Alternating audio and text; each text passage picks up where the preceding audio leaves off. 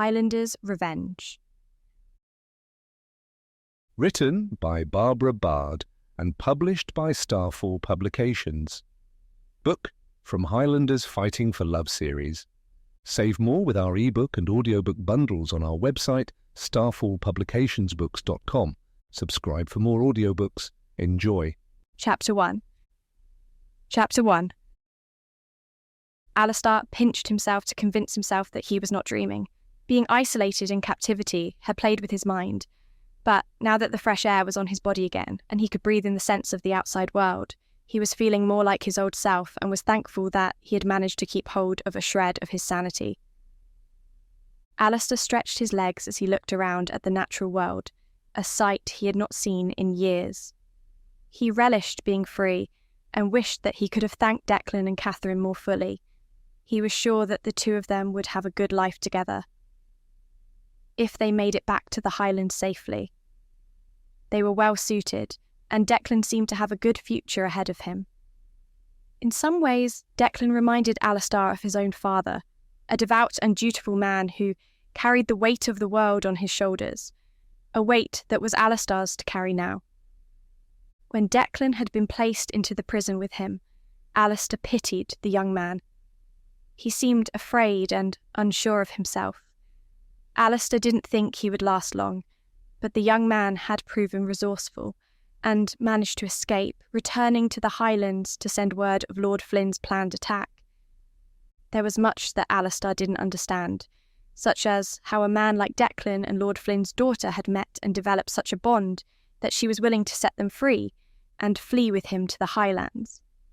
But he was glad that the magic happened, because he was finally able to stretch his legs and be a part of the world again. The plan for their escape had been daring. He and Declan had been ushered out quickly. There had been no time to get his revenge on Lord Flynn. Declan and Catherine had gone back to the Highlands as soon as possible. He hoped that he would see Declan again, to thank him properly. Alastar had been tempted to return to the Highlands, to see the land of his birth, but there was much business Alastar had yet to do in England. Firstly, he had to make sure nobody followed Declan and Catherine. He wanted to make sure they got away safely. A wagon in the night may have raised some suspicion, and if anyone gave pursuit, they would soon catch up with the fleeing pair. Declan had tried to make Alastar go with him, but Alastar knew what he needed to do. His body ached, and he straightened his back, avoiding the stoop he had developed over the years in prison. He was still a young man, although he was not sure how many years had passed exactly. The days and nights blended into one while stuck in the dungeon. It was a wonder he hadn't lost his mind. But as he was now free, he felt the strength slowly return to his limbs. The years had not been kind to Alastar, but he had nurtured a growing resentment and festering need for revenge for the entirety of his captivity. He hadn't been completely honest with Declan when the young lad had asked him how he had survived all this time. Alastar's mind was a dark place, filled with thoughts of vengeance against the man who had sentenced him to a lifetime of imprisonment and against the man who had killed his father. That last day of freedom lived long in his mind. He and his father had been defending a small village near the lowlands. They had a simple way of life. Being farmers, they did not possess the skills needed to defend themselves, so the blue thistle would defend them. The English had come loud and brash, claiming that the land was their own and the Highlanders should move. Of course, the Highlanders did not want to do that. This was their home, and they felt that nobody had a right to ask them to leave. Certainly not the English. But the English were hungry, greedy. They wanted more, and they wanted to drive the Highlanders away. It would have been a slaughter had it happened, but Alastar and his father prevented it. The fight was long and hard, for the English did not give up easily. Alastar and his father had not been used to defeat, but it had to come to every man at some point in his life, and that day was dark for the both of them. They managed to fight back most of the English, but the price they extracted was a heavy one. The Blue Thistle had been killed. The men, led by Athered Flynn, never usually took prisoners, but he had made an exception in Alastar's case. Alastar had been forced to watch as his father had been killed, and the farm was burned, razed to the ground. He could still hear the screams of the victims in his mind, pleading for salvation, only finding it in death. Alastar had thought that his life was going to be forfeit as well, but Athered Flynn had bitter plans for him. The Blue Thistle had plagued him in the war, so it gave him great satisfaction to know that the man was finally dead, and that he now held his son as prisoner. For his greatest revenge, he said that he was going to ensure that nobody remembered Alastar, that he would do nothing of note in his life and spend the days that remained in the dungeon, and it would be as though he didn't exist at all. Over the years, he had proven himself to be true to his word. Alastar had to suffer humiliation at the hands of the guards. He kept himself fit with exercise, but the food with which he had to nourish himself was meagre and bland, so his body was gaunt and weaker than before. But all through that dark period of his life, he never gave up hope that one day he would be released and walk the world again. When he did, he would get his revenge on Athered Flynn and avenge the death of his father, the farmers, and anyone else who had died by the order of Flynn. The evil of him ran like a deep river through this land, and it was Alastar's duty to end it. Alastar prowled the woods and waited, lurking in the trees. He stood poised on a branch, ready to jump, and indeed, before too long, a wagon rushed along the road, a patrol sent to search for Athered's missing daughter. Alastar smiled. He knew Athered would send someone, although it didn't seem as though he was part of the search party himself. As soon as the wagon was underneath him, Alastar jumped down and landed in the middle.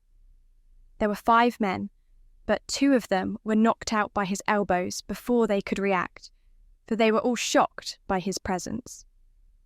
The other 2 that were sitting in the back of the wagon jumped up with surprise, and only just managed to keep their balance. One was swifter than Alastar assumed and drew his sword, thrusting it forward. Alastar only just managed to dodge, the blade coming too close to his skin. It had been a long time since he had tested himself in combat, and he was sluggish. But today was not his day to die. He had too much to do. He spun on his heels and moved closer to the man, then took hold of the man's wrist and bashed it with the side of his palm. The man cried out in pain and dropped his sword. Alastar dropped to his knees and picked up the blade, narrowly avoiding having his neck slashed by the other soldier who had joined the fight. Without hesitation, Alastar jabbed the blade upwards into the first man's stomach, ending his life instantly. He withdrew the blade quickly and deflected another swipe from the other man. It was easy enough to disarm him and slash his chest, sending him crashing over the side of the wagon to his death. That just left the driver, who was torn between holding the reins and fighting Alastar. He glanced over his shoulder and saw that all the other guards had been killed, so he turned to draw his sword. But when Alastar saw the threatening move, he acted quickly, thrusting his sword through the man's neck. The horses continued to run along the road, carrying the dead bodies. Alastar leapt from the wagon and turned back to face the estate. A smile curled on his face. The Blue Thistle had returned, and he had much to do. Chapter 2. Chapter 2. A mixture of anxiety and fear beat through Rebecca's chest. She watched from a shadowed place as Lady Flynn and her strange friends left. Rebecca knew in her heart that she'd done the right thing, but she hoped that she was not going to be discovered, for it had gone against the law of the estate. As soon as the wagon left, she saw George walk back. Rebecca rushed up to him. "Is this for the best?" she asked, her face pale in the moonlight. "Trust me, it is." "But surely, soon, Lord Flynn will discover the disappearance of his daughter," Rebecca said in a harsh whisper. No doubt that he will, but she is much better now. Just be quiet and go about your business as usual. Nobody will suspect you. Act normally and blend into the crowd." With that, George left. Rebecca blended into the crowd just as she had been doing her entire life, being the youngest of a litter of children. Now she was just one of a number of servants working on the estate. There had been many strange goings-on recently, and the estate had been in turmoil. She spun on her heels to return to her chambers. The hallways of the estate were dim. The moon hung high in the sky, surrounded by starlight. It was deathly beautiful, and every moment was laced with fear and danger. Rebecca had always been taught to be a good girl, and she was so terrified of being discovered. She slipped back into her room and made her way to her bed. She stopped as she heard her companion move. Rebecca held her breath, then continued to her bed when a soft snore emanated from her friend.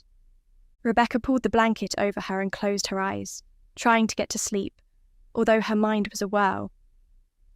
Who was that man, and why had Lady Flynn gone with him? The rumours had swirled around the estate. Even though Lord Flynn had banned any talk about his daughter, many of the rumours were unsavoury. She had definitely changed since the last time Rebecca had seen her. Lady Flynn seemed far more aware of the world around her and compassionate to her fellow man. Whatever she had been through, it had changed her, many would say for the better. She had also managed to enlist Rebecca's help.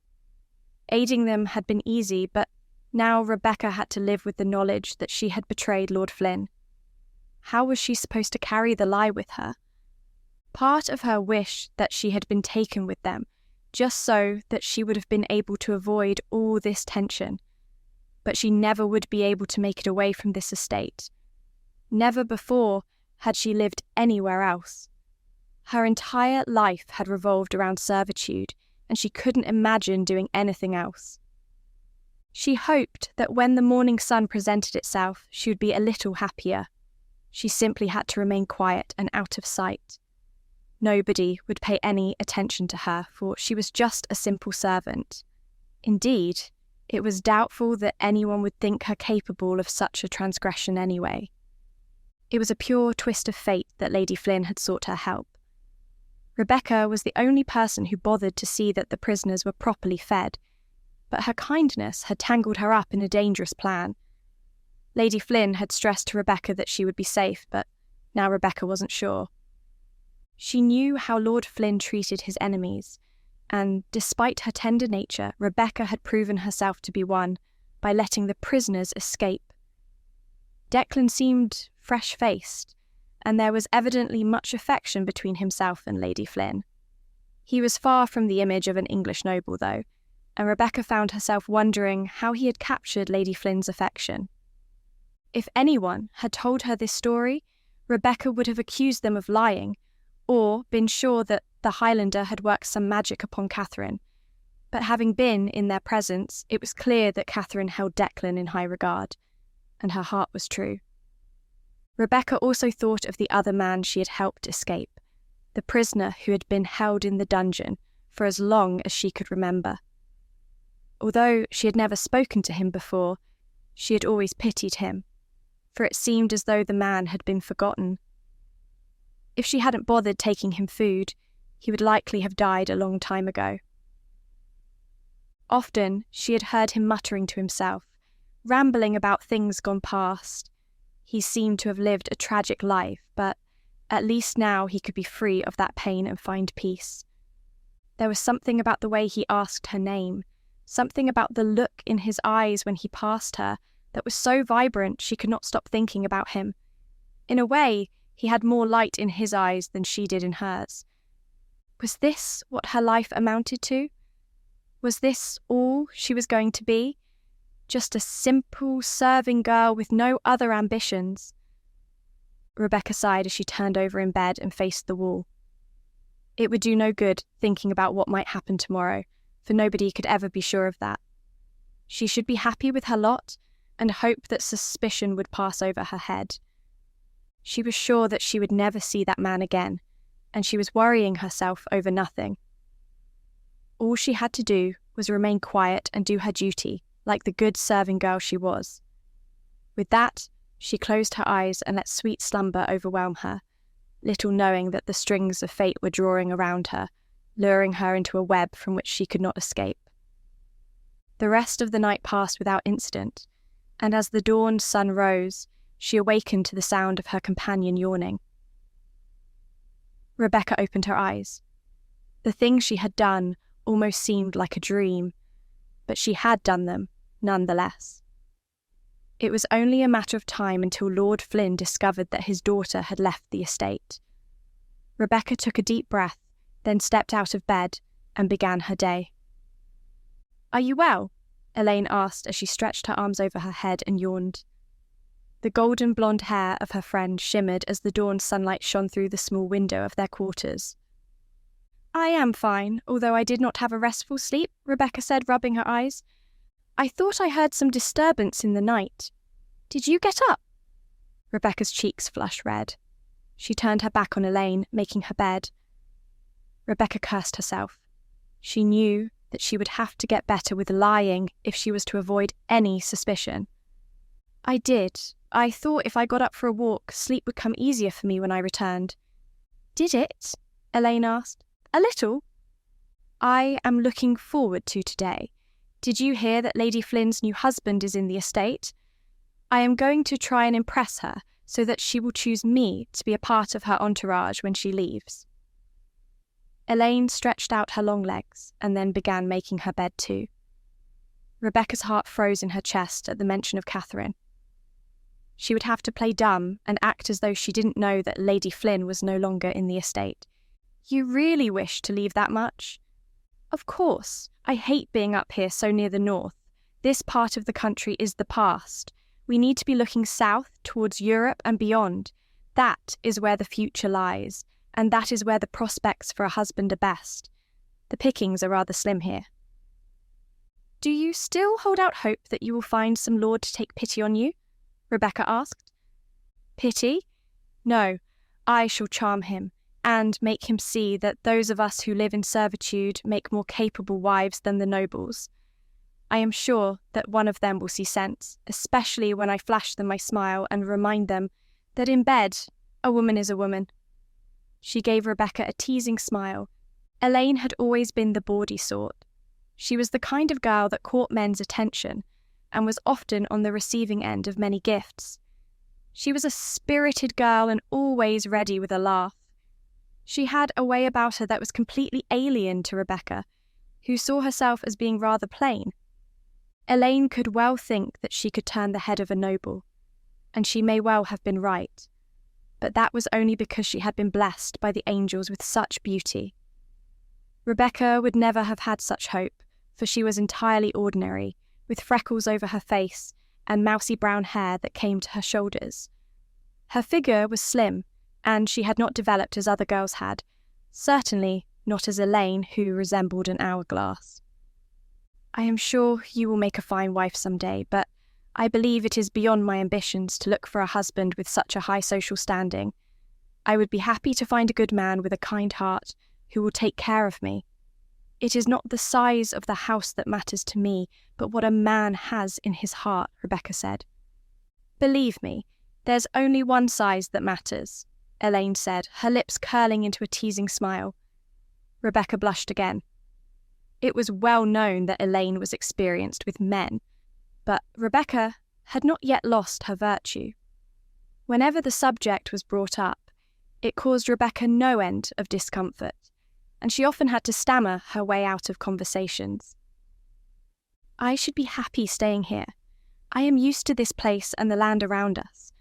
I do not think I would like to get used to new surroundings," Rebecca said, although if Catherine had remained here and taken her away from this place, she would not have minded too much, except for the fact that the prisoner would surely have died, as nobody else would have bothered to tend to his needs.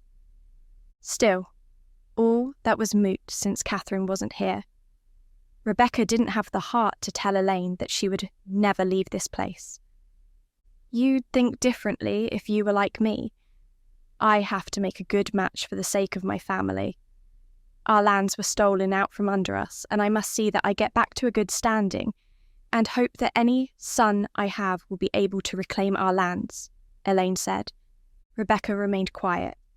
All the talk of war and revenge made her uneasy. Elaine had told her the story of how her family had lost its lands many times before. There had been a dispute, and Elaine's father, who had been the rightful holder of the land, became embroiled in a war with a rival. It seemed to Rebecca that the claim on a land did not matter much if the enemy had a stronger force. Elaine was just a baby when their parents were driven out. Deprived of their wealth, with their army shattered and broken, no allies would turn to their aid. Elaine's father had died of illness, and her mother went into servitude. She found a job here, and Elaine continued working as a maid as her life continued. It had been a dramatic beginning to a life, and Elaine seemed like the type of person that was born for adventure, unlike Rebecca, whose upbringing had been distinctly average. Her mother and father had been kind, good people. When Rebecca was old enough, she left to find work, and that had led her to the Flynn estate. Unlike Elaine, she had no ambitions for her life. She simply wanted to do a good job, find a good husband, and raise a good family. She had only been on the periphery of an adventure, playing a supporting role in Catherine's plan, and it left her feeling frantic. She couldn't imagine what it would be like for her entire life to be this way. "You should try to leave with Lady Flynn as well. Then the two of us can be together. It would be such fun," Elaine exclaimed. "We shall see. I'm sure Lady Flynn has her favourites," Rebecca said, trying to remain neutral. Deep down, she knew that Elaine's hopes would be dashed. A few moments later, Rebecca and Elaine left their chambers and went to the kitchen to get their breakfast.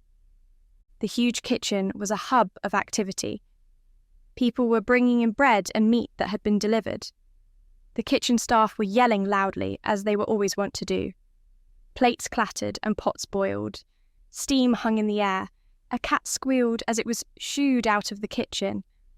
Rebecca smiled at some of her colleagues as she stood in line, waiting to get her porridge. She took a bowl and a spoon, then ladled a couple of heaps of porridge into her bowl. It was bland and tasteless, but warm, and eating it helped to quell the nauseous feeling in her stomach. She sat down at a table and bent over, eating her porridge.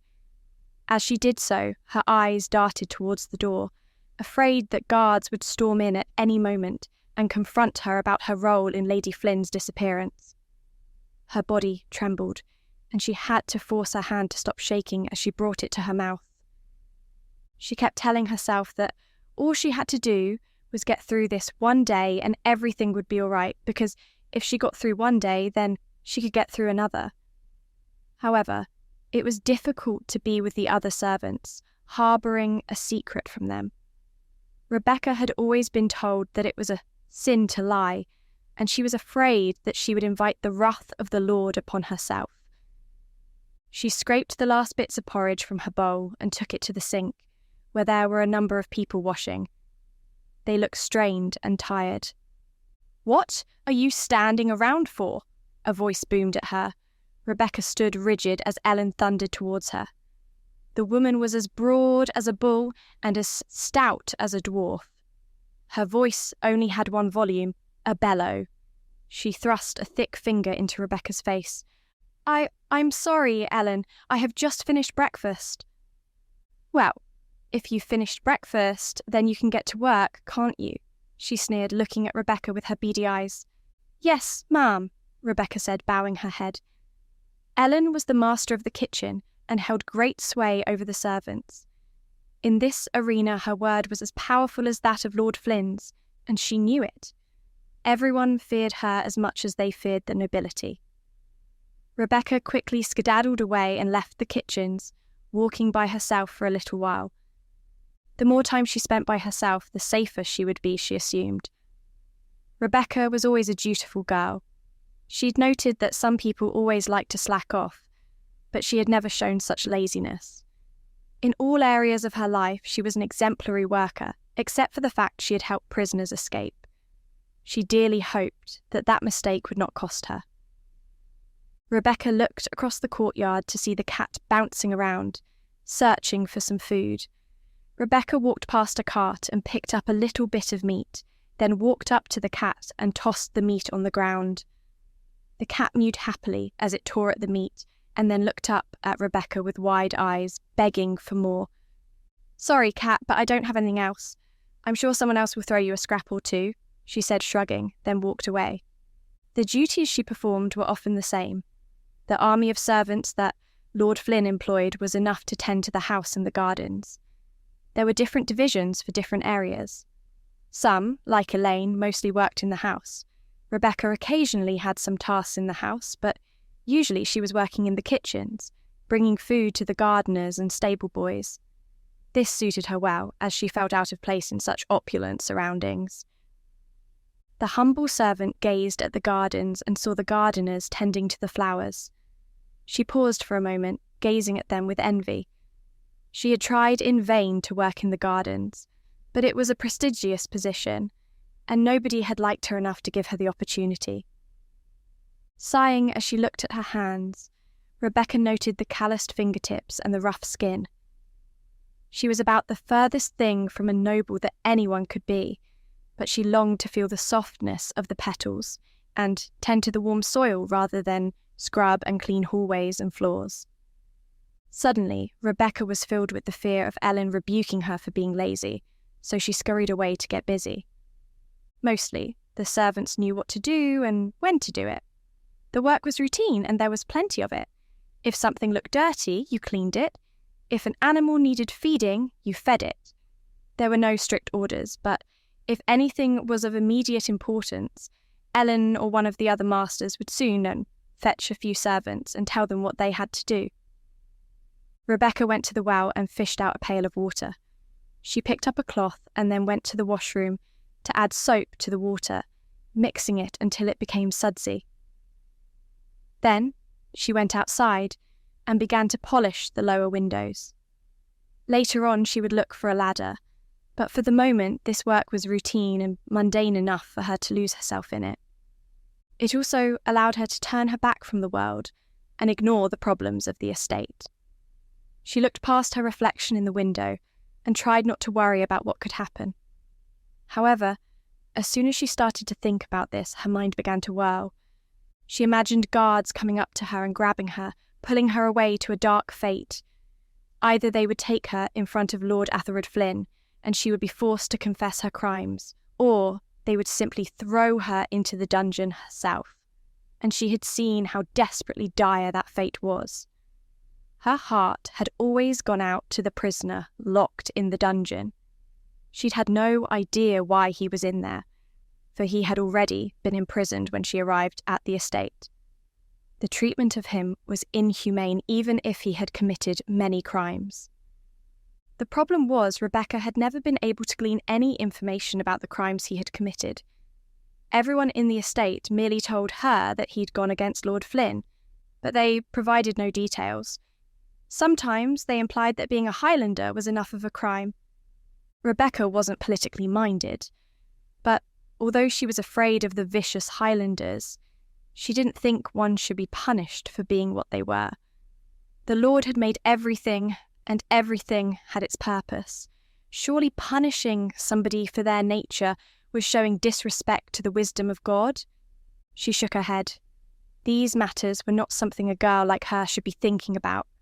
She was of a lowly position and did not need to worry about these things. She focused on the window. Rebecca dipped the cloth in the water and wrung it, watching the excess water trickle down the side of her hands and back into the bucket. Then she put the cloth against the glass and rubbed it in a circular motion. The suds lingered on the smooth pane, then dripped down.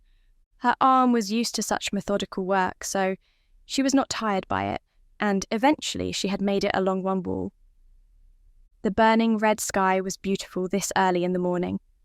Rebecca always liked these times, for it was before most of the household was awake, and it was entirely peaceful.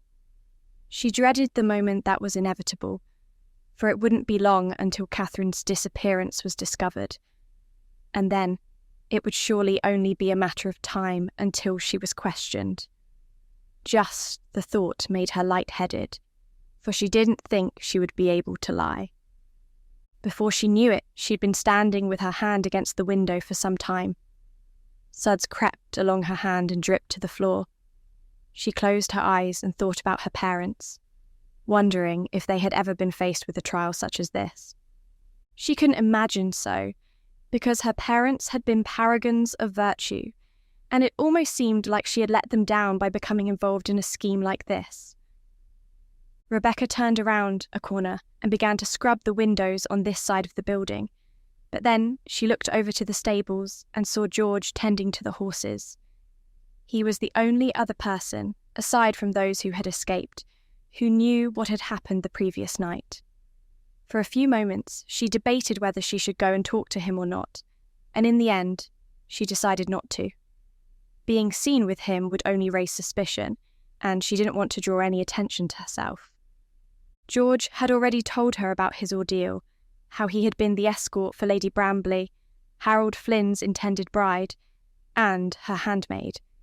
He'd done the only thing he could do to protect the girls he knew, and that was to lie about their identity.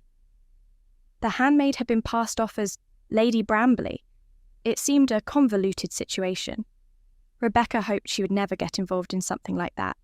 It really was where things had spiralled out of control, from Rebecca's point of view. Once the ruse was discovered by Lord Flynn, he had flown into a rage and stormed into the Highlands, declaring war. He had never returned, neither had the handmaid. Rebecca had heard from Catherine that both Lady Brambley and the handmaid, Sarah, were now living with Highlanders. Catherine had left too. What was it about these Highlanders that was so appealing? Rebecca didn't know. The water turned a dirty black colour, so Rebecca carried the pail back to the well, intending to continue with washing the windows to make them sparkle and gleam as the light from the sun struck them. She was in the middle of carrying the pail when she heard a commotion. People ran through the courtyard. Windows were flung open. Lady Flynn has gone. The call came. Rebecca stopped in her tracks. Sweat beaded at her temples. The pail of water suddenly seemed heavier than usual, and she felt faint. Her face paled and her lips tightened, for it had finally happened. The discovery had been made, and it was only a matter of time before they realised that Declan had escaped as well, and then they would be coming to ask her questions. The greatest test Rebecca had ever faced was upon her, and she only hoped that she would be able to endure it without suffering. She thought of the scars on George's back and could almost feel the pain on her own. Then she thought of the man she had helped escape, the one who had been in the dungeon for years. She also thought about the people George had talked about, the ones who had been hanged. None of their fates seemed like something Rebecca could endure. She had become entangled in this mess through no fault of her own, and Lady Flynn wasn't even here to help her. Before we continue into the story, do us a favour. Like this video and hit the subscribe button because it helps very much with YouTube's algorithm. If you want the audiobooks ads free, visit our website and select our bundles to save more. Thank you again. Now back to our story. The thunder of hooves echoed through the air as a heavy wagon rolled out of the estate. It was black and foreboding, and the guards it carried had a determined, malevolent look in their eyes. Rebecca was afraid then, not just for herself, but also for the people she had helped escape. For surely they would be captured. Chapter 3.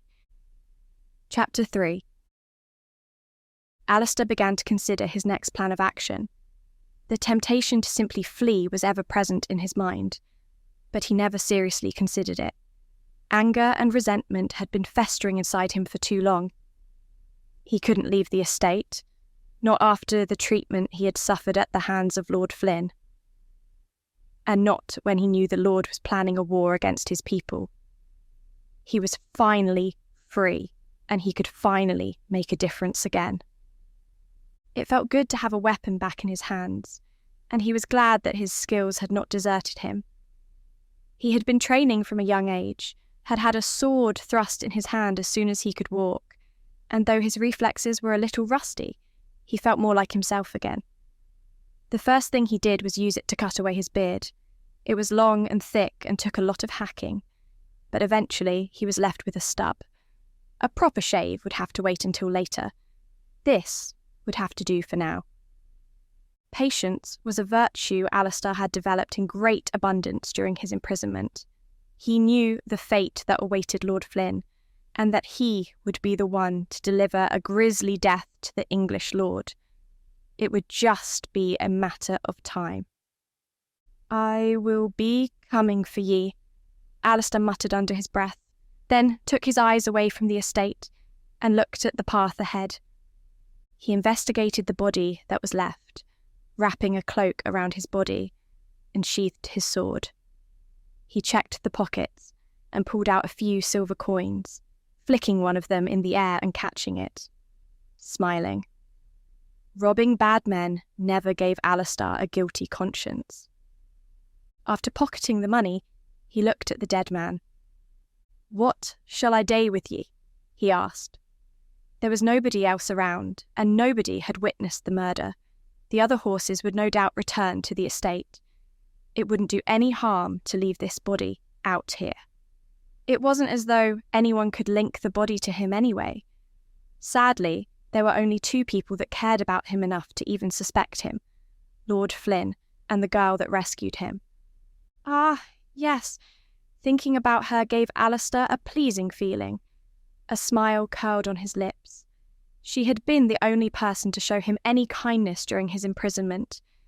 There had been many people who came down to piss on him and taunt him, but they had soon grown bored. Rebecca had always brought him food. Without her, he was sure that he would be dead. He owed her his life. During his time in the dungeon, he had barely spoken to her, for it seemed pointless. There was no sense in losing himself to a pretty face, and a beautiful girl like her was never going to be taken in by a prisoner like him. He could sense the fear on her every time she came down into the dungeon, and yet she kept coming. She was a brave one, and she had proven that again by helping them escape. Whistling a merry tune, he walked along the path away from the scene of the crime, smiling to himself at the thought of what was to come. Catherine and Declan had managed to get away clean, and he was free to take his revenge. Everything was coming apart for Lord Flynn. He'd lost his son and his daughter, and soon he would lose his life. Alastar walked for a little while until he came to a small inn. There was a sign hanging above the door, which creaked a little as the morning breeze fell against it. There were a few animals out in the front, and some horses that were stabled. It seemed quiet, which was exactly what Alastar needed at the moment. He walked in confidently, knowing that those who aroused suspicion were those who acted suspiciously, and went straight up to the bar. As soon as he entered, he cast a quick look around. There were two men sitting at a table in the corner, while a portly woman stood behind the bar. She held a cloth and was wiping the bar down. She smiled at Alastar as he entered, but then quickly turned and yelled at her son. "Will you get out there and tend to the pigs?" she shouted. Alastar watched as a dog shot out from behind the bar, followed by a kid who was just a runt. They hurtled past Alastar and out of the door at breakneck speed. The woman shook her head. "Greetings, traveller. What can I get for you?" she asked. "I'd like some breakfast, if you have any, and a wee drink," he said, "and perhaps a smile." He flashed her one of his own. Usually charm was a way to overcome any difficulties. It was a tactic he had relied on a lot, and he hoped that he still had enough to. The woman's eyes darted towards him when she heard the accent, but she didn't seem scared. "I can do you some bread and cheese, perhaps an egg if my son comes back in soon," she shouted towards the door. Her son didn't reply. "Would you like a drink too?" "I would indeed.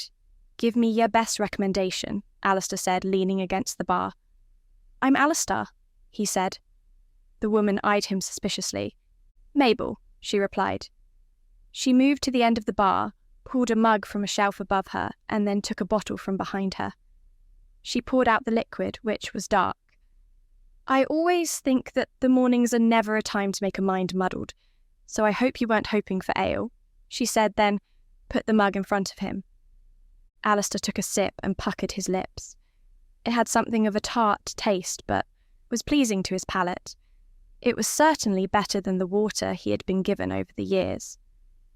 "We don't get many of you folk around here. Aren't you taking a bit of a chance?" she asked. "And what do you mean by that, lass?" he asked, keeping his tone light and his words jovial. "You know very well what I mean," she said sharply. "I don't want any trouble here." "You'll nae get any from me, I swear it to ye. A man hae to make a living somehow. What better way than to come to the land of opportunity?" Mabel did not seem convinced. "I'd be careful if I were you. People still don't look too kindly on your kind. You'd do well to keep your head down." "I've always been good at getting myself out of scrapes," Alastar said. "But I take your advice kindly," he said. "If you take a seat, I'll bring over your food." Alastar nodded to her and left a couple of coins on the bar. As he turned, he noticed the two men in the corner of the room looking at him. He kept a wary eye on them as he took a seat of his own and waited for Mabel to bring out his food.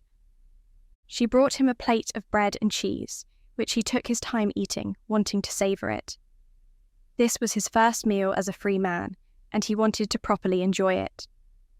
The bread was light and flavourful, the cheese was tender and creamy, just the way he liked it. His belly was soon full, but where was he going to go next? It felt as though he had been left behind by the world, and he would have to be careful not to give himself away when he eventually confronted Lord Flynn. While he was sitting there, he heard some movement behind him. Mabel was cleaning the bar, getting ready for the swell of people that would come later in the day. An instinct in Alastar's gut twitched. His feel for danger hadn't deserted him, and he was sure that these men meant harm to him. He dropped his hand below the table and rested it on the hilt of the sword, ready to draw. He closed his eyes and focused on the sound of the men's feet against the floor, of their breathing, how it was sharp and frantic. They were definitely planning something. A shadow fell over him as the men came up behind him. Alastar tensed, ready to draw his sword, but he was surprised to see them move beyond him.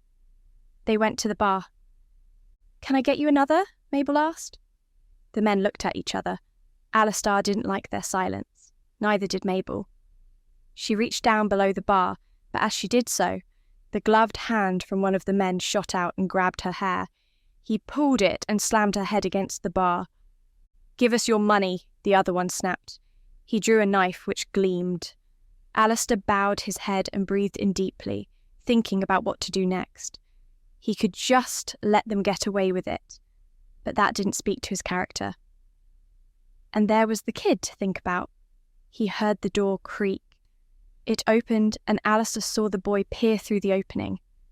Alastar tried to catch the boy's attention, to warn him to stay away, but the boy saw his mother being threatened and yelled like an animal. He burst into the room and ran towards the men, the shaggy black dog following soon after. The dog came up all snarling and snapping jaws, but was kicked away by the man holding the knife. The same man reached down and picked up the kid, holding the knife to the boy's head. To his credit, the boy wasn't scared. He was filled with anger, and his jaw snapped as violently as the dog's. The dog whimpered as it shook off the pain and got to its feet. It saw that the boy was in danger and bared its teeth. "Now then, give me the money or I'll cut off your boy's ear, and if you still don't give me the money, I'll cut off his nose, and I'll keep cutting him up until you can put him in a stew." Mabel whimpered and pleaded for mercy, but it was clear these men weren't going to give her any. Without any hesitation, Alastar stood up, kicking the chair from underneath him in one smooth motion, the legs scraping against the stone floor. Alastar folded his arms in front of his chest, staring directly at the men. "This is none of your business. You can just keep going. We only want the money," the man with the knife said. He seemed to be the more talkative of the two. "I canny dee that lad," Alastar said. The men looked scrawny, with a desperate look in their eyes. Their teeth were yellowed, and their skin was dirty. Put them down and gee about your business. This is our business. If you come any closer, we'll hurt you. Alastar stifled a laugh at that. He'd fought knights. A couple of petty thieves like this would be easy for him. But he was more worried that they'd lash out at the child. I'm sure you would, you being a strong man and all, threatening a mother and her child. Come here and fight a real man, Alastar said. As he did so, he reached to his hip and drew his sword. It gleamed in the sunlight that poured through the window. The men gulped, suddenly aware that they had gotten more than they bargained for. They exchanged a look between themselves, one where they asked themselves if the money Mabel had was really worth all this hassle. Alastar decided to make the decision for them. He stepped forward and brought the sword back behind his head, ready to strike. "Ye can decide which one of you wants to die first," he said, "or ye can run." The men wisely decided that neither of them wanted to die. They dropped the boy and let go of Mabel, then ran out. The dog scampered after them, barking his own threat. Mabel dusted herself off and leaned against the bar. Picking up her son to hug, Alastar sheathed his sword. "Thank you," she said. "Think nothing of it. Those men should nae be bothering ye again." "Are you a knight?" the boy asked. Alastar grinned. "Not exactly," he said. "What's your name?" "Stephen." "Well, Stephen, you were very brave there. You did your mother proud." The boy beamed. Mabel smiled too. Alastar assumed it had been a while since anyone had shown her kindness. Mabel told Stephen to carry on with his chores. It was just Alastar and Mabel left in the bar now. She still looked a little shaken by the ordeal, but she was doing well to hide it. "Day that happen often?" Alastar asked, perching himself on a stool at the bar. Mabel shrugged. "Occasionally, but usually there's enough good folk in here to defend me, and I'm not exactly incapable of defending myself. Usually, the morning isn't the time for these robberies." "It is nay. Surprising, really. I think it's all this trouble brewing. First, young Master Flynn goes off to war and gets himself killed. Now, there are rumours that his father wants to go off and avenge his son and get his daughter back. Then again, I heard rumours that she returned. Maybe this time she'll stay and his lust for war fade." Mabel shook her head. "It doesn't stop people from being people, though. They're just scared, probably ran away because they didn't want to go to war. We're all desperate for some coin, but there's a right way and a wrong way to go about these things. Now then, mister, I don't want to pry, but it's clear to me that you are not here to do business or make a living. What a man does with his life is his own business, especially when you've saved me and my boy. But I want to know right now if there's going to be trouble coming down on me for you being here." Alastar grinned at her. "I am on business, actually, but nae the business you may be thinking of. I should nae think that anyone will look for me here, and I'd appreciate it if you say you didn't see me. I am nae a villain." "No, and you have proven that to me." "Can I ask you a favour?" "You may ask." "Do ye hae a room to spare?" Alastar asked. Mabel rolled her eyes and sighed. She took a mug and rubbed it vigorously with a cloth. Then she stared at the door, thinking about her son. "I might have, but you can understand if I'm a little hesitant to give it to you. I just need a place to stay for a few nights. I will be nae trouble and I'm as quiet as a cat. I just need a place to rest my head." Mabel considered his request for a few moments. "Only because you helped me. But at the first sign of trouble, you can be on your way. I'm not going to court danger for no reason. The room is up the stairs. First door on the right." "This should cover it," Alastar said, and gave her the rest of the coins he had pilfered from the guards. Her eyes bulged at the amount. "This is far too much," she said. "Consider it a goodwill gesture," he replied. "I'm not going to ask you where you got this," she said, sliding the money into her apron. "Ye are a wise woman," Alastar said. He walked up the stairs and undid his cloak, settling on the bed. He sighed with relief as he felt the aches from his muscles fade. It had been such a long time since he had felt a bed underneath him. Chapter 4. Chapter 4. The Flynn estate was a hubbub of activity. Word spread like wildfire about Lady Flynn's disappearance, and everyone seemed to have an opinion on it. Rebecca tried to keep to herself as much as possible, not wanting to betray any of the knowledge she held within her heart. Rebecca took the pail and made her way across the estate to the far walls, intending to clean all the windows and stay well away from anyone else. However, she had only managed to move a few feet before Elaine rushed up to her. "Where are you going? Haven't you heard?" Elaine asked in a hissed whisper. "Heard what?" Rebecca said, casting her eyes away, hoping that the crimson flush on her cheeks would not give her away. "Lady Flynn has gone. They think she's gone with that Highlander she returned with. Really, Rebecca, sometimes I wonder if you're ever paying attention. We must get back to the kitchens." Elaine grabbed Rebecca's hand and tugged at her. Rebecca tried to resist. "You go. I must keep on with my duties," Rebecca said. "Oh, forget your duties. This is more important. How many times is this going to happen? I think we can be forgiven for not working just this once. Aren't you curious about this?" Elaine asked, and didn't wait for Rebecca to answer. She pulled Rebecca away harshly, and Rebecca did not have the power to resist. She dropped the pail. It fell to the cobbled stone with a clang. Water poured out, flowing in the gaps between the stones. Rebecca's feet skipped away as Elaine led her to the kitchens, a gleam in Elaine's eye. As soon as they were there, Rebecca mopped the sweat from her forehead and cast her eyes to the floor. Anxiety swam in her stomach, so afraid that somebody would suspect her. Most of the servants were in the kitchens, and conversation bubbled like stew. Elaine smiled. "This is amazing!" she squealed, almost looking happy. Rebecca couldn't understand why. They kept to the edge of the kitchen and listened in on the conversation that was already occurring between Stephanie, one of the handmaidens, and Adam, one of the butlers. "I am sure none of this is as bad as it seems," Adam said, holding his head up high. "How can you say such a thing? It's quite clear that Lady Flynn has been captured by this Highlander. I don't know how he managed it, but he has struck a deadly blow against Lord Flynn," Stephanie said. "I reckon she left with him," Bob, a surly one-eyed man, said. "Oh, you would say that, Bob. Just because your wife left you for a better man doesn't mean that all women are prone to flights of fancy," Stephanie said. Bob scowled at her but did not say anything else. He was always quick to anger, but never spoke if his wife was mentioned. Lady Flynn is the epitome of the English culture.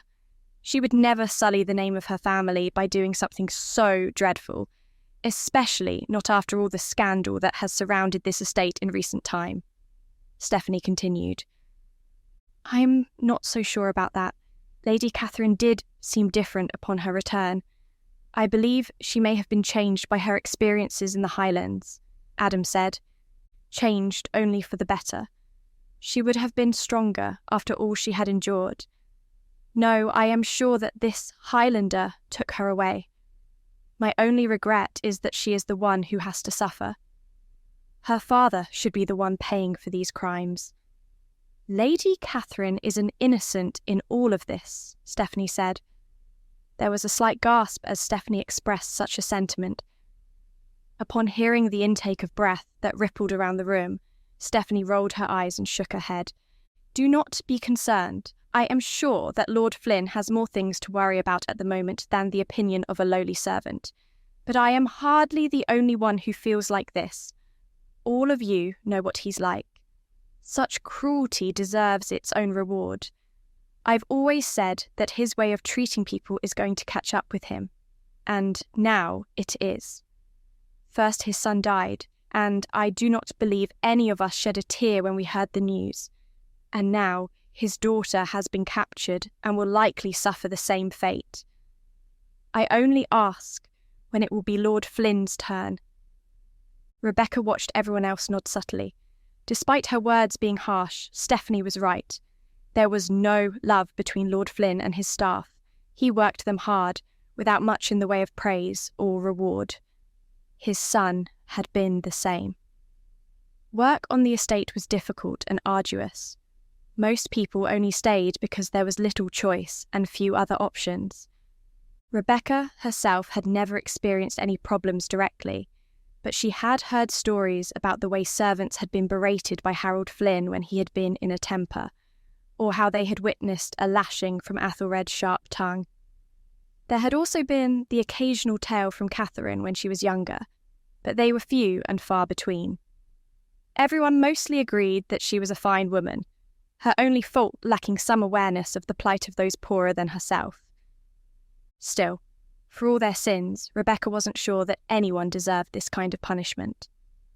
I agree with all you are saying, but I do not believe this is as much of a crisis as you think. This Highlander is just one man, a young one at that. He's like an orphaned pup, barking loudly to get attention. But he's not threatening at all. The guards have left. I am sure they will return soon with Lady Flynn, and most likely the dead body of that Highlander if he's foolish enough to put up a fight against trained guards, Adam said. I like how you are so confident of their success, Stephanie said, but do you not see what is happening? This estate is falling apart. Lord Flynn the younger has died. Lady Catherine is gone.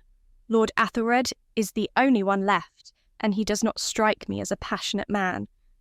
Does anyone here really believe he will have other children? I am fearful for our futures if Lady Catherine does not return, Stephanie said.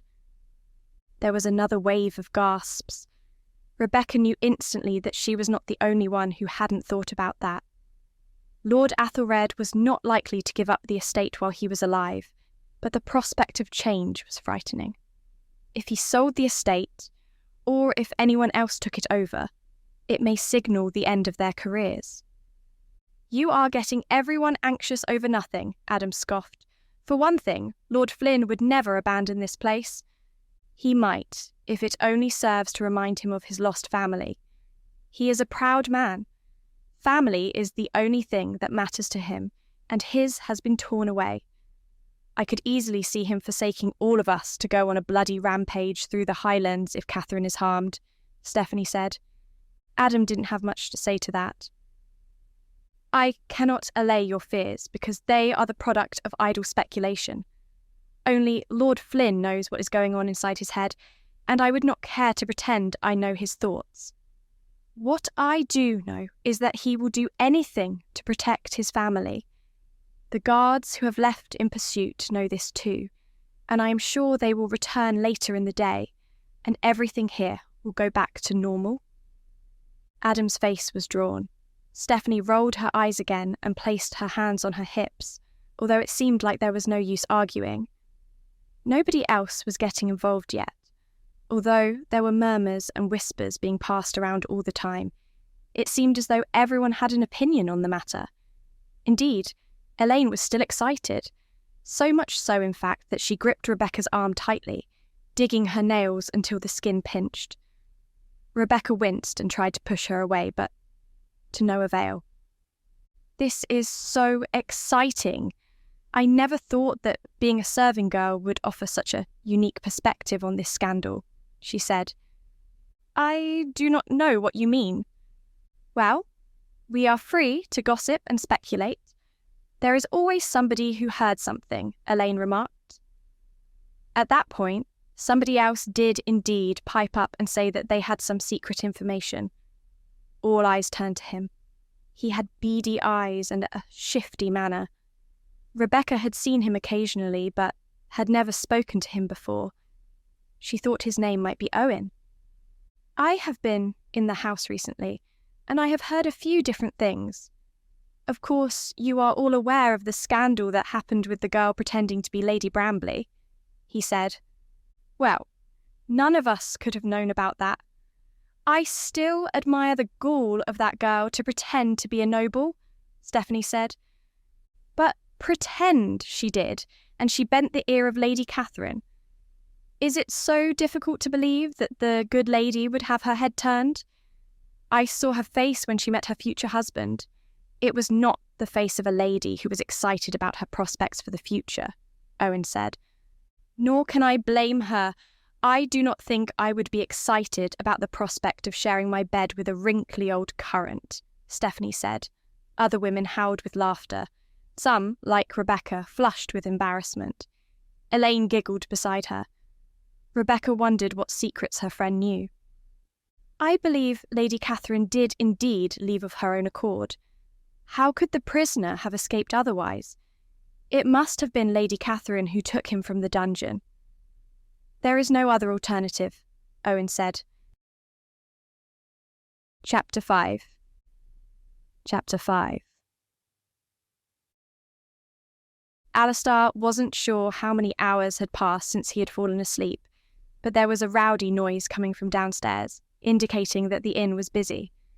He swung his legs out of the bed, feet landing on the floor, and rubbed his eyes. His mood was dark and gloomy as he thought about the righteous quest for vengeance he had to undertake. He thought back to some of the lessons his father had taught him as a young man, about the wisdom of patience, and tried to hold them dear. The lessons were easy to take to heart, but harder to practice. He looked at his sword and decided to leave it in the room. He didn't want to draw any undue attention to himself or get into a fight that wasn't needed. He'd keep to himself for the evening and try to talk to Mabel to see if she knew anything that could help him.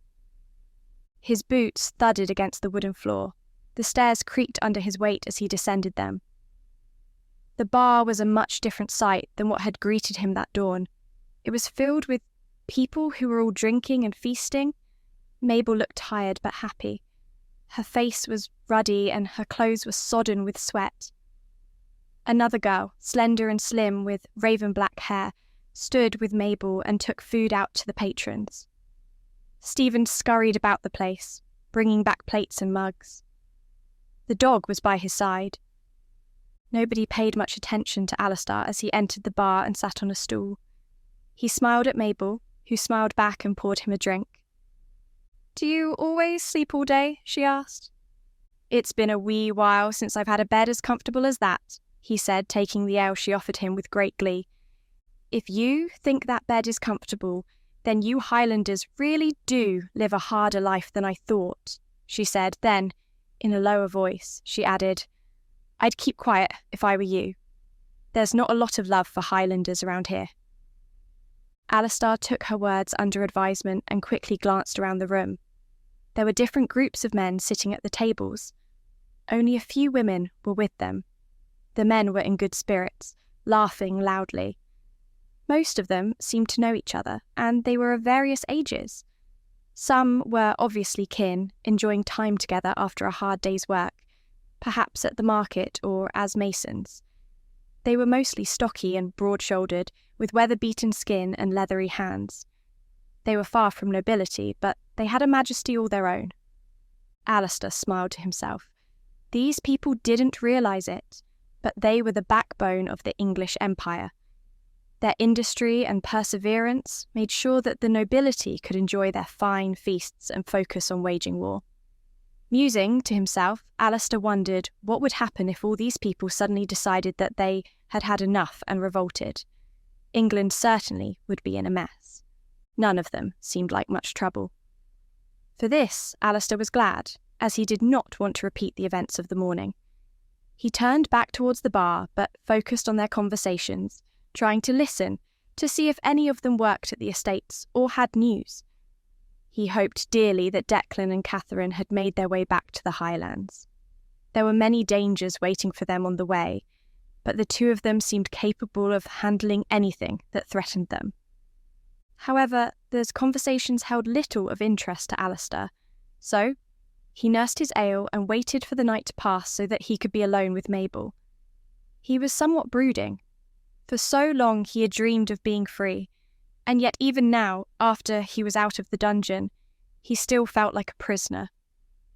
There were no bars around him, yet he was beholden to previous vows he had made. He could not simply walk away and begin a new life. He had to make Athelred pay. For now, Alastar was shackled by destiny. Alastar had a bit of meat and bread with his ale as the night continued. The men in the bar became a little rowdier, letting loose their inhibitions as they sought to soothe themselves of their hard work. None of them, however, seemed to care that Mabel was working herself to the bone. It must be a hard life for her, living in this inn by herself.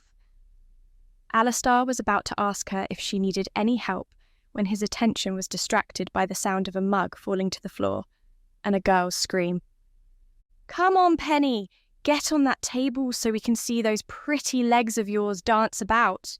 We'll give you a tune," one of the men said and promptly started whistling. The other men clapped along and roared with glee at the prospect of the young girl dancing on the table. She looked frightened. She was shivering and evidently didn't want to do what they were asking. "You men calm down or I'll throw the lot of you out," Mabel called out from behind the bar, trying to calm them. Penny bent down to pick up the shards of the broken mug, but as she did so, one of the men pinched her rump, causing her to jump and squeal. She blushed.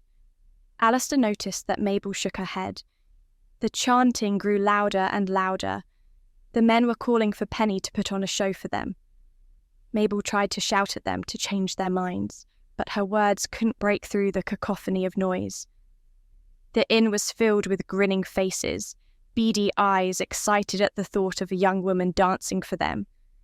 Alastar was disgusted. He wasn't the only one. Penny hung her head. Her dark hair fell around her, shielding her face from those who wanted to see more. Saying nothing, she tried to withdraw to the safety of the bar, but as she went to move off, a strong arm wrapped around her stomach and pulled her back. She yelped and landed on a man's lap. Struggling to escape, the man laughed, merely telling her that it was just a bit of fun. "Let go of her," Stephen said. The young boy stood in front of the man with his dog by his side and glared, tiny fists clenched into tight balls. The laughing faded. People wore amused smiles at the sight of the boy coming to defend Penny. "You're a cute kid. Maybe when you have a bit of hair on your chin, you'll understand what this is about. Surely it's your bedtime now. Let us have our fun," the man holding Penny said. Penny wore an awkward smile, trying to pretend that everything was all right, but Alastar knew it wasn't. He exchanged a glance with Mabel. She looked worried. "Let her go," Stephen said with all the might that he could muster, but his voice was still years away from deepening, so no fear rode on his roar. The man's mood quickly soured. At first, he had found Stephen's interruption amusing, but was tiring of these antics. "You're out staying? You're welcome," he said, scowling at Stephen. The dog began to growl, and Alastar began to wish that he had brought his sword down with him. "Charlie, why don't you just let the girl go? You know my son doesn't mean any harm. Let's just get back to drinking and eating, doing what you men do best," she said, smiling, trying to lighten the mood. Tension was already falling over the atmosphere of the inn, and it was going to be difficult to reverse, especially since Charlie seemed intent on being difficult. "You should have raised your son better. He should know not to interfere in another man's business. There's not much fun left in the world nowadays. We've already lost a lot, and if what I'm hearing is true, we're going to lose a lot more. I'm going to take what I can get when I can get it." "I'll be happy to teach your son a lesson if he needs it," Charlie said. He showed no sign of letting Penny go. The anxiety on her face grew worse. No doubt she could feel the kind of thing that Charlie wanted from her, and it wasn't something she was willing to give. Alastar quickly scanned the room with his eyes. Some of the men looked uneasy, but none of them seemed like they were going to stand up to Charlie. Charlie got to his feet. He kept hold of Penny, though, grabbing her arm. Deep red marks spread over her pale skin. "It's time for Penny to take a break, I think," he said, smiling greedily, and made for the door. Alastar sighed as he pushed himself off his stool and turned to face the man. "I dinna think ye be wanting to do that," he said. Charlie stopped in his tracks and turned around to face Alastar. He tilted his head, squinting at Alastar. "What is your kind doing here? Charlie asked.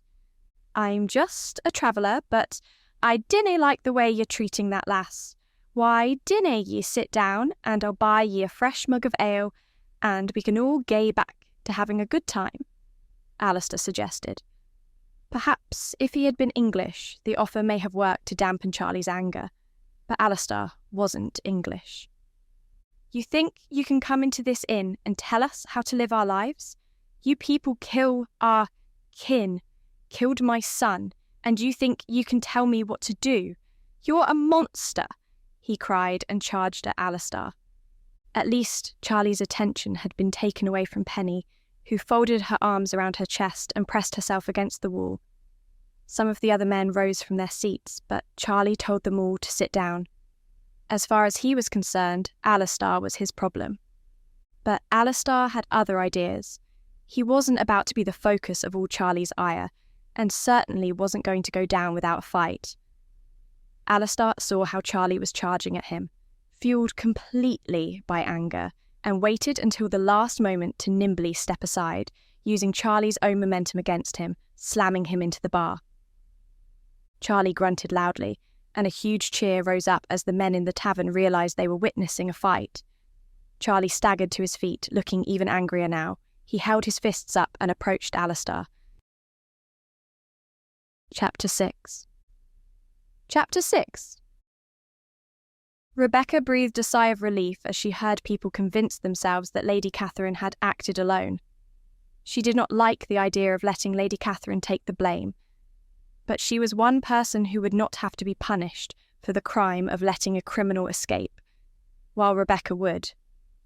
Unless anyone asked her otherwise, Rebecca decided that it would be best to let people think that Catherine was responsible for all of it. You men always think that women only think with their hearts. We are not such timid creatures, you know, Stephanie said. Indeed, Owen said, arching his eyebrows, which is why I am sure that Catherine did leave. Even if she did not love this Highlander, she may well have used him as a means to escape.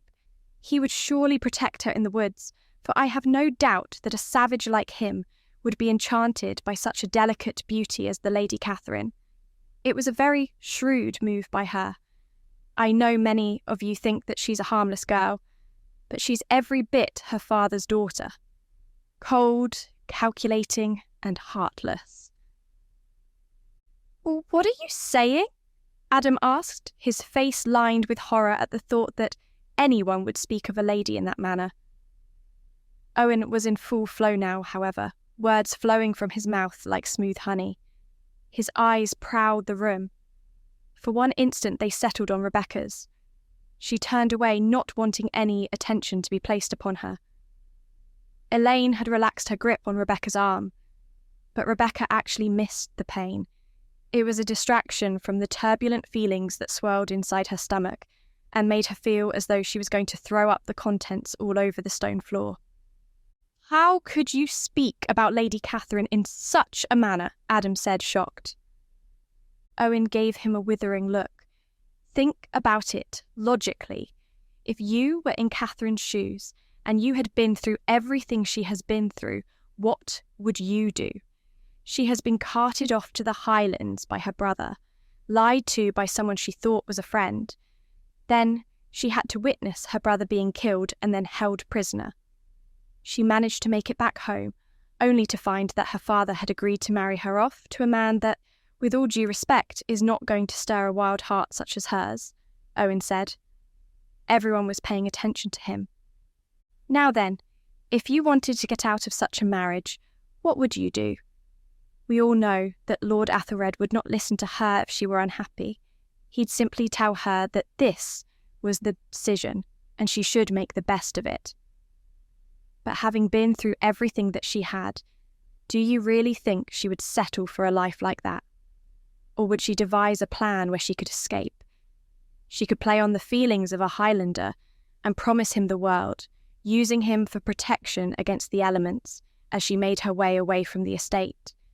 If she's saved by the guards, she has an easy excuse in saying that the Highlander made her do it, perhaps by threatening her or some such, which is a somewhat flimsy excuse, but I'm sure would be believed by her father. I fail to see how this could free her of the betrothal, Adam said dismissively. Owen smiled hungrily. The gleam in his eye told Rebecca that he liked these kinds of debates and relished the thought of putting one over on an opponent. Because if she returns, she can claim that the Highlander ravished her. The intended husband would not want to marry an impure wife, especially not one whose virtue has been taken away by a Highlander. She would be free, and she would have another opportunity to escape later on, Owen said, smiling gleefully, as though he had just proven his case. It gave them all much to think about, although Stephanie had just one last question. And what if she is not captured? What if she escapes with the Highlander? How is she to be rid of him? Owen licked his lips. Lady Catherine is resourceful. I am sure that man would never suspect her of being able to do anything deadly. I am sure that during the night, should some dagger find its way across his throat, no one would be surprised. As I said before, she has much of her father in her.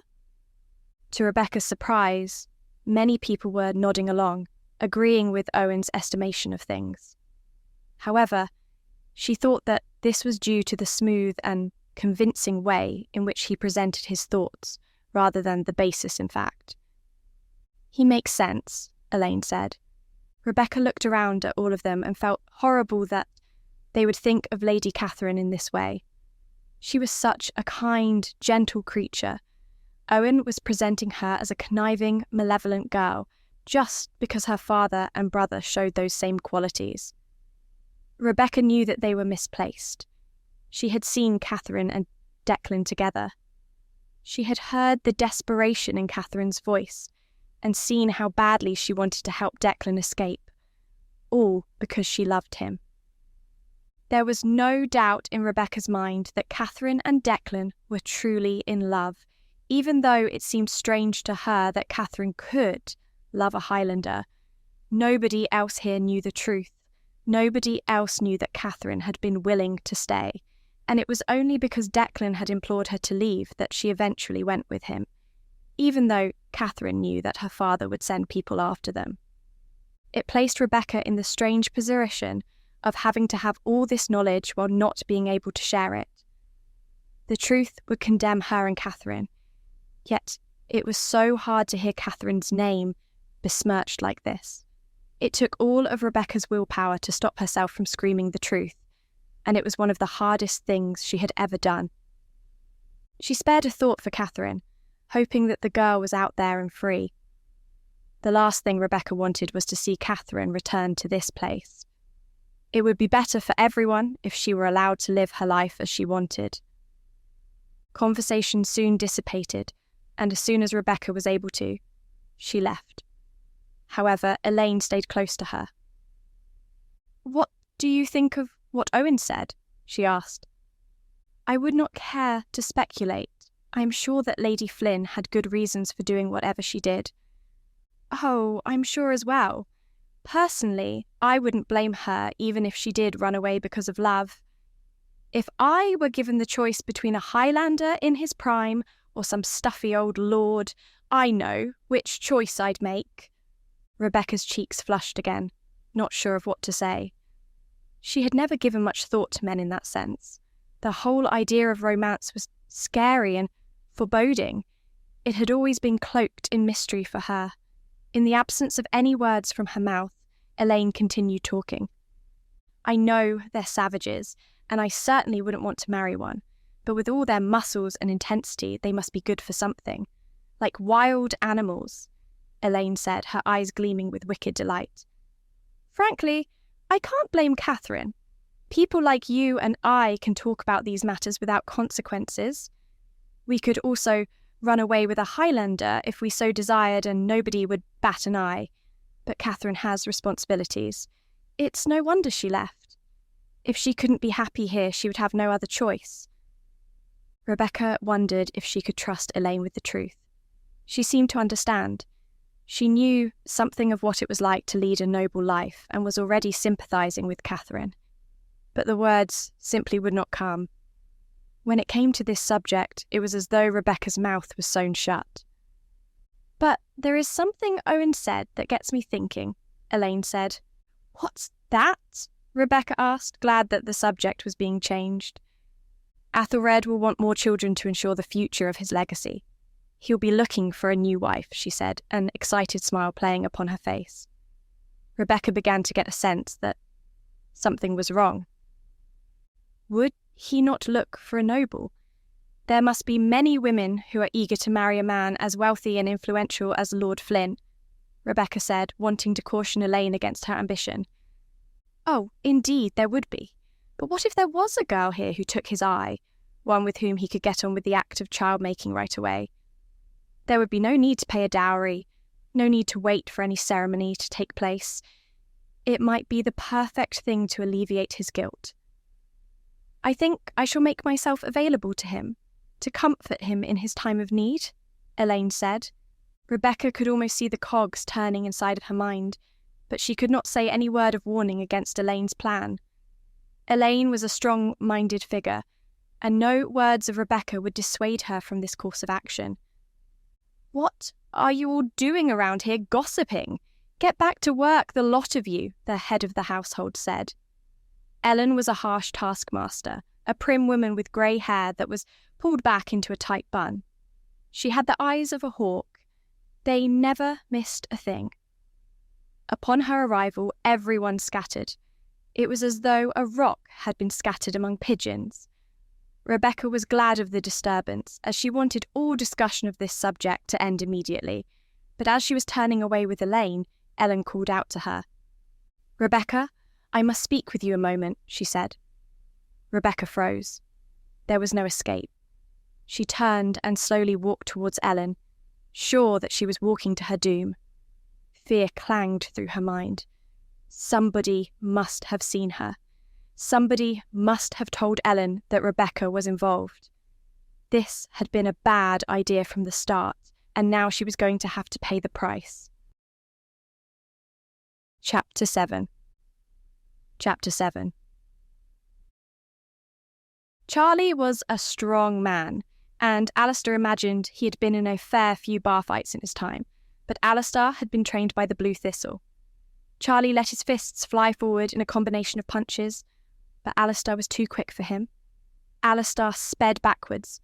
Charlie grew more frustrated by the second as none of his punches were landing. Eventually, he grew so angry that he put his entire force behind one blow. Alastar had seen it coming, though. He caught Charlie's arm and threw him forward onto a table. It clattered, and mugs and plates spilled to the floor. Just like that, the fight was over. Alastar returned to the bar as though nothing had happened. He took a mouthful of ale and used it to swill away the blood that had seeped into his mouth. There were mutterings of Highlanders, slurs against his people, but Alastar took no notice. It wasn't the first time he had heard these things, and it certainly wouldn't be the last. Gradually, people left the tavern, and soon only he, Mabel, Stephen, and Penny were left. The place was a mess. Alastar rose to help, and together they cleaned up the tavern. Penny was in a state, and her hands were still shaking, so Mabel sent her home. Stephen offered to walk her back.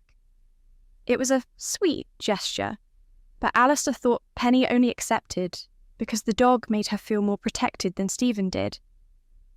"I'm sorry about that. I didn't mean to make you in a mess," Alastar said. "It's okay. I should have expected something like this to happen. It wasn't your fault. I'm glad you were here. I dread to think what would have happened to Penny. Usually, I can talk the men down, but sometimes they get ideas in their heads and it's hard to shake them," Mabel sighed, as if the poor girl hasn't been through enough. "What do you mean?" "Oh, it's a typical story, really. Her mother died when Penny was young. She took care of her father, but then he went off to be a soldier to try and earn some coin and good favour, only to find death. She's alone, so I let her help out here for some food and copper." "It didn't sound like this place is blessed," Alastar said. "I didn't mean to offend ye or insult ye home, but I can only comment on what I see." "Oh, I know, and I don't take any offence. It's just the way of the world, unfortunately. It's us common people who suffer. I don't know what we're going to do. In truth, I don't entirely blame Charlie for what he did tonight. They're all wounded, they're all scared, they've all lost something. Aye, he mentioned a lad. Yes, his son. A good boy, much like Stephen, actually, Mabel said, and then seemed to be overcome by a sudden sadness. She quickly shook her head to rid herself of that thought. He went off to fight with young Master Flynn and never came back. Everyone thought it was going to be a glorious campaign, but they returned with their heads in their hands. And now they're afraid that it's going to happen again. Aye, with this new attack?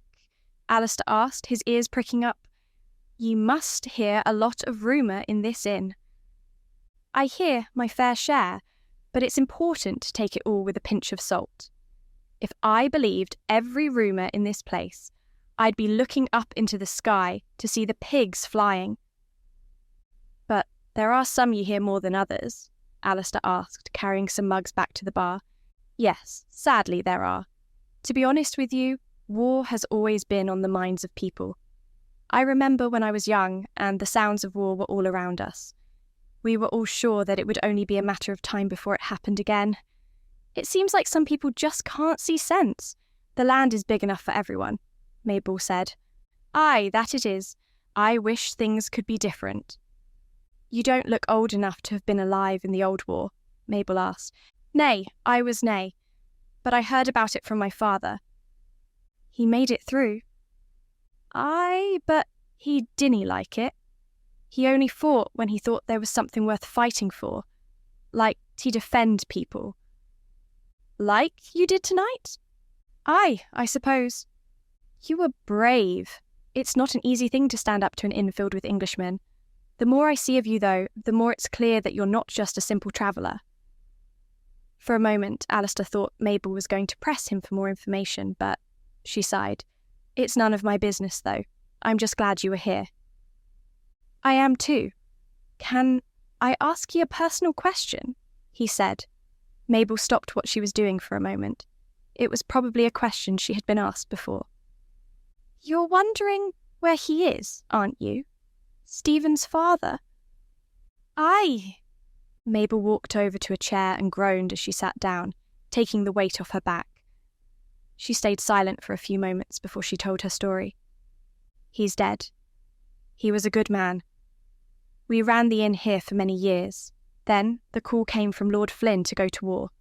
He needed all able bodies, apparently, not giving a thought to the fact that I needed Tom more.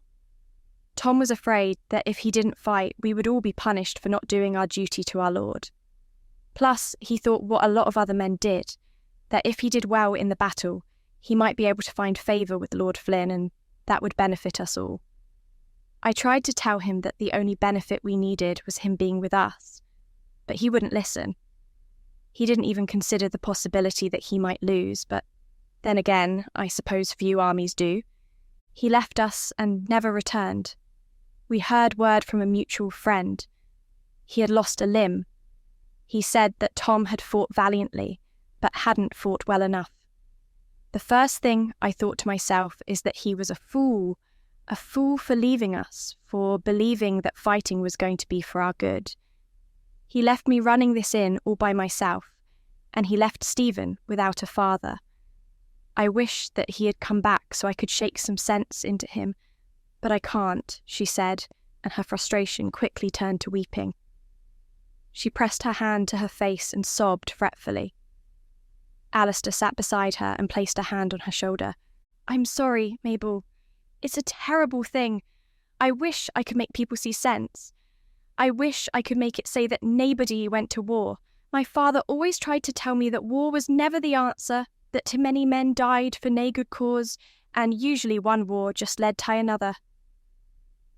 Your father sounds like a wise man. Aye, he was. Is he still with you? She sniffed. Nay, he died, Alastar said. Tears stained his eyes, and he blinked them back. It had been a long time since he had connected with another person in this way. Talking with Declan had been one thing, but Mabel was a survivor. She had been through some things that Declan couldn't comprehend, and Alastar felt a kinship with her that ran deep. He opened his arms and held her for a moment, and he wasn't entirely sure if he was doing it for her or for himself. They mourned their losses and took comfort in the knowledge that there were still good people out there. "What are you really doing here? Do you have a wife to go home to or children?" "I have nobody," Alastar said. "No clan, no family, nobody but the memory of his father. And it's better for ye if I dinna tell ye what I'm here for. But I promise ye that nae harm will come to ye or your boy." "I hope you're right. I couldn't bear it if anything happened to him and," she said. As if on cue, Stephen returned, throwing the door open. The dog scampered beside him. He took one look at Alastar and his mother and smiled, thinking that he had walked in on something he wasn't supposed to see. Alastar brought his arms back. Mabel pushed herself up and wiped the tears from her eyes, continuing cleaning. "Stephen, I want you to go and get ready for bed," she said. Stephen pouted, but he knew well enough not to argue with his mother. Alastar helped Mabel for a little longer in silence before he retired to bed himself. Alastar reflected on the evening and his heart sank. The enormity of the task before him was great. People still bore the scars from the old war, and they had been opened by the recent actions of the Flynns. He was an enemy in these lands, and it was going to be hard for him to find allies. He had been fortunate to meet Mabel, but he imagined word would spread that a Highlander was staying here. As much as he liked this place, he knew that he would need to move on soon. A long time ago, his father had told him that he wouldn't be able to put down roots with the life he wanted to live. At the time, Alastar hadn't thought that was a big price to pay, but now that so much time had passed, he realised that it wasn't only the dead who made huge sacrifices. He only hoped that he would prove himself worthy of the Blue Thistle's name. Chapter 8. Rebecca was praying for some intrusion to distract Ellen, but nothing did. Rebecca walked slowly, heart thumping, trying not to appear too suspicious. This must be it, she thought.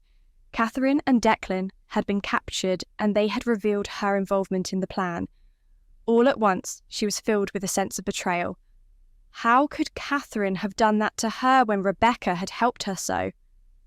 "Come on, girl," Ellen said sharply. The mistress turned briskly on her heels. Ellen followed, as did the gazes of everyone else who was standing in the kitchen. Ellen waited until they were out of earshot before she turned and addressed Rebecca directly. Rebecca was already wilting, expecting to see a rank of guards waiting to take her to the dungeons. "Are you all right, girl?" Ellen asked as she regarded Rebecca. She saw how pale Rebecca was and how shaken. "I am just distressed by the situation," Rebecca replied, trying to choose her words carefully. Her mouth was dry, and she felt as though she was about to collapse. "Indeed, although I am sure it will be rectified soon, and Catherine will be back with us. Now, I have a question to ask you," Ellen said. Rebecca's heart flashed with hope. Catherine hadn't returned, which meant that she couldn't have betrayed Rebecca. Rebecca stayed silent while she waited to see what Ellen had to say. "I know that you have been tending to the dungeon. I don't suppose you know anything about this matter. I am trying to find out exactly how this has happened. As you can imagine, Lord Flynn is rather upset." "Indeed, he must be very worried about his daughter. I regret to say that I didn't. I did meet Lady Catherine, but we only spoke briefly. I have not been down to the dungeon since then." Strange, since you have always made it your mission to take care of the prisoner," Ellen said. "I was merely shocked by the news this morning. I have not been myself all day. My mind has been rattled. I cannot believe that such a thing could happen. It is as though this estate has been cursed recently." Indeed. Well, I should like you to go to the dungeon and ask the prisoner there if he saw anything. I doubt he will be helpful, but you never know. Say that if he helps us, he may be looked upon favourably. It might loosen his lips if he thinks he can help his own situation," Ellen said. "What benefits may he receive?" Rebecca asked innocently. "None, child," Ellen said, looking confused. "I only said promise him. I didn't say we would follow through with such a promise. I'm surprised that man has not died yet. He shows a unique stubbornness, but still, that means his torture is all the more effective." "Well, what are you waiting for?" she snapped and ushered Rebecca away. Rebecca wasn't sure what she should do. She knew very well that Alastar wasn't being held in the dungeon any longer, but she couldn't let on to that fact yet. She returned to the kitchen and found that the conversation had died down since Ellen's interruption. Rebecca made some oats and poured some water into a mug, then set it all on a tray. "You really should forget about that prisoner. You might as well let him die. It would be more merciful to him." "I know that I wouldn't like to live out my days in a dungeon," one of the servants said. Rebecca ignored them and walked outside, taking each step carefully as she balanced the tray. People were still rushing about the estate. Rebecca wondered how George was coping. He had been through a lot, had been forged by his experiences, and would be far more able than Rebecca to stand up to scrutiny. She hadn't even been questioned before she had been suffering from palpitations. She half expected someone to come down into the dungeon with her, to check on her, and then accuse her of treason. With every step down into that dark abode, she was more and more frightened, even though she knew that there was nothing waiting for her. A single drip of water dropped down repeatedly, echoing in the empty cavern. Rebecca stood at the front of the chamber, looking into the depressing gloom that was the jail. She had never envied the man who had been staying here, but for all the time she had spent bringing him meals, he had never once spoken to her. And never had she heard his story. The only time he had said anything was when she had helped him to escape. In all this time, she had been thinking about Catherine and Declan a great deal, but had not spared much thought for the other prisoner. She hoped that he was well too, for after spending so much time imprisoned, it would be very difficult for him to reintegrate himself into the world. She wondered if he had a family somewhere, or a wife to return to. He would most likely not give her a second thought, and she doubted if she would ever see or hear of him again. She was alone in her sorrow and her suffering, and now she had to decide what to do. She could, of course, return to Ellen and tell her that the prisoner said nothing, and hope that nobody would ever venture down into the dungeon to investigate. That seemed like wishful thinking, though. Somebody would surely come down here and see that it was empty. If she did not tell the truth, then suspicion would fall upon her. Swallowing hard, she walked back up the stairs, taking the tray with her, and left the dungeon. There, she stayed for a few moments as she worked up the courage to declare her discovery and to make the lie even deeper. "Help!" she cried. "Help! The prisoner has escaped!" There were enough people around that eventually someone heard her call and they came to her. She explained her situation, and they told her to go straight to Ellen while they notified the guards. Rebecca rushed back to the kitchen with flushed cheeks, embarrassed that it was so easy to fool people. Nobody expected her to lie. She was just a simple servant after all. Nobody would expect her of being a part of a grand conspiracy. Elaine saw her enter and rushed up to her. "What's going on, Rebecca? I heard that someone else has escaped," Elaine asked. "I can't talk about it now. I have to get to Ellen," Rebecca said. She forced her way through the kitchen, leaving many confused and perplexed people behind, and breathed a sigh of relief. The fewer people she had to talk to, the better, as far as she was concerned.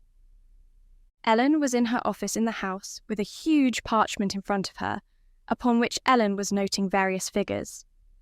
Rebecca stood in the doorway, then knocked lightly as her presence failed to get Ellen's attention. "Is everything well?" Ellen asked, barely raising her gaze from her work. Her tone was abrupt, and she seemed annoyed that she had been interrupted. I'm afraid that the prisoner has escaped, Rebecca said meekly. What? Ellen said. This time her eyes lifted and she placed her quill on the table. I went down like you said to ask him some questions, but he wasn't there. I checked, I really did, but the chamber is empty. They must have freed him as well. I wonder if they know, Ellen said, frowning. Rebecca wondered if she should stay or if she should return to her duties. She hoped that now this matter had been revealed, she would be able to forget about being discovered. Her part in this was done. After Ellen had failed to speak for a few minutes, Rebecca decided to speak. If that's all, ma'am, I'll be returning to my duties, she said and began to withdraw. Oh no, my dear, you must come with me to see Lord Athelred. He will want to hear what you have to say, she said. Rebecca paled once again. This was incomprehensible. She didn't know what she had done to deserve such a fate, but speaking with Lord Flynn was dire. He would surely see through her lies, and she would be punished. Stammering, she tried to think of a way to free herself of the situation, but she could not think of any. Ellen was soon standing beside her, ordering her to follow. Rebecca had no choice but to do as she was told, wondering when she was going to be free of this wretched situation. Chapter 9. The moon hung high in the sky, like a silver lantern accompanied by twinkling pinpricks of stars. For so long, Alastar had only been able to stare at cold, harsh rock. He was amazed at the beauty and majesty of all that lay before him. Unable to sleep, he had ventured outside and was sitting on a log. The night was still, and the inn beside him was dark. The road was framed by a forest, but there were no sounds of anyone about. His sword rested on his knees. Animals slept soundly at the front of the house. Then he heard a rustling. His instincts told him that it was an enemy, perhaps Charlie, returning to finish what he had started. Alastar's fingers crept down his leg to the hilt of the sword. Just as he was about to swing it, he heard a cough and knew it to be too high to be the cough of a man. He looked around and saw Stephen standing there, this time without his dog. He wore a loose tunic. His hair was unkempt. He should have been sleeping, but Alastar could forgive him for not being able to get any rest. Alastar smiled at him, then sidled up the log, making room. He gestured for Stephen to join him. "Can he sleep?" Alastar asked. Stephen shook his head. "You're a brave tea-knight. How was Penny?" "She was fine. I think she was scared. Men always look at her like that. They are never nice to her," Stephen replied. "But you are. Not that she cares that much. She thinks I'm just a boy." "Aye, but one day she will see ye as a man." Stephen merely pouted, indicating that that day could not come soon enough. Alastar smiled a little, remembering a time when he had been like Stephen. Stephen swung his legs back and forth, his gaze kept darting towards the sword. "Would you like to handle it?" he asked. Stephen licked his lips. The moonlight caught an excited gleam in his eye, but he was hesitant. "I will nae tell ye ma," he added. This was all the guarantee Stephen needed. He reached out his hands. Alastar picked up the sword and slid it across Stephen's legs, making sure that the blade was flat. Stephen expressed his surprise and delight as he curled his hands around the sword. He tried to lift it himself, but the weight was too much. He looked at Alastar with wide eyes, almost wondering how strong he must be to carry a weapon like this. "Heavy, isno it?" Stephen nodded. "The heaviest thing about this weapon is what it can do to a man. When you hold this, you hold the power over life and death, and you had to be careful with how you use it." Stephen nodded along, although Alastar wasn't sure if he understood yet. Alastar himself hadn't understood when he was that age, and his father had been trying to teach him. "Are you going to stay?" Stephen asked, his voice filled with hope. Alastar leaned forward and exhaled deeply. "I wish I could, Stephen, but I'm needed elsewhere. Ma needs you here. She's been so sad since Pa left. I wouldn't mind, if you wanted to stay. I know you wouldn't be my Pa or anything, but It would be nice. Aye, that it would, Alastar said, ruffling the kid's hair, but I hate things today. What kind of things? Alastar pressed his lips together, unsure of how much he should tell the boy. A long time ago, there was a man who did nae like me, or my da. We suffered at his hands, and I had to make things right. He also has something of mine. What? My father's sword, Alastar replied. I had to get it back. It is the only thing I have of him. I don't have much of father either, Stephen said. Do you miss yours? I miss mine. Sometimes I expect to see him coming over the hill saying that it's all been a mistake, but Ma says that I'm being silly. It's always good to dream, but dinna let it interfere with your life. Your da sounds like a good man. I'm sure you will make him proud one day. I hope so. I want to take care of Ma, but I feel so weak and small. Pa told me before he left that I had to look after the inn. But how can I when nobody takes me seriously? Oh, they will. I will teach ye a few things, Alastar said, but dinna tell ye Ma, he added with a wink. In the moonlight, Alastar taught Stephen a few simple moves to help him in a fight. His mind went back to a time when he had been young, when he had been up in the moonlight, and his own father had taught him how to defend himself. Stephen was a much better student than he had ever been, though.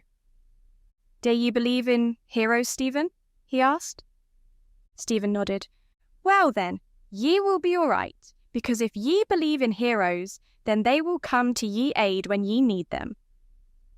What if I want to become a hero? Stephen asked. Alastar's eyes sparkled with pride. He placed a hand on Stephen's shoulder. From what I saw today, ye already are. It takes a brave person to stand up to a man like Charlie, he said. Stephen beamed, a wide smile appearing on his face. Do you really think so? Oh, aye, there is nae doubt in my mind. Now gae along and get you to bed.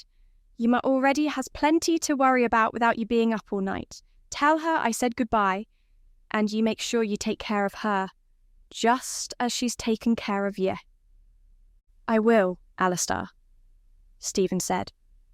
He chewed his bottom lip for a moment, as though considering something, and then ran forward, wrapping his arms around Alastar's waist. Alastar grunted a little, surprised at the force of the young boy's embrace. But it was not the embrace of pain. Stephen had lost a father, but his grief made him strong.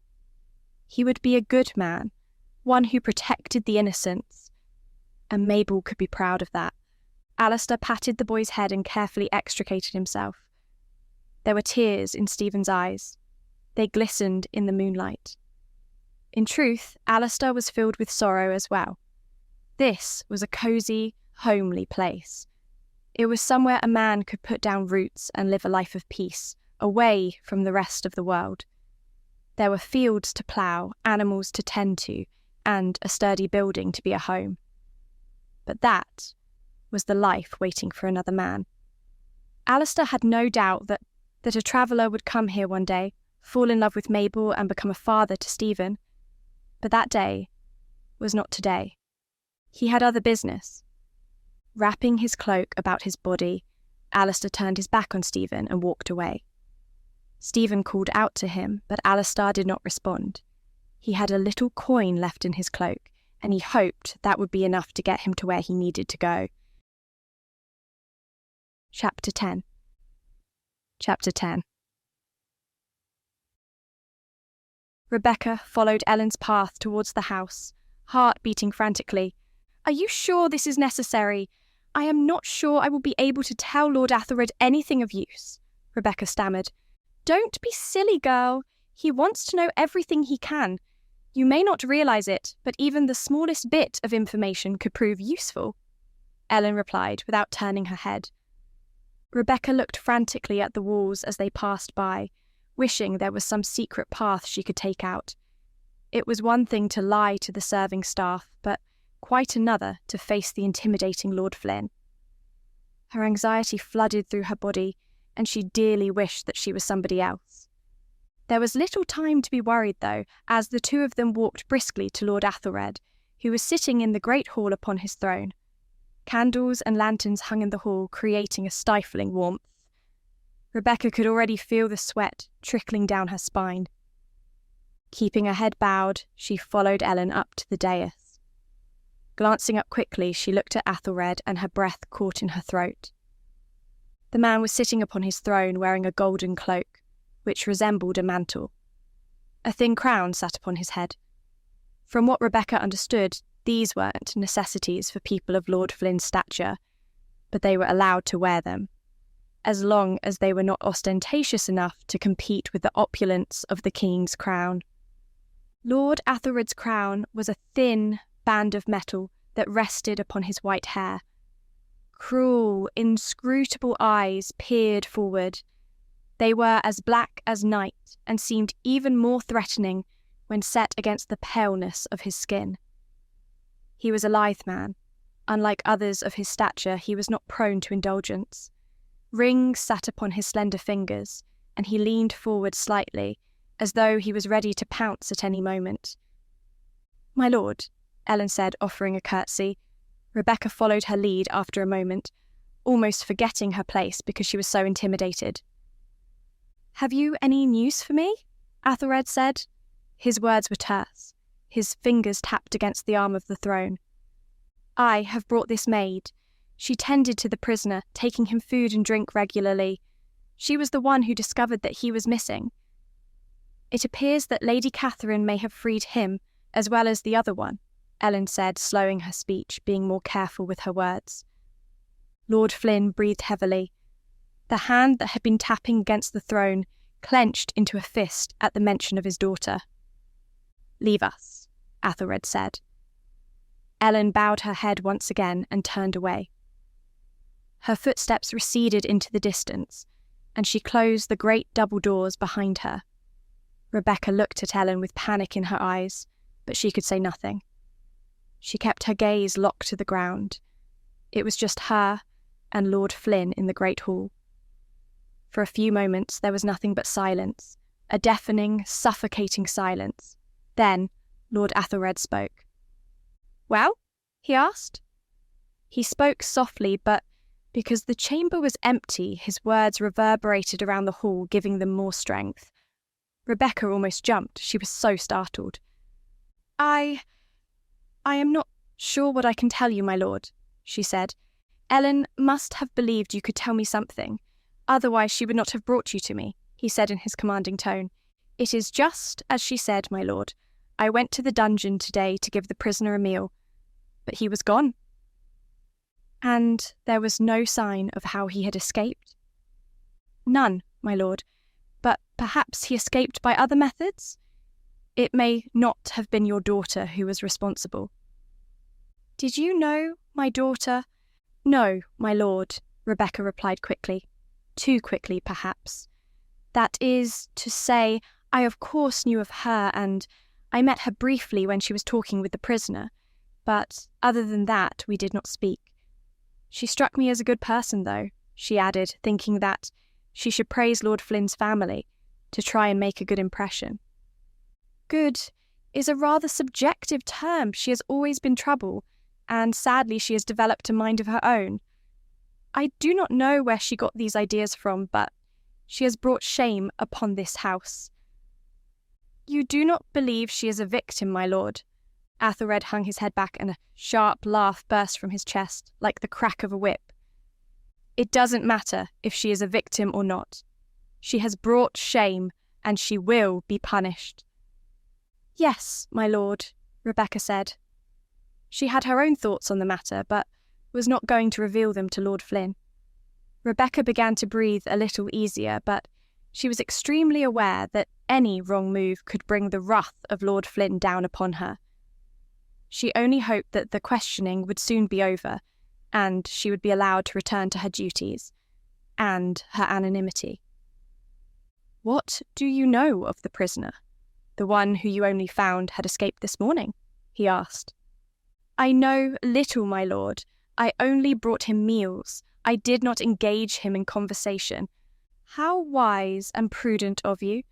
How I wish my daughter took a leaf out of your book. Perhaps then her head would not have been turned," he said, trailing off.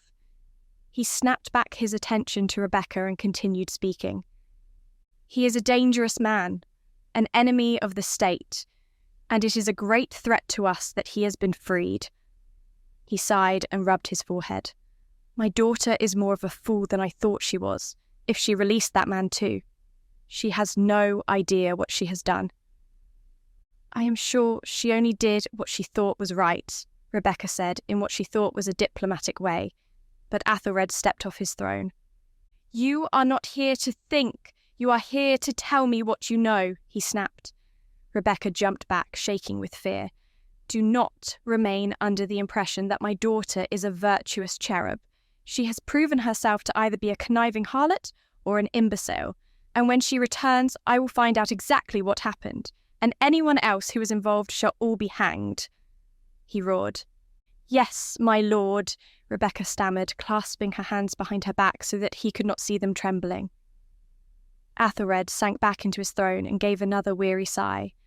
"I suppose you might as well go if you know nothing else," he said, waving his hand dismissively. Rebecca turned and breathed a sigh of relief that she was able to return to her duties and forget all this sordid business, although she was worried for Catherine's sake. It didn't seem as though Athelred had any sympathy for his daughter and seemed to hold her responsible no matter what had happened. All at once, Rebecca had even more sympathy for Catherine and found herself hoping that she and Declan had made their escape. She also thought of Alastar. Had she and Catherine unwittingly unleashed a villain into England? As she was halfway across the room, the doors opened and men poured in, looking haggard and troubled. Rebecca had to leap out of their way. She continued moving towards the door, towards her freedom, when she heard them run up to Lord Flynn and reveal their business. "They're back, sir," one of the men said. Rebecca froze. If Catherine had returned, then there was a danger that she would betray Rebecca and her part in this plot would be discovered. Lord Flynn's threat was firm in her mind, and she was certain that her punishment would be doubled for lying to his face. Creeping back slowly, she blended into the background as all good servants did and listened in to what was happening. "Well, where are they? Bring my daughter to me. The others can be hanged for all I care. I should have killed them when I had the chance, even though death is too swift a punishment for them," he growled. The men looked at each other nervously.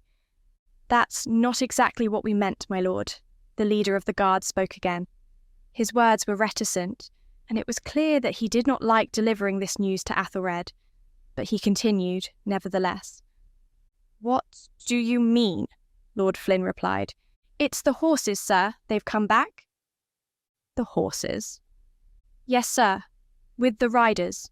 Dead riders. And we've had word from another patrol. The men we sent after your daughter and the escaped prisoners have been found dead. All of them were killed by a sword. There was no trace of anyone else. They must be in the Highlands by now." Athelred leaned back in his chair and furrowed his brow. His face darkened. Rebecca found it to be a terrible sight. "This is a grim day indeed. You have all failed me. They kill my son. They seduce my daughter. They shall pay for these crimes," he said, his fist crashing down against the arm of the chair. "You!" he roared and pointed straight at Rebecca. "Fetch me some wine. I have much thinking to do." Trembling, Rebecca moved to a cabinet in the corner of the room and pulled out some wine and glasses. All she wanted was to leave this hall and return to her own chambers so that she could finally relax. But she was grateful to hear that Catherine and the others had escaped. There was no telling what Lord Flynn would do next, though. He was usually a calculating man, but it seemed as though he was prone to recklessness when it came to his children. Rebecca served wine as other servants were called in and buzzed about. Lord Flynn ordered messages to be sent across his vassals to raise their levies. "There will be war. I will avenge the crimes committed against my family. The Highlanders shall never again shame me," he declared. Rebecca left as soon as she could, scared about the future, still worried that her part in this would be uncovered. Immediately after she left the hall, she rushed down a corridor and, when she was out of sight, leaned against the wall, doubled over, and almost threw up the contents of her stomach. She braced herself against the wall and then scurried away back to her chambers when she heard footsteps approaching. Chapter 11. Chapter 11. While Alastar was walking, his thoughts turned to the past, for spending time with Stephen had made him think of his own youth. Stephen was fortunate in a sense because he was old enough to remember his father, and he got to spend time with his mother. Alastar had been close with his father, but when it came to his mother, he only remembered vague memories, for she had died when he was young.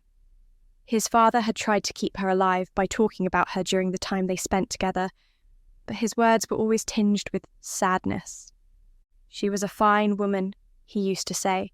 The gods didn't make any like her anymore. She was like a daughter of Tutatis. The first time I saw her, it was the first time I knew I was alive, and I knew we were going to be married. The story had an unhappy ending, though. Alastar had been young during the war with England. His father and mother loved one another, but they had terrible arguments about the state of the world. His father often spoke about them. "She never wanted me to go out and fight. She wanted me to stay at home. She said I never owed anything to the world, and she was likely right. But what would I have done if the English had rolled over the land and taken everything from us? I told her I would nae be a soldier, but I could nae stand by and do naething. It was the hardest thing I had today, to leave the two of ye, but I knew that I could nae look at you with pride if I stayed at home, so I went and fought my own fight, the same fight I am teaching you about, but now, well," he said, hanging his head. He often did that, trailing off mid-sentence when he spoke about Alastar's mother. When Alastar thought of her, he was filled with a warm feeling of comfort and happiness. He saw the image of a smiling face. As he walked through the cold and lonely night, he wrapped his arms around himself and felt her warmth. The arguments continued after the war. They often took place after Alastar had been put to bed. He remembered being confused. The war was over, but his father still went out every day, and his mother was fretful. "The fight is over," she used to cry. "The fight is never over," he replied, and that was often followed by the stomp of feet, and then the soft sobs of his mother weeping.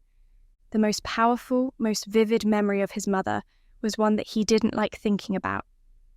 As soon as it threatened to enter his mind, he pushed it away with desperate vigour. He clamped his eyes shut, trying not to let the tears roll down his cheeks. Instead, he breathed deeply and tried to embrace the void his father had taught him about. It had been one of the first lessons he had ever been taught. Alastar remembered the day well. His father had taken him out for a walk, and they were alone in a sunny glade. At one point, his father had stopped and sat down on a log. He gestured for Alastar to join him.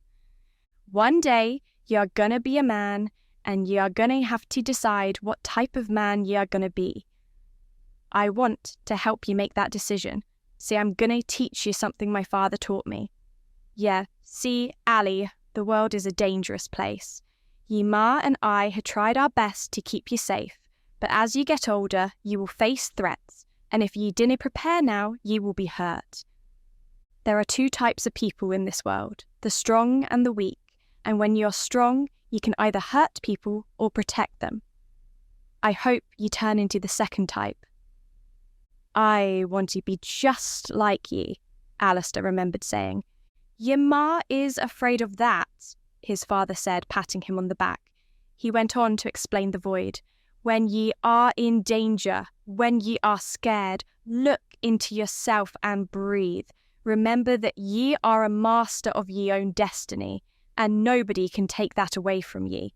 If ye keep ye head, ye will do just fine, and ye will be better than most other swordsmen ye will meet.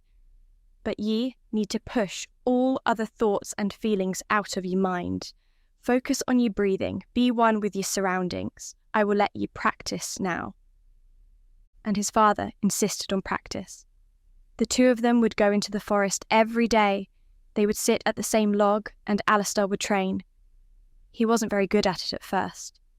There were too many thoughts tumbling through his mind, and for a time he felt absolutely useless and was afraid of disappointing his father. But then something wondrous happened. He found the void. He burrowed deep inside himself to find a place that was as still as a lake, and a sense of serenity washed through him. He opened his eyes excitedly, and from that moment on, he was able to go into the void whenever he needed it. After that came the rest of his training. They began with wooden sticks. Alastar returned home with dark bruises from where he had let his defences slip. His mother always fussed over him and scolded his father for being too rough. "It's the only way he'll learn," his father had said simply. Alastar felt the same, and he burned with a desire to end a fight with no bruises, to be able to move on and fight with real swords. The arguments continued though. Alastar's mother and father wrestled over his destiny every night, pulling him this way and that. Alastar would scream into his pillow, hating that neither of them actually asked him what he wanted. Then the lesson stopped. The following morning, Alastar had bounded outside and picked up a sword, ready to try and best his father again, but his father came out looking beleaguered. "Ye can put that down, son. We will nae train today.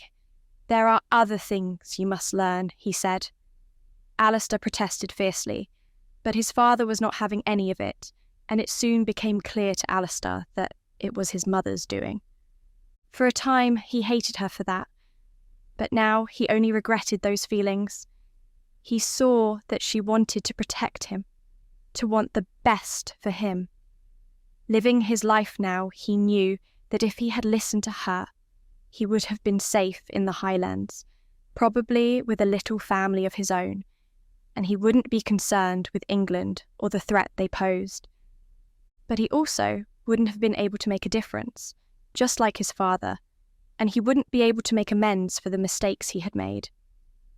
Lanterns hung high through the village. Small houses were dark, the people inside them sleeping. There were the sounds of animals screeching and rustling for scraps of food. A few people slept on the streets.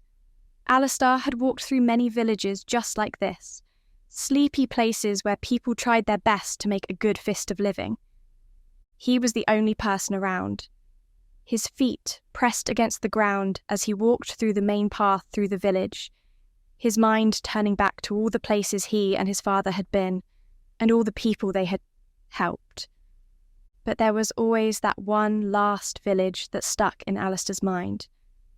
The one where he had been arrogant and cocky and had failed to pay heed to the lessons his father had tried to teach him.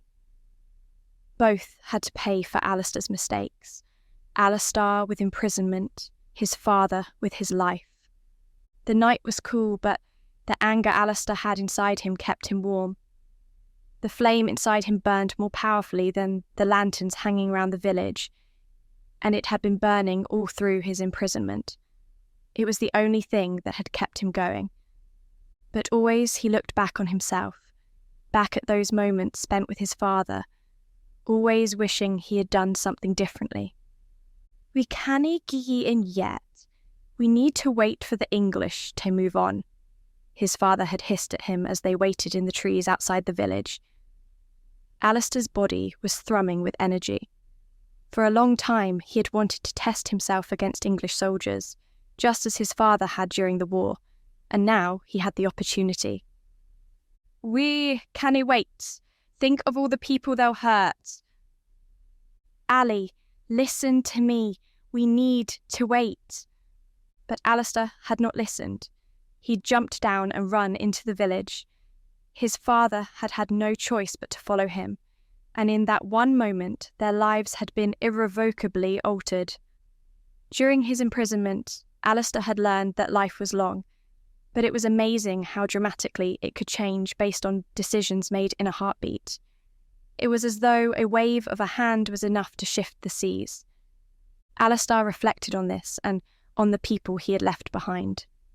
He thought of Stephen and knew that the boy would be a better man than he, for he would not be burdened with the guilt and shame of knowing that he had caused his own father's death.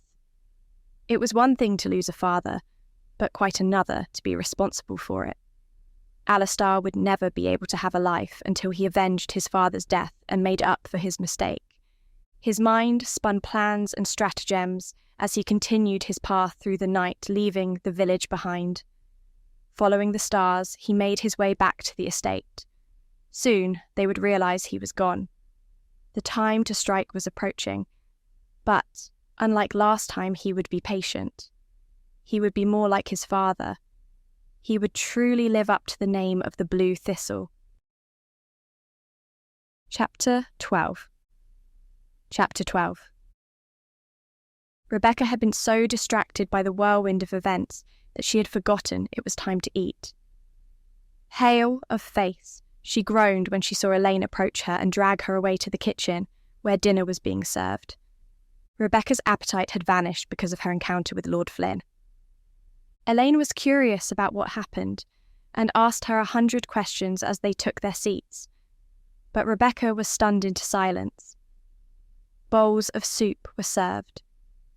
Rebecca breathed in the heavy scent of the soup and looked at the chunks of vegetables swimming in the thick liquid.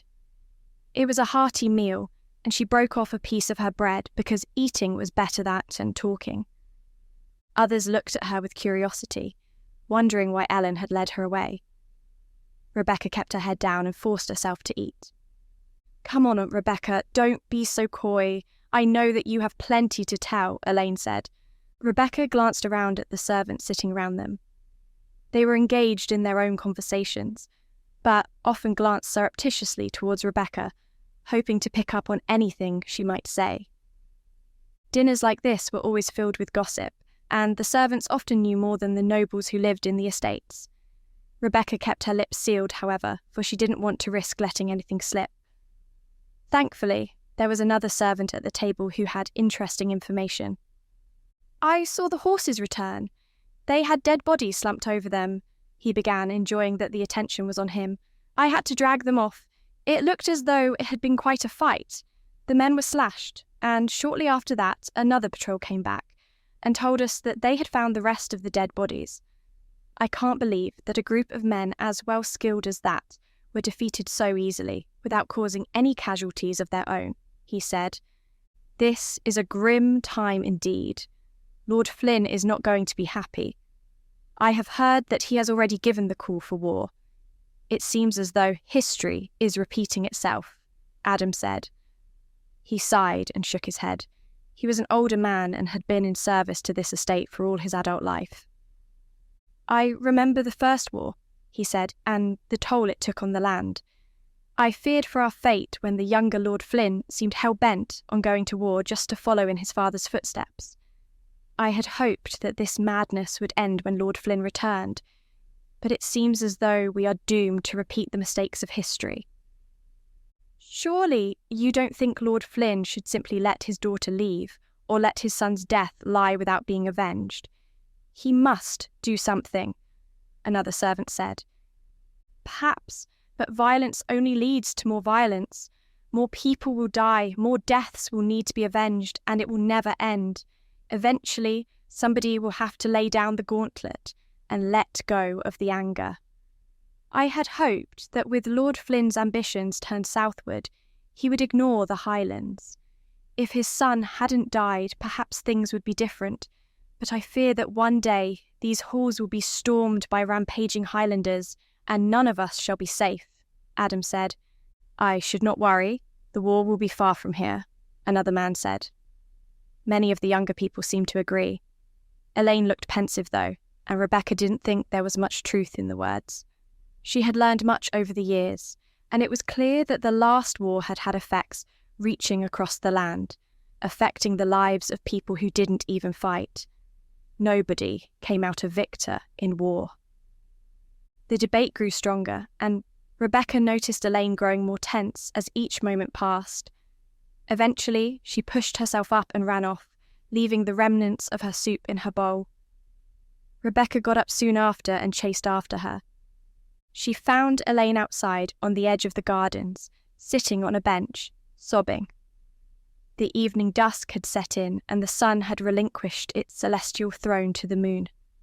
The bright flowers were cloaked in darkness, but still looked beautiful. The estate was quiet when compared with the noise during the day. Nearby, a fountain trickled. The two of them were alone. "What's wrong?" Rebecca asked, taking a seat by her friend. Elaine wiped her eyes when she became aware of Rebecca's presence. "Nothing," she said, turning her face away, ashamed of letting Rebecca see her in this state. "Elaine, there's no point lying to me. I know that something is wrong." "Is it about your parents?" Rebecca asked. Elaine nodded. "All that talk of the war just reminded me of everything we lost and how impossible it is for me to regain it. I want to be a good daughter, but I don't know how it's going to be possible to reclaim the lands my father lost." "What exactly happened?" Rebecca asked. Elaine had often spoken to her about the fall of her family, but she had only spoken about the consequences, not about what had caused this fate to occur. She sighed and looked up to the stars. "All I remember is that one day we were living in a grand house, then another we were forced to leave and live in servitude. From what my mother said, my father had been in battle and had been incredibly wounded. He thought he was dying, and to save his life he promised anything, including the deed to the land. Somebody tended to his wounds, made him sign a contract, and apparently that was binding. The man saved his life, but took everything he owned." "Did you not have any way to challenge this?" Rebecca asked. "None that worked. We were left destitute. My father died not long after, and he made me promise him that I would reclaim our titles. Mother often said that she wished he had died in battle, for at least then we would have held onto our lands and been able to prosper. We went back to try and plead for mercy, but the man who took over the lands was cruel and told us that we didn't belong there any longer. It pains me to know that there are so many people in this world who are unwilling to help others. The solution seems so simple to me. Why can people not simply give aid to those who need it most? Why are there so many people who are bent on revenge?" "You agree with Adam then?" Elaine said. Her tears had subsided, but she still dabbed at her eyes. "I do. It seems strange to me that people would be so eager to declare war when it is only going to end in death for so many people. Surely we would all be better suited if we lived in peace." "Indeed, we would, but the world does not work in that way. Those in power do not care about us. That is why I hate being a servant. As soon as we had our titles stripped from us, it was as though we were nothing. Nobody cared about us. Nobody was willing to help us regain our rightful place." "We were nobodies," Elaine said, her words laced with hatred. "It is not so bad. Perhaps it is better for your own soul to not be involved with these matters," Rebecca said kindly. "Don't you see? We are all involved, but the nobility is making the decisions for the rest of us. My only consolation is that I cannot lose any more than I already have. I wish Lady Catherine had returned so that I could have become her maid-in-waiting. My only recourse now is to get close to Lord Flynn." "I would caution you against that," Rebecca said. "Why?" Elaine asked, looking at Rebecca. Rebecca wrung her hands in her lap, unsure of how much she should say. Most servants held no fear about speaking against their employers between themselves, but Rebecca saw her position as precarious already, and she did not want to say anything that could change that. "Rebecca, what happened today?" Elaine pressed. "I was taken to see Lord Flynn because he wanted to know what I knew. I wasn't able to tell him anything of use, but I saw him when the men returned with news that the horses had come back with the dead bodies." Lord Flynn flew into a rage. He holds no affection for his daughter any longer. He holds her responsible for what has happened, and he has declared that they shall all be hanged if they are caught. He has no mercy, and I have no doubt that he will not be satisfied until the entire Highlands are covered in fire. Perhaps it is nothing more than they deserve for all the suffering they have caused, Elaine said bitterly. Rebecca kept her mouth shut in this instance. It was clear that Elaine blamed the Highlanders for all that had happened to her family. Rebecca did not have much love for the Highlanders, but she didn't think they should all be punished in such a way. There are troubling times ahead. The best we can do is to continue with our duties as best we can and hope that God has a good plan for us, Rebecca said. Elaine looked at her disgusted. That is why you shall always be a servant. We must take our fate into our own hands. If we don't, we shall never do anything with our lives. You may be meant for a life of servitude, but I am not. I need to do more, and I must act now before this war ruins all my chances, Elaine said. Before Rebecca could say anything else, Elaine rose and walked away. Rebecca wished that she could have said something to help, but Elaine's troubles were troubles that had echoed through generations. Rebecca decided to stay in the gardens for a little while longer, trying to enjoy the peaceful night, for she did not know what the future days held for her. However, she was able to embrace a sense of relief as it seemed that her troubles were over. Now that Lord Athelred was more concerned with finding his daughter, he was less concerned with finding out how she escaped in the first place. She had no doubt that Catherine and Declan would return to the Highlands as they had intended. Alastar was another matter entirely, though. In all likelihood, he would travel with them since he was a Highlander too. But Rebecca had to face the possibility that Lord Athelred was correct. If Alastar was a villain, he may well be tormenting the nearby villages. If anything was certain, it was that the promise of war was going to bring chaos to this land, and Rebecca wasn't sure if any of them were going to be free from the suffering that war would bring. Chapter 13. Chapter 13. Alastar walked most of the night until he found a small copse of trees away from civilization. There, he made a bed out of moss and leaves and rested his head with his sword by his side. He tired of thinking about the past, for it brought him nothing except pain and anguish. He'd rather think about the future, and his mind was alive with plans. The first thing he thought was to charge into the estate and challenge Lord Flynn out in the open. The surprise factor would be on his side, and he would likely be able to fight his way into the estate.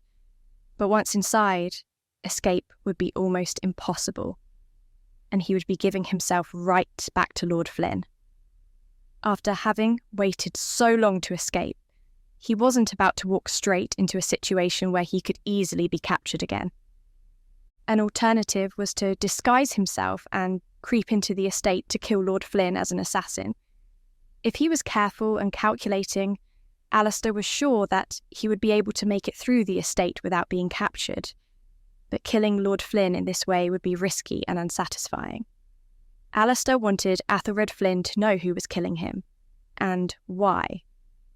As he thought of all this, he also considered the possibility of simply walking away to the Highlands and continuing his father's good work. But the shadow of the past loomed over him. He knew he would never be able to settle unless he dealt with Lord Flynn. The night passed slowly. Alastar turned plot after plot over in his mind. Disguising himself seemed the best chance he had, and then he would have to figure out how to deal with Athelred later. The most important thing was getting into a position where he was able to find the man and take his revenge. Alastar eventually fell asleep for a few hours and woke as the sun rose. Golden light filtered through the gaps in the trees and bathed the world in resplendent warmth. He breathed in the sweet morning air and foraged through the forest for some breakfast, finding some berries and nuts. His father had taught him long ago how to survive in the forest, and which things were safe to eat. During his forage, he actually found a blue thistle. There was a crop of them. Together, Alastar picked up a few, smiling at the reminder of his father. He had made the blue thistle a name synonymous with nobility and honour. Alastar sank to his knees and bowed his head. "I will make ye proud, father. I will make people talk about the blue thistle again. After I am done with Flynn, I will continue the work ye started." Alastar took the thistles with him as he continued on his journey, walking through the forest until he reached a road that no doubt led to the estate. He walked along the side of the road, making sure that his sword was hidden from view and that his head was bowed. The last thing he needed was to be apprehended and taken to Flynn. The morning sun was pleasant. He knew that now he was making his way to the estate, he would have to be more careful with whom he spoke. Having a Scottish accent in these parts would send anyone on the alert, and by now he was sure that the dead bodies had been discovered. Athelred would know that he had escaped captivity. The only remaining questions regarded the people who had helped him, especially the fair girl who had kept him alive. If her part in the whole affair was uncovered, she would be punished, and Alastar could not let that happen. There was much work yet to be done before he could return to the Highlands, where he could go and pay respect to his mother for the first time in a decade. While he was walking along the road, he came across some merchants. They were a family, but the man looked older than his years, as though the world had been unkind to them. The woman looked tired too. Only the child, a young girl, looked happy. She wore a smile on her rosy cheeks, and her gaze took in everything she could see. They were trundling along behind Alastar, their cart pulled by an old donkey, who looked about as tired as the parents. Alastar stepped back to let them pass. The man looked at him and nodded thanks. Alastar watched the cart go by. The two adults seemed to think him out of earshot as they couldn't see him, and he heard them bickering. "I told you we should have gone south. That's where Arthur and Emily went, and the last I heard of them, they were thinking about opening their own shop. Can you imagine that? No longer would we have to travel the land selling our wares, but we could actually have a home." The woman said, "Going south is risky. We know the land up here, we know the people. They speak the same language as us. If we go south, we're just as likely to be laughed out of town. Besides, I wouldn't put much stock in what Emily says." "She's always been prone to exaggeration," the man said. "Risk? What's riskier than being caught in a war? You remember how it was the last time. It's not going to get any better for us. It will, when we go to Lord Flynn and promise him that we can help. We can be a part of his war party. He'll need people to carry weapons and supplies for his army. You can stay at the estate, perhaps work with his servants. Then, when it's over, I'll come and fetch you. Lord Flynn will have seen how I helped him during the war, and with his recommendation, we'll have more business than ever," the man said. "Well, it's nice to know that you've got it all worked out. I'm glad that me and Ela will be able to be servants. That's the life I always wanted for myself. I never should have listened to you. This is the best thing for us. I've thought about 100 different things, and this is the only way I see us profiting from this whole thing. This war will be good for us. I won't be fighting in it. I won't be anywhere near the fighting. I'll just be sorting out the supplies. Trust me, I'll come back. It won't be like what happened to your father." "Don't even mention my father to me," she said, and then said something else in a whisper. It was too quiet for Alastar to hear, but once they had confirmed they were going to the Flynn estate, Alastar's ears pricked up. This was his way in. He crept behind the cart, thankful that the bickering of the couple was distracting them from perceiving his movements. The cart was high, and it was packed with sacks of vegetables and other items. It was a sturdy cart, and it had evidently served the family well. Alastar smiled as he listened to their bickering. The woman's hushed voice had returned again to its loud, sonorous tones. and he wondered if part of the husband's plan was to get away from his wife. He remembered his father saying that all good marriages needed some time apart. In fact, the couple reminded him a lot of his parents, in the way that they argued. He looked at the little girl sitting at the front of the cart and wondered if she felt as he had done. Perhaps she seemed so intrigued by the rest of the world because she wanted to ignore the bickering of her parents. He doubted they realised how much their arguing would affect her. Alastar had always felt that the disputes his parents had were his fault, because they often revolved around his well-being. Yet they never asked him his opinion. It was probably the same for this girl. His footsteps were soft, as they needed to be if he was going to do everything he intended.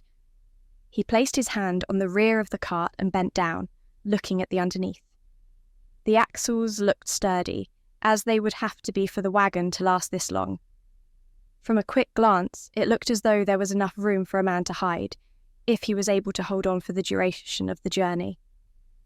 The estate wasn't too far off, though, and if there was one thing in which Alastar had faith, it was his physical prowess, since he had had little else to do during his imprisonment other than exercise. The only problem was his sword. It would only dangle down from his belt if he was underneath the cart. The obvious solution was to hide it within the goods in the cart, but then there was the chance it would be discovered by the family.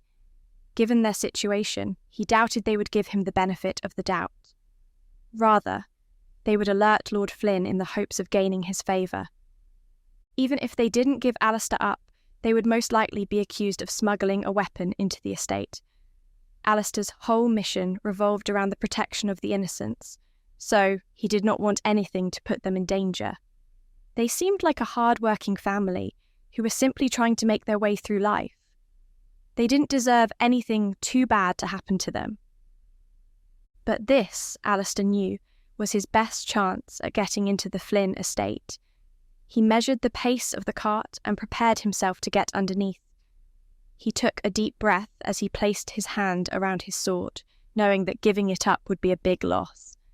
However, as his father had always reminded him, a man who was defenceless with a sword should never go into battle.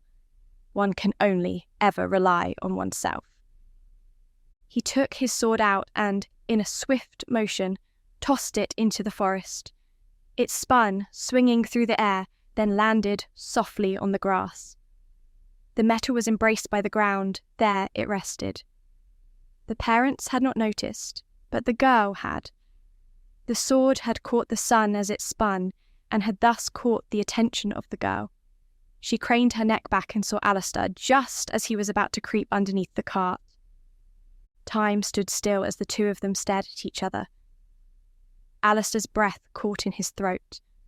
All it would take was one word from the girl, and his plan would be ruined.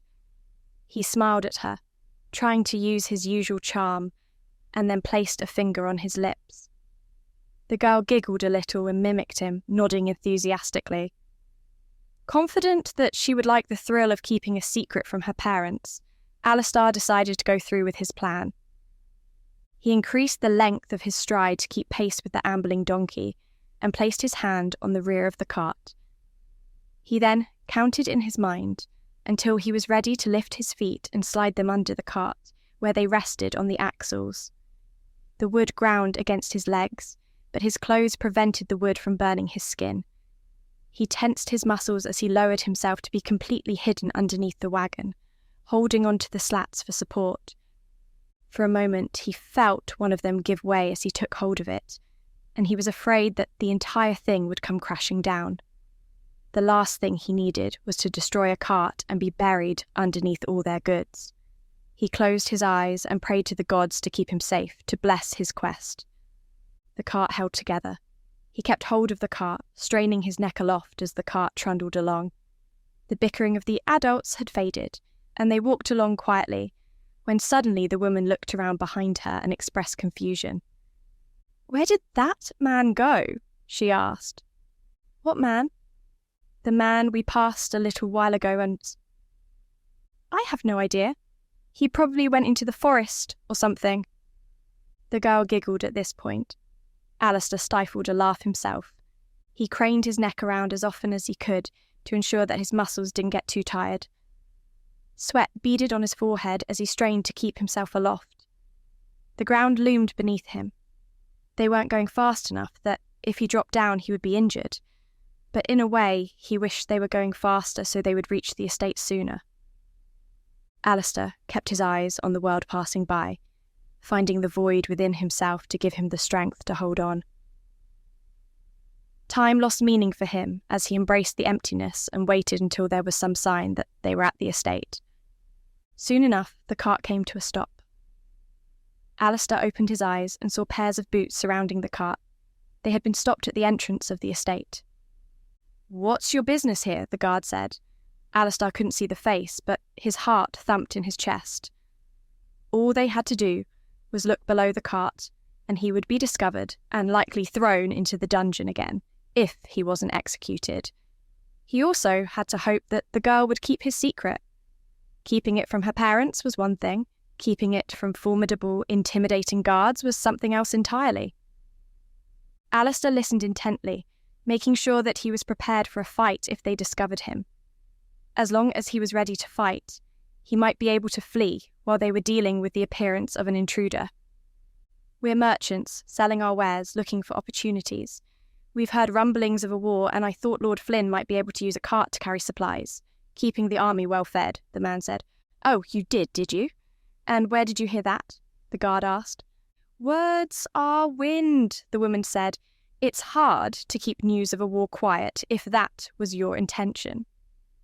"Oh, I have no intention at all, and I wouldn't presume to know what Lord Flynn prefers. I'm going to have to search your cart, though," he said. "Why?" the man asked defensively, moving in front of the cart. Alastar imagined that the guard arched an eyebrow. By now, Alastar's muscles were burning, and he badly wanted to release himself. "Got something to hide, do you?" the guard asked. "No, but I don't much like a stranger rummaging through my things. This is my livelihood, and I can't afford to take liberties with it," the man said. The guard snorted. "If you think I'm in need of your trinkets, think again. We're looking for escaped prisoners. I don't suppose you have any information. Have you seen anyone wandering the roads?" "3 people, 2 men and a woman."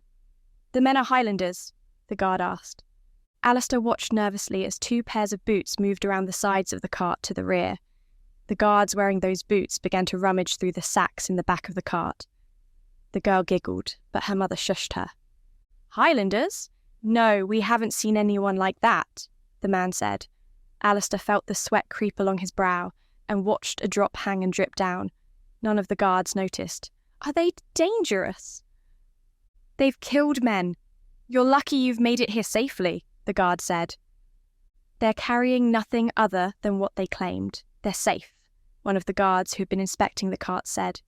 The 2 pairs of boots towards the rear of the cart moved back to the front. "Right then, be on your way. You'll be directed to where you can park your cart. Enjoy the hospitality," the main guard said. The man in charge of the cart thanked the guards, and they were soon on the move again. Alastar craned his neck back to watch the guards stand together. The cart turned a corner, and at the first sign of shadow, Alastar let go of the slats and fell to the ground, rolling along the floor quickly to avoid being crushed by the wheels. He stood up and pressed himself flat against the wall, then peered around the corner, taking stock of the estate. He smiled to himself, for he was 1 step closer. Now he had a lot of work to do. Chapter 14. Chapter 14. Rebecca returned to her chamber and found Elaine already asleep. Rebecca said her prayers and then climbed into bed. Her heart was filled with anguish for the future. She was already afraid of her prospects in life, but most of all, she did not want anyone to be hurt because of the war. Having heard Elaine's story, she was afraid that her companion would do something reckless to try and regain what she saw as her rightful position. Rebecca hadn't wanted to begin an argument with her, but she didn't see what was so bad about a life of servitude. She had a steady job, food every day, and none of the responsibility that came with being a noble. The only thing she really had to worry about was her own well-being, and that seemed far less of a scary prospect than having to carry the burden of an entire group of people. The following morning, she was awoken by Elaine, who was much changed from the weeping figure she had been the night before. "What's happening?" Rebecca asked, moving sluggishly. "I have an idea. Today is the day I'm going to become near Lord Athelred, and nothing can stop me. I decided that it was no good for me to lament my woes. I simply had to do something about them. I'm going to serve Lord Flynn and then tell him my plight. He shall take mercy on me and be so taken with my charms that he will give me anything I want." Rebecca looked at her skeptically as she pushed herself up in her bed and rubbed her eyes. "How can you be so confident that your plan will work?" she asked. Elaine shrugged. "Lord Flynn is going through a troubled time. I'm sure he will appreciate someone to talk to, and a little bit of comfort." Elaine's eyes were hooded and she smiled devilishly. Rebecca shuddered inside, hating the thought of being that close to a man like Lord Flynn. In her mind, such intimacy should only be shared by people who were in love, and feelings such as these should not be manipulated and used. She wasn't about to say this to Elaine, though, for she did not want an argument, and she didn't think that Elaine could be dissuaded from her plan anyway. At the breakfast table, Rebecca's hopes had been met. Everybody was so concerned with the impending war that nobody was speculating about how the prisoners had escaped. It seemed as though life was returning to normal and Rebecca could blend into the background, which was where she saw her place. Unlike Elaine, she had no dreams of grandeur or desires for glory, merely to be happy in her own skin and fulfilled in her duty. However, fate had other plans for her. After breakfast, Ellen appeared, which silenced everyone from their speculation. Ellen cast her hawkish gaze over the table and twitched her nose. Everyone cast their gaze away, not wanting to be subjected to the scrutiny of her stare. It was obvious that she knew what they were talking about, and nobody wanted to continue the subject. Any opinions expressed in front of Ellen could well find their way back to Lord Athelred himself, and that would be very bad indeed. "I see everyone is having a good morning. It's nice to see you all taking so much interest in current affairs. I hope that you're equally as passionate about your duties, as the household will need to be run smoothly in the coming days as the army is gathered. I know you are quite capable of this, as you all worked hard when Lord Harold was organising his levies. So, I would ask more of the same of you, please. Rebecca, you have been given a new assignment. Lord Athelred has requested that you be his personal handmaid. It seems you made quite an impression yesterday," Ellen said, her mouth twisting into a malicious grin. The colour drained from Rebecca's face and she tried to hide her expression of horror. She looked to Elaine for support, but was only met with a look of fury and betrayal, which Rebecca didn't understand, as she hadn't taken any measures to make this a reality. Ellen was already gone before she could argue. Rebecca reluctantly rose from the table and turned to Elaine. "I shall try to get Lord Flynn to look favourably upon your proposal," she said. Elaine wouldn't even dignify her remark with a reply. She merely crossed her arms over her chest and turned her back to Rebecca. Rebecca could do nothing at the moment, for she had to report to Lord Flynn. Rebecca scurried through the estate and wondered what she had done to make such an impression. An impression was the last thing she had intended to make, and she was afraid that Lord Flynn suspected her of skullduggery. Perhaps he wanted to keep her close because he knew she was involved, although how he would know, that was unknown. When Rebecca went into the main hall, she saw Lord Flynn standing in the middle of the room. A table had been dragged in, upon which were parchments and maps. Lord Flynn was flanked with a number of other men, all of whom looked fearsome and strong. Lord Flynn was the tallest among them, but was also the most slender. He leaned over the map as a god would loom over the world. It was a terrifying prospect for one man to have so much power. Rebecca noticed that tables of drink and food had been placed against the walls of the hall. She picked up a tray and poured out some mugs of wine, then took them over to the table. The men took them without word, not even noticing Rebecca. She expected Lord Flynn to say something to her, but he didn't react to her appearance. Part of her wondered if this wasn't actually a trick played on her by Ellen. The mistress would have observed how Rebecca had been stricken by anxiety upon meeting Lord Flynn the previous day, and may well have simply wanted to torture her. It was well known that Ellen did this from time to time, and it was part of the fear she inspired. Since it didn't seem as though Lord Athelred actually did want her specifically, she began to clean up the food, and she tried her best to keep the hall tidy and neat. She walked up to the table and refilled the mugs of ale, as well as taking away the empty plates, dishing out more food. The men were so entranced by their table that they idly picked up food without looking at it and chewed without enjoying it.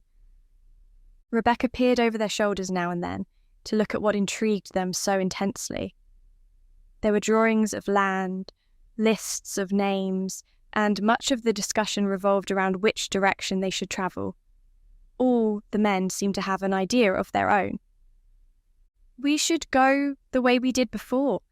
That worked out well," one of the men said. Rebecca recognised him. He was one of the men who had been here when Lord Harold planned his attack.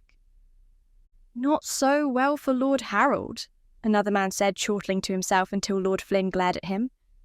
The man's mouth dropped open, and he offered a profuse apology. Athelred rolled his eyes, but didn't pass any other comment. "It worked in the sense that we were able to make it to the battlefield without any problems," the first man said, looking smug that the other man had suffered the icy glare of Lord Flynn. "But this time they will be expecting us. They will know that I plan my revenge. They will be prepared. We cannot use the same tactics as before, Owen," Athelred said. Owen placed his hands on the table and leaned forward, glowering. "Why not? These barbarians won't know any difference. They'll just swarm down in their horde like they always do, bloodthirsty and savage. It doesn't matter how we meet them. What matters is that we get there as soon as possible with as many men as possible," Owen said, visibly agitated by this entire ordeal. A thin smile crept over Athelred's face. "Of course it matters how we arrive in their territory. I remember how they fought, and you do not give them the credit they are due. Summon as many men as you can, because we shall need them all. But we shall strike swiftly, moving through the forests. We need to use their advantages against them. They have always been more familiar with the land than we have, but this time that shall not be so. We shall skulk through the woods.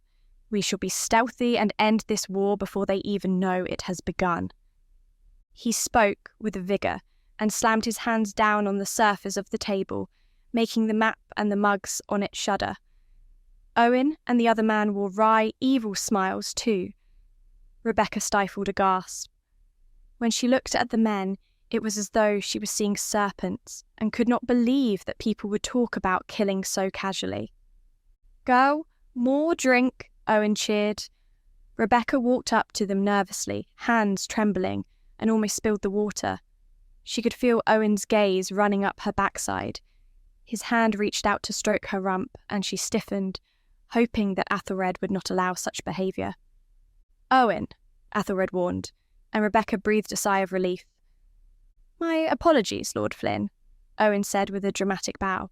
"I did not realise she was special to you." Rebecca turned away from the table and returned to her corner, where she wished the floor would swallow her up into the abyss. War was coming. Many people would lose their lives, and she had no idea how to stop it. Not wanting to spend another minute in that room with those men, hearing about the war, she left the hall and made her way back to the kitchen, where she at least felt a little safe. She passed out of the door and was walking back, her thoughts occupied with what she had overheard, frustration coiling inside her, as she wished that she could simply walk away. Her head was bowed, and she was so consumed with her thoughts that she didn't notice the presence lurking in the shadows. A strong arm reached out and grabbed Rebecca, clamping a hand around her mouth, dragging her into the darkness. Chapter 15. Chapter 15. Alastar had been plotting his next move, waiting in the alley. He'd been in the dungeon for so long that he had to get his bearings. He knew he wasn't in danger of being recognised. Barely anyone had visited him in the prison, but looking at him now, they wouldn't see the huddled, hunched figure of a broken man. He was transformed and re-energised, but he knew that if he spoke one word, people would be on him like flies around honey. Still, he was so close, he almost trembled with anticipation. The day he thought would never come was almost at hand, and he would soon see Lord Athelred fall. It filled him with anguish to see Lord Flynn living on such a huge estate. His deeds deserved punishment, and he was not worthy of these riches, not after what he had done. He was about to move forward when he heard movement. He placed his hand on the hilt of his sword and peered around the corner. Cloaked in darkness, he was confident that nobody would see him. To his delight and surprise, he saw the fair maiden who had tended to his needs during his imprisonment. To see her again brought him no end of joy, and his heart was warmed by her appearance.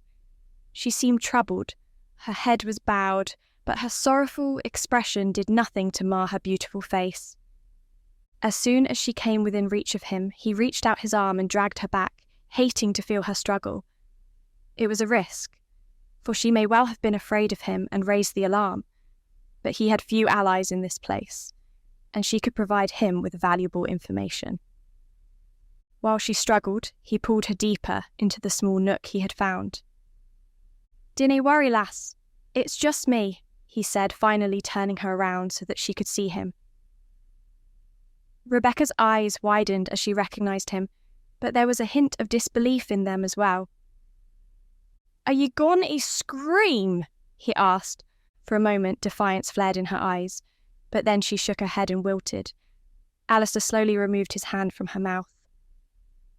It hovered there for a moment, for he was ready to silence her in case she had lied to him, but she did not make a noise.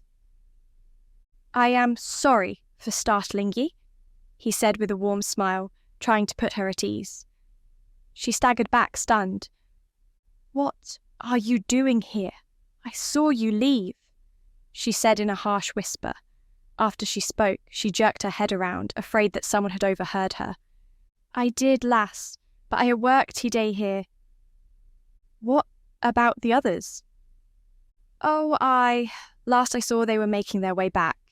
I'm sure they're just fine," he said. Rebecca folded her arms across her chest and cast her eyes to the ground. She was afraid. "I say, again, I'm sorry." Alastar was genuinely concerned for her well-being and didn't like the idea of her being afraid of him. "Why did you come back?" she asked in a choking voice. "As I said, I have business."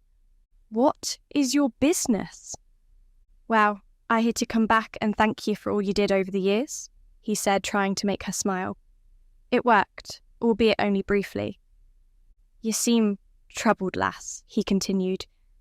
"You shouldn't be here. It's not safe for you. And I shouldn't be talking to you. I can't do this," she said, as though coming to a sudden realization. She spun on her heels and went to walk away from him, but Alastar shot out a hand and pulled her back by the arm. She winced in pain. Alastar let her go instantly, but he hoped that she would see his immediate need by the look in his eyes. "I need your help, lass. I can't offer you any. I'm just a servant. I shouldn't even be here. You're just about the only one I can trust. If it were nae for ye, I would have died in that prison. I owe ye my life, but I would ask one more thing of ye," he said. Something in his tone touched her, for she looked up at him with her wide, almond-shaped eyes. Alastar was moved by the way they glistened. He didn't think he had ever laid eyes on such beauty. "I have helped you once before. It already placed me in danger. I cannot do so again. I don't know why you are truly here, but you must leave. For your own sake, you must leave now and never look back." She choked on a sob as the last words left her lips. She was about to walk away again when Alastar told her the truth. "I am here to kill Lord Flynn," he said. She stopped in her tracks. Why are you men so obsessed with killing? Death hangs around you all like a shadow. I do not want any part of this. It is already bad enough that he is planning to invade your people. What's one more, Death? She asked rhetorically. Alastar stiffened at her words. He is planning to invade. Rebecca nodded. I overheard him talking. He plans to wipe out all the Highlanders for taking his daughter. He can't seem to understand that she left of her own volition. He's also determined to find you. There is a madness in his eyes. I would not cross paths with him. Our paths are destined to cross, lass. What more can you tell me of his plans? I know nothing else, only that he plans to strike at them swiftly. Alastar tapped a finger against his lips as he thought. I must warn them, but perhaps if I can kill him affair, he leaves I can stop his army, he said to himself. His eyes flicked up and looked at Rebecca. Just a wee bit more help, lass, and we can stop this war before it begins. With another death, that will not make it right. It will nay, but it have been coming for a long time. It would be easier if you left. Aye, but life is rarely easy. I cannae leave without challenging him, lass. He killed my father. At these words, Rebecca stiffened and looked at him. He wondered if she saw the pain in his eyes. He killed my father in front of my eyes, then dragged me back here and put me in chains. Have ye ever heard of the blue thistle? A hint of recognition passed across her face. It quickly vanished, and she flushed crimson. Ye have, Alastar gasped. Tell me what ye heard. Reluctantly, Rebecca told him. It's a game the children play. One of them is the blue thistle and runs away from all the others because the blue thistle is a coward and runs away from everything. Anger coiled within him as he clenched his fists. This is the work of that monster. Not only has he taken my father's life, he has sullied the name. Do ye see now why I must reclaim it? Why I must make him pay? Ye must help me, lass. You are my only hope of getting close to him. Rebecca seemed to consider the proposition. Alastar wondered what was going through her mind. He hoped that she remembered all the years she had helped him. There was a kindness in her that Alastar hoped would not fail her. I can see the honour in your quest, but I fear it is too dangerous. I already worry for my life for helping you before. To do so again would tempt God's wrath. I will not alert anyone to your presence, but that is all the help I can offer. And what of the war? You are worried about the loss of life. If we stop Lord Flynn now, we can stop the slaughter. Rebecca, you showed kindness to me once. You kept me alive when everyone else had forgotten about me. Ye helped me and Declan and Catherine escape. Ye know that she left with him because she loved him.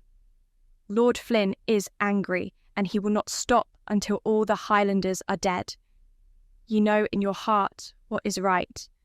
Please, I am asking, nay, begging from the bottom of my heart for your charity once again. As he said this, he sank to his knees and bowed his head in supplication. Rebecca shifted uneasily on her feet, but she did not leave. What would you have me do? She asked. Find out what Lord Flynn is planning with his armies. We may need to know if I cannot kill him. When the time is ready, take me to him and I shall flee. We shall flee, she corrected him. I cannot stay here after all of this. If I help you, then you must help me in return. I seek only a simple life. I do not wish to be involved in these schemes any longer. Ye have my word. I will see ye safely away. The blue thistle always protects the innocent, he said proudly. He rose back to his feet.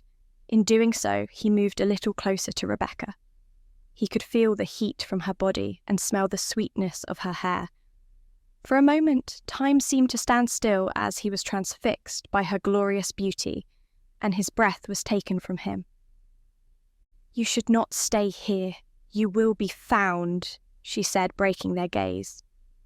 A thoughtful look came upon her face as she considered the various options, and then her eyes lit up. You should go back into the dungeon. People will never look for you there. she said. Alastar did not like the idea and furrowed his brow. Trust me, it is the safest place, she said. Alastar was forced to concede that there was some wisdom in her words, and assented. Then we must be quick, she said, and walked towards the light. She moved her head this way and that to make sure the path was clear. Then she led Alastar across the courtyard. Alastar walked as though he was meant to be there. His father had taught him many lessons in stealth, one of which was that as long as you acted naturally, it was unlikely any suspicion would fall upon you. So it was that they made their way across the courtyard without being disturbed, despite there being many people around. They passed the stables, and Alastar noticed George. George froze for a moment, but then carried on as though nothing had happened. Alastar gave him a slight nod. It was pleasing for him to see that neither George nor Rebecca had suffered any ill consequences as a result of helping him escape, although it was clear that Rebecca was troubled in her soul. He and Rebecca did not exchange words as they made their way to the dungeon, but he found that walking alongside her was pleasing. She had a grace that was rare, and although the sky was blue and the gardens through which they walked were bright and vivid, nothing could compare to her visage. They left the fragrant aroma of the gardens behind and returned to the place from which Alastar had plotted his escape for so long. He felt his heart sink as he reached the entrance to the dungeon and said goodbye to the light, for this hadn't been what he hoped. "Do me a wee favour, lass, and dinna lock me in," he said with a wry smile. His expression was returned by Rebecca. "I shall come back to you when it's safe," Rebecca said. Alastar watched her leave and turned to face the darkness of the dungeon. He sighed and placed his hands on his hips. Revenge would have to wait another day. Chapter 16. Chapter 16. Rebecca scurried away from the dungeon as quickly as she could, hoping that nobody had seen her with Alastar. Seeing him again had been a strange experience. As soon as she saw him, it was as though a lightning bolt had struck her, and she was unable to do anything but comply with him. She wished she had the fortitude to simply tell him to leave, but she could not. There was something about the man that held sway over her, and he certainly looked different than the last time she had seen him. He was tall and handsome, and her heart fluttered whenever he was near. She had also been touched by his admission of what Lord Flynn had done. Rebecca simply couldn't stand by and do nothing when war could be stopped. Her own safety was not of paramount importance, and she would do her duty to try and help those in need. For the time being, though, she returned to her chambers to try and calm her mind and collect her thoughts. She sat on her bed and looked out to the sky, feeling envious of a bird she saw circling higher and higher. It had no worries and no cares, and she wished to share in that mood. After a short time, Elaine came bursting in. "Who was that?" she asked, an excited gleam in her eyes. She sat beside Rebecca and clasped her hands excitedly. "Pardon?" was Rebecca's neutral reply. "The man I saw you walking with in the courtyard. He was very handsome. I am so envious that you get to serve Lord Flynn directly. I knew that serving in the house would be so much more exciting than serving out here." "I do so wish I had been chosen in your place," Elaine said. "He was just a visiting merchant. I was there to escort him to the gardens, because he had heard how beautiful they were and wanted to look at them himself. He was an interesting man." "I'm sure he was," Elaine said, a mischievous twinkle in her eye. "Your prospects have improved immeasurably. I am sure the flowers weren't the only thing the merchant found beautiful." Rebecca blushed. "I do not know what you mean," she said innocently. "Yes, you do. And if you don't, you should do well to learn the meaning quickly. We are not given many opportunities in this life, so when one presents itself to us, we must grasp it with both hands. You are able to mingle with powerful men whose eyes will fall upon your beauty. You can nurture affection from one of them and tempt him into making you his wife. Then you can escape this life of servitude." Rebecca shifted uneasily. She wished that she could tell Elaine the truth. "Perhaps you're right, but I am not sure I will see this merchant again. I shall try and make more of an effort to use my new position to the best of my advantage," she said. "That's the spirit. I know what I would be doing in your place," Elaine said, a shadow creeping over her face. "I would be serving Lord Athelred in any way I could. Such a powerful man must be lonely now that he has been deprived of his family. Such a man would be looking for comfort, someone to whom he could bestow his affections." She smiled. Rebecca didn't tell her about Lord Flynn's true nature, fearing that it would make no difference whatsoever. "I do not believe I am worthy of such attention from a man like Lord Flynn. I do not possess your beauty." "Perhaps there is time for you yet, Elaine," Rebecca said diplomatically. "Oh, I am quite sure there is, but I shall be doing all I can to get into the household, so I can serve with you and catch Lord Flynn's eye. Speaking of which, I must return with haste so that Lord Flynn doesn't think I am neglecting my duties. I would not wish to bring his wrath upon me," Rebecca said, rising from her bed. She bid Elaine farewell and made her way back to the house, trying to settle her nerves as much as she could. Rebecca wasn't certain how to fulfill Alastar's plans, but she supposed that when the opportunity presented itself, she would be aware. As she walked through the estate, she was sure that people were watching her every move, even though nobody had any reason to suspect her of any wrongdoing. Once in the house, Rebecca was told that Lord Flynn had retired to a private room and needed someone to tend to his needs. Rebecca swallowed to try and rid herself of the lump in her throat. She found him sitting in a chair, watching the crackling fire. He had a plate of food and a mug of wine in his hand. "Ah, just in time," he remarked as she entered, handing her the mug, which she saw was empty. Red drops flecked his pale lips, which he wiped away. He stared at the fire, transfixed by the dancing flames. Rebecca went to the table, poured wine into the mug, and then handed it to him. As he took it, his fingers brushed against hers. Her eyes darted up and found that he was looking deeply at her. Then he turned back to look at the fire. Rebecca moved away to stand at the rear of the room, just as a dutiful servant should. "I must speak with you, girl.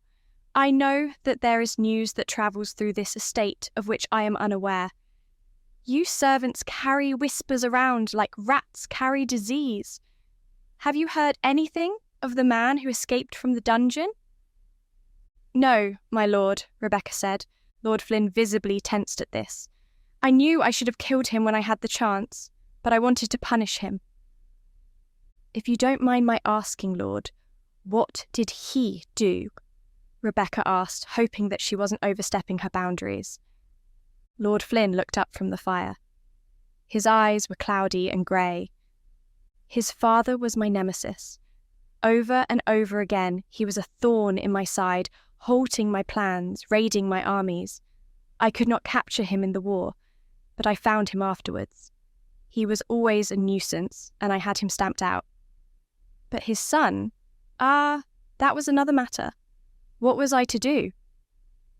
Of course, I had a son myself and would not have wanted him to suffer for my sins, so I took mercy on the boy. I brought him back here and imprisoned him for the crimes he committed against this land. Now he is out there, and he will surely hold a grudge against me. Not that it matters.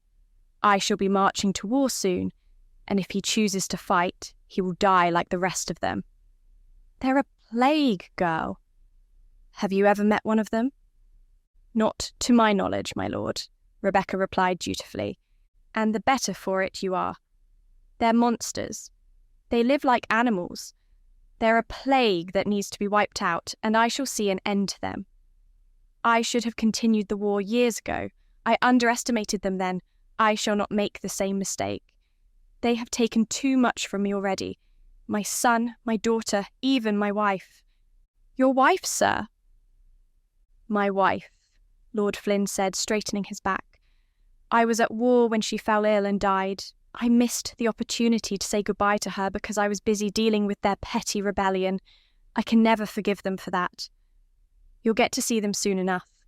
You'll be joining me to attend to my needs as we make our way into enemy territory." He seemed to notice Rebecca's face, which paled at the thought of being taken to war. "Do not worry, girl. I will see that no harm comes to you. It will not be a long war.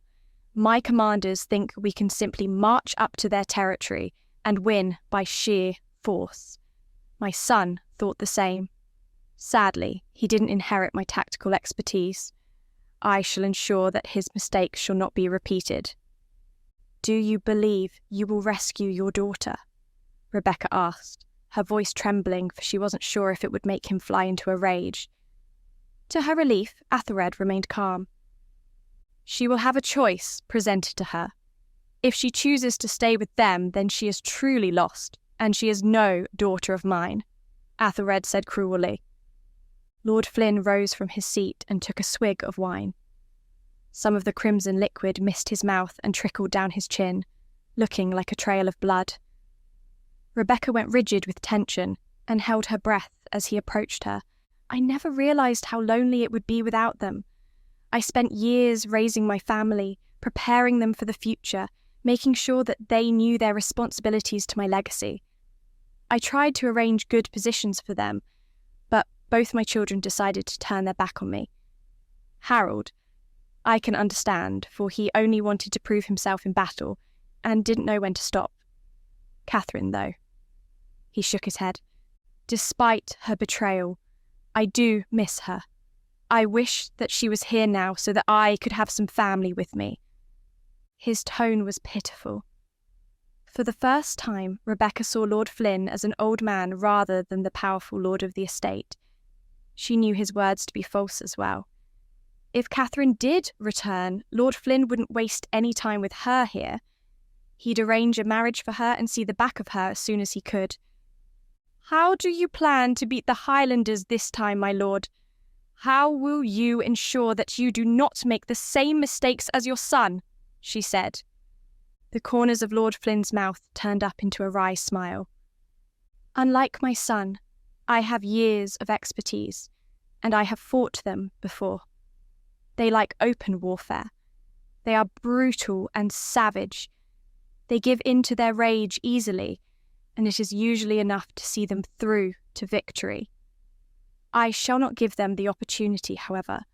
I shall make precise strikes against them. I shall spread my forces out.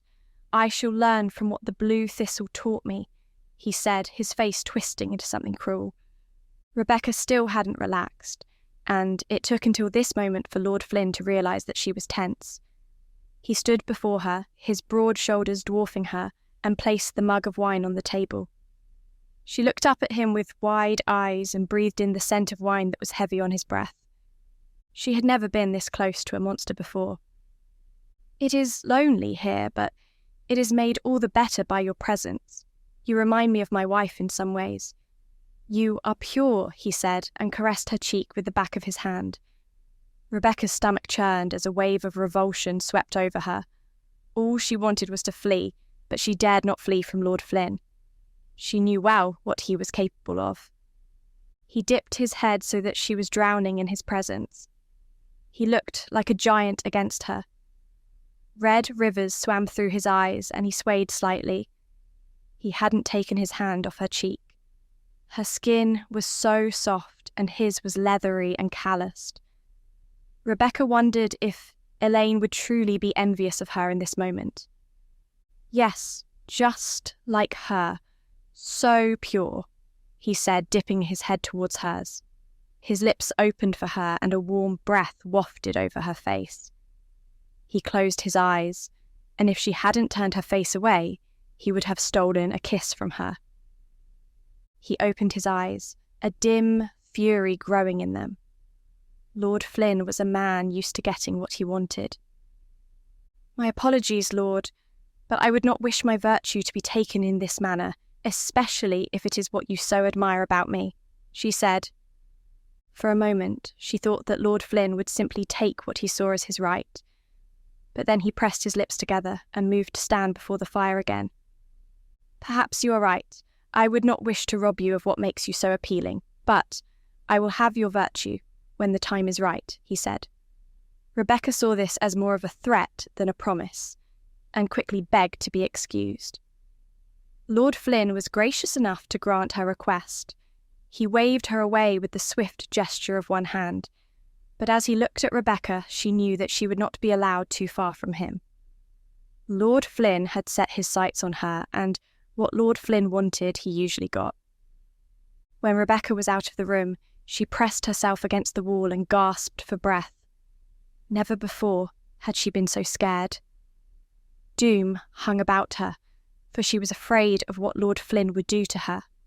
She hated the thought of being close to him, of having his cruel hands running over her innocent skin, of having those hungry lips brush against her body, of having his mind conjure images of his wife. She would not be a vessel for the ghosts of his memories. But in order to prevent that from happening, she had to leave as soon as possible.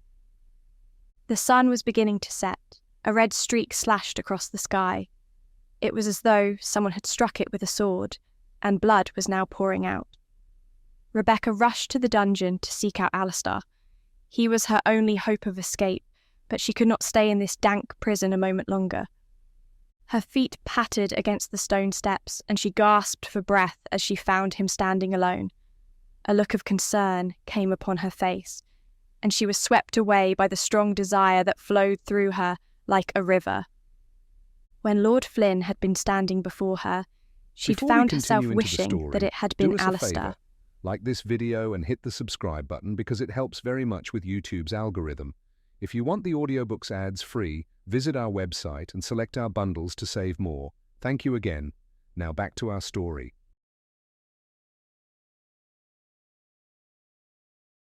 Her mind quickly flashed back to the moment when he had risen before her and their eyes had locked together.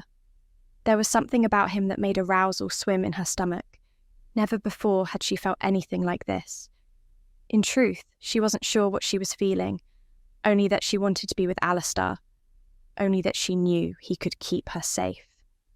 "We must leave," she said in a rushed breath. He strode out of his cell and placed his hand upon her cheek, concern etched upon his face.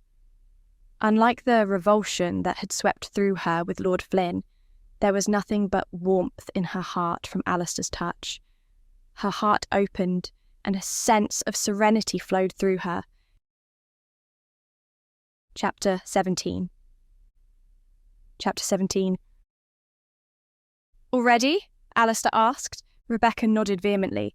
"It cannot wait. We must leave now." What happened?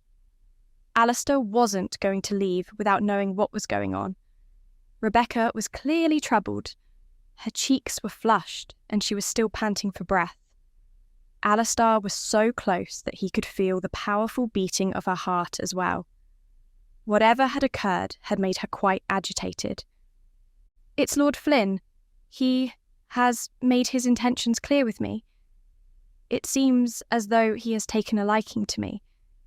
I fear that if I do not leave now, I will lose everything I hold dear," she said in a scared tone. Alastar felt a flash of jealousy rush through him. This wasn't the same as the anger he already held inside for Lord Flynn. This was something else entirely. Laying a hand upon a girl as lovely as Rebecca was a crime. Lord Flynn didn't deserve to have his claws in her. She should be saved for a good man, a kind man, one who could protect her and show her the world. Alastar only wished it could be him. She was far too pure and innocent to bear the weight of his shame and guilt. He had one quest in this world. There was no room for anything else, but he would not see her harmed or treated as another thing for Lord Flynn to corrupt and ruin. "Then ye are correct.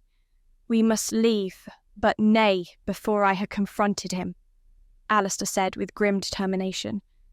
"Alastar, no, it's too dangerous. There are guards all around. We'll never make it out, and there's no telling that you'll beat him. We may both lose our lives if we stay." She placed her hand on his chest. "Please, let us leave." Alastar breathed in deeply. For her sake, he was inclined to listen to her, but He planned to leave her again and return to this estate once she was safe. "Lead the way, lass," he said. She smiled with relief at his acceptance of her plan, although Alastar still held reservations. The two of them emerged from the dungeons and walked through the gardens. They reached the entrance when Alastar spied a couple of guards approaching them. The sun had set completely now, and darkness enveloped the courtyard, broken only by the moonlight and strong lanterns that were peppered around. Alastar saw them approach, but he knew it unlikely that they would see him, for the garden had fewer lanterns. "Stay back, they must not see you," Rebecca said, and pushed Alastar deeper into the garden without a second thought. He staggered back. It pained him to have to hide when she was in such danger, but he found her bravery moving. He watched as Rebecca stepped forward to greet them, and then grew angry as they pulled her away. Alastar had half a mind to leap up and strike at that moment, but he knew it would only raise the alarm and cause the rest of the guards to come pouring out. He watched them escort her back into the house and slammed his fist against the ground. Bits of dirt leapt up in the air as he was at a loss for what to do now. The only choice that seemed to present itself to him was going on a rampage and fighting his way through the estate. There were hundreds of men, though. The odds were not in his favour. The blue thistle could do a lot, but he could not do the impossible. He skulked around the garden for a little while before he remembered George, the only other person he thought he could count on. He made his way to the stables. George wasn't alone. Alastar waited until George looked over, and then gestured for him to approach. George made an excuse to his colleague and came over to Alastar. "What are you doing here?" he said in a harsh whisper, and seemed just about as angry as Rebecca had been. "I am here to kill Lord Flynn, but I fear Rebecca is in danger," Alastar said. "I knew you'd only bring trouble. Rebecca knows what to do in these situations. She will remain quiet and they won't do anything to her. You should leave if you want what's best for her. She doesn't deserve this trouble. None of us do." "It's time to end this petty fighting," George said sternly. "It will end," Alastar thought to himself as George walked away. There would be no help from that quarter. George evidently felt as though he had done enough in service of a greater good. Alastar couldn't blame him, really. The man didn't know Alastar at all and owed him nothing. He seemed to think that Rebecca wasn't in serious danger. Perhaps she wasn't in mortal danger, but there were other kinds of threats. He cast his gaze towards the house and envisioned a plan of action. He had no idea where Lord Flynn resided in the house, but if he found a place where he could scale the walls, he would be able to bypass the lower levels, and in theory most of the guards. The problem was finding such a place. There were fewer people moving about at this hour, so he was likely to get more attention, but it also meant there were more shadows in which to hide. Alastar was making his way towards the house when a high-pitched voice called him to stop. His heart froze as he turned away, but was relieved to see it was a young woman who appeared to be about the same age as Rebecca. She had golden hair and striking features. "There was a maid you were speaking with today, one who escorted you to the gardens. Do you remember her?"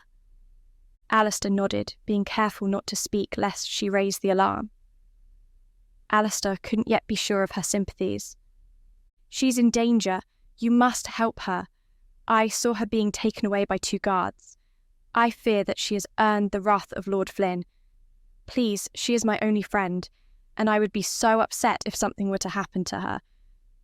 The girl seemed fretful, but of course Alastar was going to help. He nodded again, and she fell into step beside him. "I imagine they've taken her to his chambers. We must be quick to free her from him." As Alastar looked at this girl, he caught a gleam in her eye, and wasn't sure what it signified, but there was an urgency to her tone, and he would accept any aid offered. He was taken to an entrance around the back and was told where the door was. "Go and rescue her," the girl said. Alastar nodded once again. He moved into the house and tracked his way upstairs, listening for any movement so that he wouldn't be found. He was disgusted at the huge house, and even more disgusted that Lord Flynn thought he could get away with anything he wanted. Alastar moved swiftly through the house, his hand ready to draw his sword, ready to defend the fair maiden from her fate. Chapter 18. Rebecca wished that she was clever enough to think of something that would ward off the guards, or at least strong enough to outfight them. She looked back at Alastar hiding in the darkness and was thankful that at least he had not been seen. There was still a chance for him to escape and warn his people. The guards said nothing except that Lord Flynn wanted to see her. Rebecca's heart sank, sure that she would have to pay the price for her earlier rejection of his affections. She was escorted into the house, upstairs into his private chamber. The guards left her to stand by the door, and she was alone with Lord Flynn. His room was large, and he filled it with his presence. The windows were open, moonlight pouring in. There were a few lanterns providing amber light. Lord Flynn smiled as she entered. "It pleases me that you are here," he said. "I had no choice in the matter, my lord," Rebecca said pointedly. "Indeed, but none of us have a choice when fate calls. I have been thinking about what you said earlier, and I must apologize for my lack of manners. You are quite right in that your virtue is a precious thing, and I wish to cherish it. I have been taken with you since I first saw you, and I wish to make you my companion. You shall be my personal attendant and never leave my side. I will deal with these Highlanders, and then we can talk about the future. You are young enough that you could yet provide me with sons to secure my legacy. The failure of my previous children can be a thing of the past. After the war, we shall be married, and you may reside here. You will know that your place is beside me, honouring and obeying me. You shall provide me with healthy children and soothe my loneliness." "Yes, my lord," Rebecca found herself saying. She wanted to fight against it, wanted to rant and rave and tell him that she would never give herself to him, but it was futile. Lord Flynn was the most powerful man in the region, and nobody could stand up to him. "If that is all, my lord?" she asked, hoping that she would at least be allowed to take her leave. Such a hope was not possible, however. "When I said that you would never leave my side, I meant it," Lord Flynn said. "You shall stay with me day and night.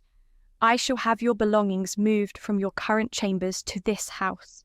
I will never be without your company." He spoke like a man possessed. He was possessed indeed, by desire, by the image of his wife. Rebecca could see no good fate for herself coming of this. Her future suddenly narrowed, and whatever life she imagined for herself faded, replaced with a nightmare. "Do not worry, girl. I will see that you are satisfied," Lord Flynn said, reaching out to stroke her cheek. Rebecca flinched instinctively and immediately regretted that she had. "Never do that again," he spat, his face clouding with anger. "You shall never insult me." "I'm sorry, my lord," Rebecca stammered, trying to appear as meek as possible to placate him. "I am tired of everyone close to me never doing as I say. My children failed me. You shall not." He pointed a gnarled finger at her. "Yes, my lord." He moved closer to her and put his arm around her waist. "Maybe I won't wait after all. There's no sense wasting any time if the future is ordained. I find myself unable to control my appetite," he said. Rebecca suddenly felt alarm as she tried to escape from his grip but found herself unable. His arm was like a chain around her, and no matter how much she struggled, she could not break free. She pummeled him with her small fists, but they made no impact. Her fists were like raindrops striking against cold, hard brick. She shrieked and screamed for mercy, hoping that the guards would rush in, but they were obedient to Lord Flynn. Lord Flynn had everyone in his thrall, and there was no escape. Her only hope was Alastar, but he was out in the gardens, and had likely fled by now. Rebecca saw her life flash before her eyes and wondered how it had ever come to this. She prayed to God for salvation and then tried to block out every sensation in her body as Lord Flynn tossed her onto the bed and pulled his loose nightshirt over his head. His body bore the scars of war, but it was still powerful. Muscles were etched into the hard flesh and grey hair spread over his torso. There was a hungry look in his eyes, the look of a beast that had been denied food for decades. Rebecca crawled to the head of the bed and clutched at one of the pillars, hot tears trickling down her cheeks. They were disturbed by 2 thuds outside the door. Both looked towards the door and watched it open.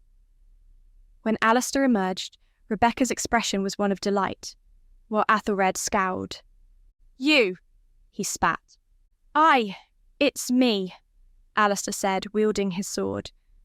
From her vantage point, Rebecca could see the 2 guards slumped outside the door. Alastar kicked the door shut. He circled the room and held his sword in front of him, the tip pointed straight at Athelred. Athelred backed away and lowered himself, reaching under the bed. He brought out a sword of his own. "Did you think I would be unarmed?" he asked. "Nay, ye always had a trick up your sleeve," Alastar remarked. He glanced at Rebecca, who was too frightened to do anything. She clung to the post of the bed tightly and hoped that Alastar would be able to best Lord Flynn. The men approached each other, Lord Flynn bare-chested, Alastar with his cloak swaying around him. For all his denigrating comments about the Highlanders, in this moment it was Lord Flynn who looked more the savage. Steel clashed and the scraping song filled the room. Rebecca found herself wincing, but she could not look away. They parried and thrust, danced lightly on their feet, and their swords moved faster than the eye could see. Both were skilled men, and the outcome would be uncertain. "I see that years of imprisonment haven't dulled your skills," Athelred said. "And your elderly years have nae caught up with ye yet," Alastar retorted. Another flurry of strikes followed, both men testing each other. "You're a pale shadow of your father.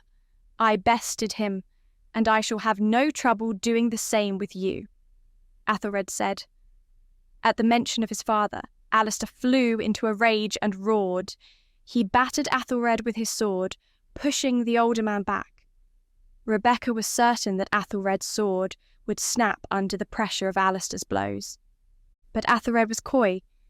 As he was pushed down under Alastar's force, he kicked out, finding Alastar's knee. Alastar cried out in pain and staggered back. Athelred took advantage and rose with fury, finding the vigour of his youth as he slashed out at Alastar. Alastar deftly parried the blows and soon had his footing again. He and Athelred continued the fight. Athelred's body glistened with sweat, but he was able to hold his own against the younger man. "It is time for ye to pay for what ye had done," Alastar said. "For me?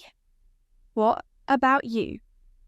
Your father cost me the chance to say goodbye to my wife, and now you come to attack me. After all these years, I thought some sense would have come into your mind. You can't win, Alastar." "Don't call me that. I am nae Alastar. I am the Blue Thistle, and you would do well to remember that." With those words, Alastar moved forward with determination. As Rebecca watched him in full motion, her fear dissipated. He was like a hero, a mythical figure. He transformed before her eyes and made her feel whole. The sword seemed like an extension of his body. It blurred as he moved so quickly, and she was certain that he could not lose. A smile spread across her face as her heart beat frantically, for she was so enamoured with the way he moved. He was a swashbuckling hero, and he had won her heart. Even Lord Flynn seemed to know that he was outmatched. Alastar was vigorous and strong. Although he had been locked in a dungeon for many years, he had honed his strength. His body was lithe and sinuous.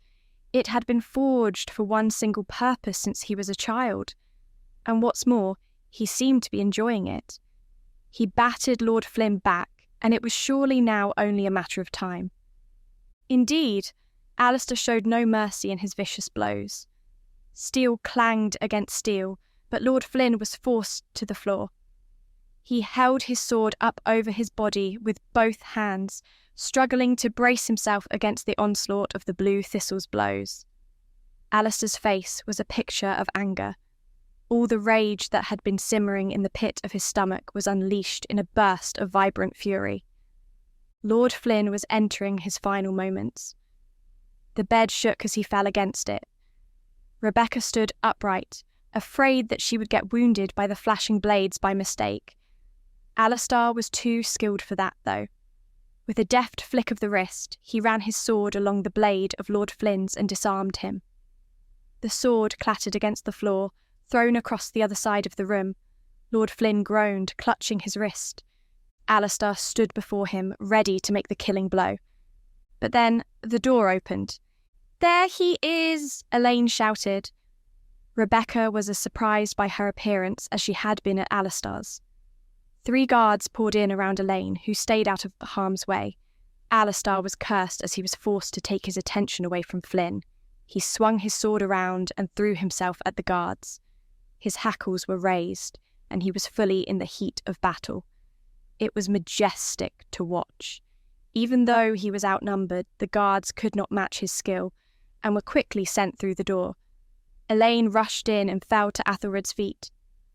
"I'll take care of you now," she said, then smiled up wickedly at Rebecca. "Stand away, lass," Alastar shouted. He was a fearsome sight, holding his sword. Elaine held herself before Athelred. "I won't let you kill him," she said in a shrill voice. Alastar snarled. "Alastar, we have to leave. More guards will be on their way," Rebecca called out. Alastar looked at her, then back down to the forlorn woman and the defeated English lord.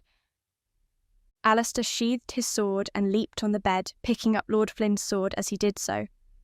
He gathered Rebecca up in his arms and took one look out of the window. "Are you ready to fly, lass?" he asked, then took hold of the bedsheet. He yanked it out and slammed Lord Flynn's sword into the wall, holding the fabric taut and tight. He then grabbed the end and jumped out of the window, with Rebecca clinging onto him. The whole thing happened so quickly, she was left breathless and thought for sure that she was going to her doom. She saw stars whirl in front of her eyes. Alastar kicked against the wall, and they dropped down the few stories to the ground. Rebecca was very relieved when she felt solid ground beneath her feet. "You saved me," she said sweetly. "Aye, but it will mean naething if we dinna get out of here," Alastar said. He took her hand in his, and they ran across the courtyard in search of their freedom. Chapter 19. Alastar's only regret was not finishing Lord Flynn off. The man deserved to die. If left alive, he would surely come after them. It was imperative that he and Rebecca escape. Her hand was enveloped by his. Her skin was soft. They sprinted across the courtyard, not giving any thought to stealth at the moment. There was some commotion as guards were rushing to the house, so their attention wasn't on the wider estate. Alastar decided to use this to his advantage and went straight to the stables. George was there alone and rolled his eyes when he saw the 2 of them approach. "I knew you were trouble," George said. "We need to get out of here," Rebecca said breathlessly. "That you will. I just hope that this is the end of this. I want a quiet life," George muttered to himself. He quickly prepared a couple of horses for them. Rebecca showed some trepidation. "Ye can ride?" Alastar asked. Rebecca wilted in front of him. Alastar cursed and helped her onto his horse. He then leapt up after shaking George's hand. "Hold on to me tight, lass," he said as he took the reins and urged the horse forward. They trotted out of the estate, and as soon as they were on the open road, they went into a gallop. The night air whirled around Alastar's face, whipping his cloak. But all he was aware of was Rebecca's grip around his waist. Her hands were so tiny. She was so delicate, and yet she had proven herself stronger than steel. Bitterness resided in his heart thanks to the way the battle had ended. but at least he had shown Lord Flynn that he would not be easily subdued. This was the rebirth of the blue thistle. As they rode, Alastar afforded himself a wry smile. Alastar wanted to put as much distance as possible between him and the estate. He knew that soon enough the forests would be alive with hunting parties. Lord Flynn was not going to take the humiliation he had just suffered lightly. He'd want Alastar back in chains as soon as possible. Alastar took the main road for as far north as he dared, then turned off into the dark, foreboding forest. As they entered the woods, he felt Rebecca's grip tense against him. "It'll be fine, lass. There's nae danger here," he said. "Woods like these were my home when I was younger. I know all their secrets," he said. Her grip relaxed a little, but he could feel her little heart beating against him and knew her to be scared. He made the horse go deep into the woods until he heard the trickling sound of a stream. The bramble and bracken cracked against his feet as he jumped off, then helped Rebecca. The night was dark, the only light provided by the moon turned into thin slivers. Alastar had ridden mostly by instinct through these woods, and he was pleased to see that it had served him well. "I cannot believe that we're free," Rebecca said, gasping. She sat down on a nearby log. Alastar pulled out some supplies that George had put in the saddlebags and handed her some food and water. She took it eagerly. "We are nae free yet, lass. Lord Flynn will chase us. I dinna understand what happened. That girl, she warned me. She came to me and asked me to help ye." "Elaine," Rebecca scowled. "Ye knew her?" "I thought she was my friend. I should have known better. She was jealous of me because I had Lord Flynn's attention. She wanted to get in the good graces of a noble, so when I was assigned to the house she must have been very jealous. She must have seen me taken away and wanted to get me out of the way so she could make a good impression on Lord Flynn." "She has succeeded in that," he said. "I know, but I pity her. She has no idea what he is truly like. He will destroy her," Rebecca said, choking back a sob. She had come so close to that fate herself. Alastar sat beside her and put his arm around her, offering some semblance of comfort. "You are safe now, lass. Like I said, I will nae let any harm come to ye." "You won't, will you?" she said, turning her gaze to look at him. Her eyes were like pools of water, so still, and with such depth that a man could easily get drowned in them. Her skin was pale, and the beauty of her face was stark in the moonlight. Alastar could feel stirrings inside him. His breath caught in his throat. He gazed at her lips and saw them part. He rose and tended to the horse. He couldn't tell if she was disappointed or not. But it wasn't right for him to involve her in his quest. He had to make sure that she was safe, then he could return and kill Athelred Flynn. "What do we do now?" she asked humbly. "Ye can dae what ye like, lass. If ye wish, ye can find a village somewhere and make a new life." "And what will you do?" Alastar looked north. "I must return to the north and warn them of what is coming." "Will your clan be ready?" Alastar chuckled a little. "I hae nae clan, lass." "What? I thought all the Highlanders had a clan." "Nay, my family was small. My father did nae belong to anyone, and that was the way he liked it. I hate to admit, though, it may have been good for us to have allies. We could have put up a better fight against Lord Flynn." "What actually happened? Why does he hate you so much?" Alastar looked up at the moon, wondering if his parents were looking down upon him. "That is a story ye dinna want to hear." "You should get some rest," he said softly, bowing his head. "How do you expect me to rest in a situation like this? My heart is thumping, my hands are trembling. Every sound I hear makes me nervous, as I am sure that Lord Flynn is already after us. My only friend has betrayed me, and I am stuck here in the middle of nowhere with nobody but you for company. Forgive my tone, but I think the least you could do is tell me a story," she said, and Alastar looked at her, a little surprised at her outburst. So far, she had been mostly timid, but he knew there was a firm soul inside.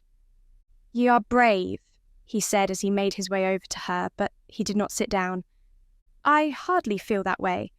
I have been utterly despondent from the moment Lady Catherine implored me to help her in her plot. I should have refused, but ye would nae have been able to live with yourself. I know the type of person ye are," he said. Rebecca folded her arms across her chest defensively, but that did not deter Alastar. "Ye are brave, whether ye like it or nay. Ye have fought your fear and won. Ye put yourself in danger to save others, even strangers. But even before that, ye were brave. I know how people treated me, how they saw me. I was just someone to come and abuse. But ye saw me differently. Ye took pity on me and fed me. Ye kept me alive when nobody else cared. I owe ye my life, so I suppose I can tell ye a story." He stepped away from her and turned his back on her, for it was rare that he told this story in the fullest. It was a memory that had been seared into his mind and soul, and one that had given him great grief over the years. He began at the beginning, telling her all about how his father had taken up the mantle of the blue thistle during the war, only to give it up when Alastar was born. Then, how he had taught Alastar how to fight, and then the death of Alastar's mother, and the partnership between father and son that followed. Alastar and his father roamed across the land, helping people where they could, until it brought them back near the English border, back into contact with Lord Flynn. It was my fault.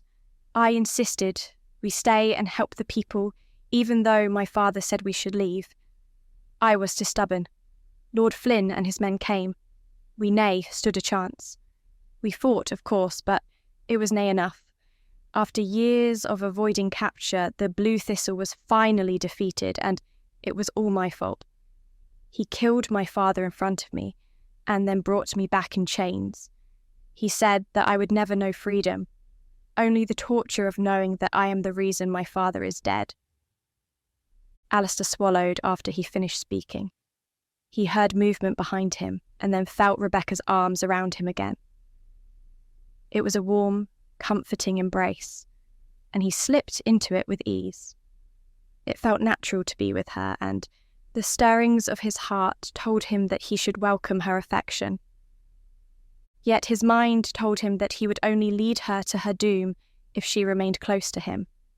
Alastar was at war with himself. He put his hands around her waist and enjoyed the feeling of her warmth against his. The night wasn't cold, but the two of them burned like an inferno.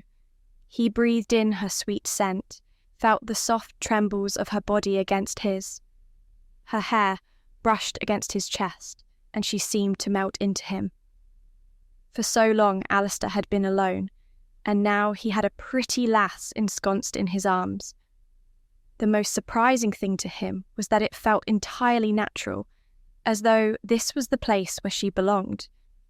Part of him was torn, because he knew his mission didn't have room for love, but with Rebecca so close it was almost impossible to ignore the yearnings of his heart. He looked down as she looked up. Time stood still as a feeling passed between them. Alastar wanted more than anything in the world to kiss her in that moment, but he broke away, putting distance between them. "Ye should be careful, lass. I am nae the kind of man ye should want in your life.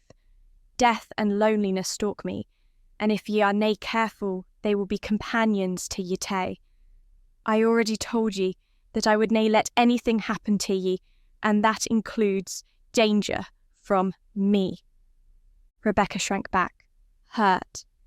He hated the thought that he had caused her pain, but he knew it was better in the long run.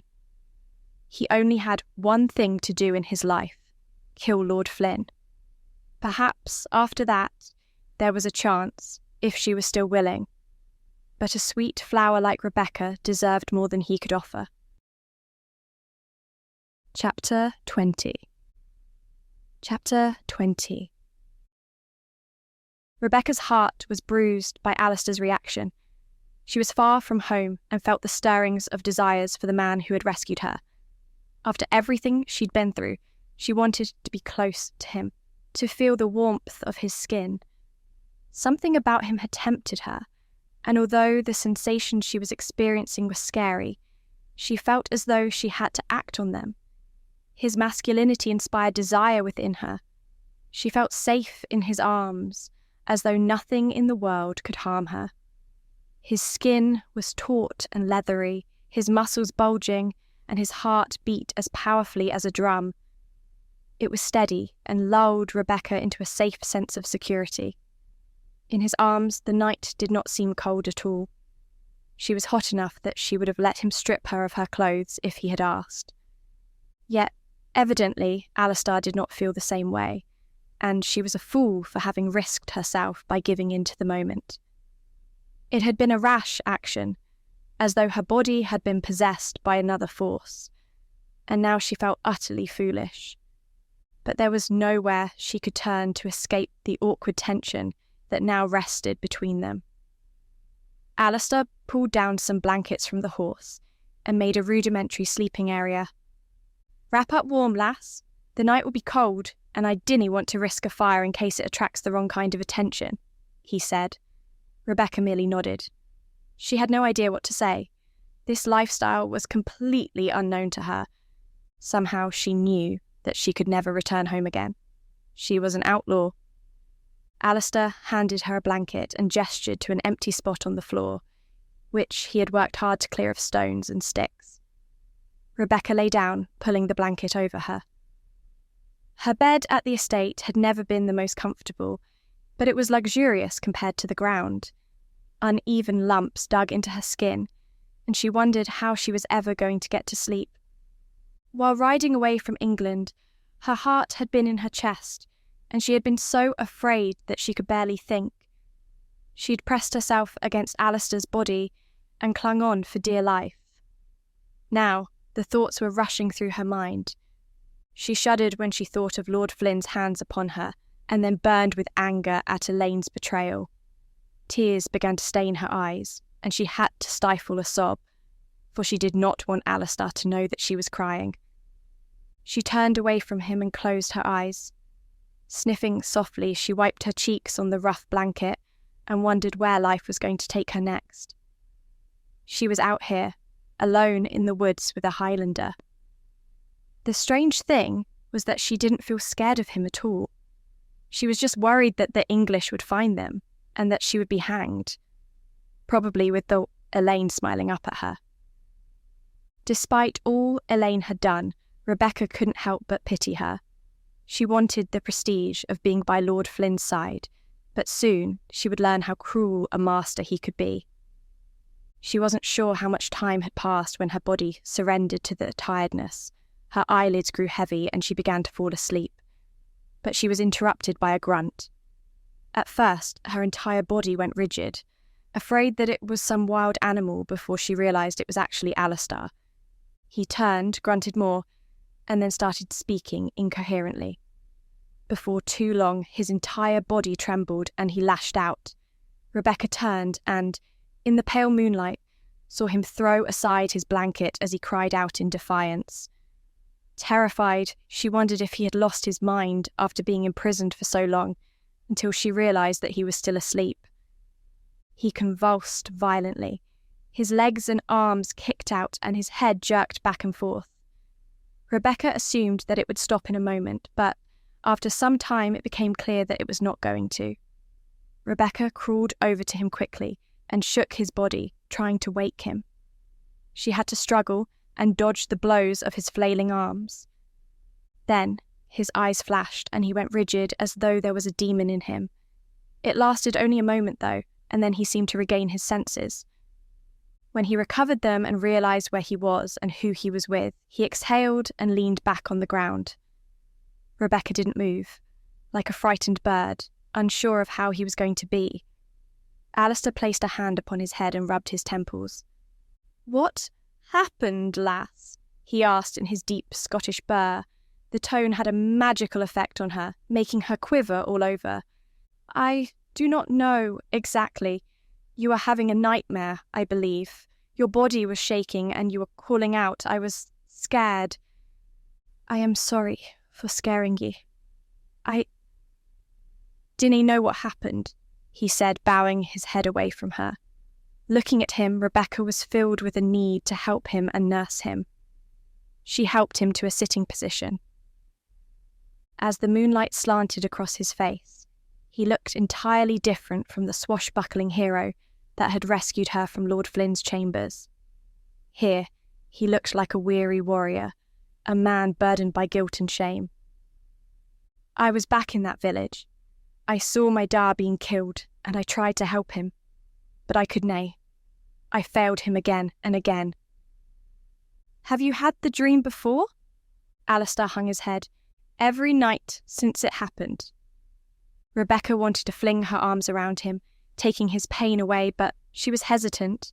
He had pushed her away once before. The feelings inside her were strong, though, and were compelling her to take risks she wouldn't ordinarily take. What was he like? She asked, trying to make him think of other memories associated with his father. He was a hero. He helped people whenever they were in need, and he would do anything he could to make sure they were safe.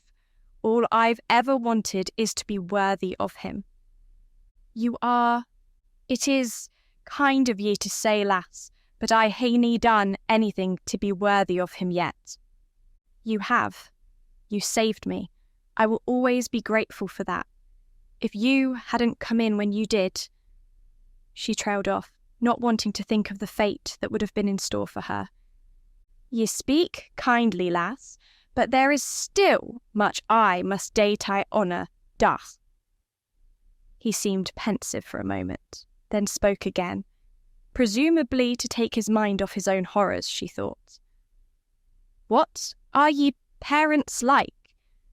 Rebecca's face lit up as she thought of them. They're wonderful. They were both hard-working. They tried to give us everything they could, but really all we needed was their love. I had to leave when I was of an age to work, and I have not seen them in a long time. Family was always important to me, but I have not been with mine for too long, and I suppose I never shall again, she said, smiling sadly, her face falling into despair. Then it seems we share the same pain. Both of us are alone. Still, at least you can go home. How? I would not know my way around these woods, and if I ever show my face in England again, I would always be living in fear, afraid that Lord Flynn would find me. Ye will nae hae to worry about that for too long, Alastar said, his tone turning grim. Why? Because I am gonna kill the man. When that happens, ye shall be free to return to your parents and begin your life anew. Rebecca wasn't sure how she felt about that. It seemed like her place was with Alastar, but he clearly saw things differently. The man was used to being alone, and alone he would stay. She bit her tongue and kept silent, fearing the future, yet knowing that there was still much that was yet to pass. The tiredness that had claimed her body had fled. She brought her knees up to her chest and tried to ignore the chill of the night. She gazed out into the darkness. Do you think they'll find us? Nay, in this darkness they dinna stand a chance. We shall make it to the Highlands, and then we shall try to prevent a war. Rebecca thought about the war and all the horrors it would contain. Her life could well be lost. The thought of not living, not existing, of everything she was disappearing into the ether, terrified her to her core. Do you think we'll die? She said. We all die, he said, but I promise that I will keep you safe, and the blue thistle always keeps his word, he said, pride creeping into his voice. But how can you make that certainty when so much is uncertain? Alastar was silent. Rebecca got the impression that he was trying to placate her and keep her from knowing the truth. I can only day as much as I can, he said.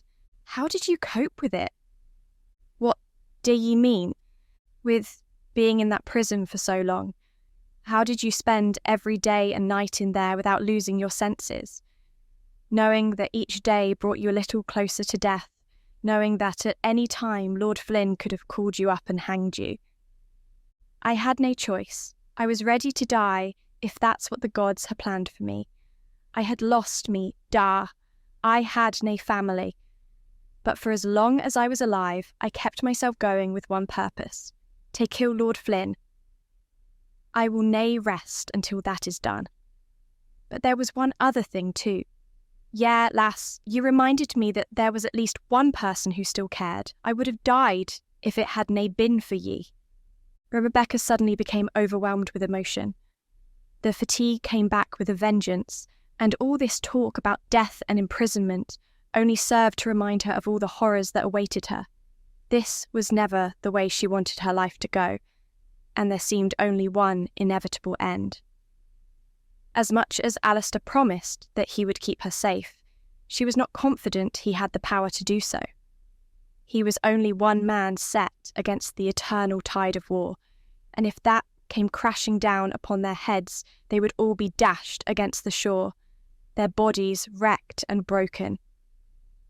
A huge wave of emotion swept through her heart. She tried to press her lips together to keep the waves from bursting out of her, but she was unable to muster the strength. It felt like her heart was bursting with sorrow, and she fell forward, sobbing desperately into Alastar's arms. His warmth and strength contrasted with her liquid weakness. Her entire body shook, but she was grateful for his embrace. "I don't want to die," she wailed. Alastar caressed her back and murmured softly, trying to calm her. She buried her face in his chest and breathed in the warm, comforting scent of manliness. Being close to him was entirely different than being close to Athelred. The English lord was cold and cruel. His skin was pale and thin. Alastar was virile and full of life. His body thrummed with the energy of youth and the vibrant flush of purpose.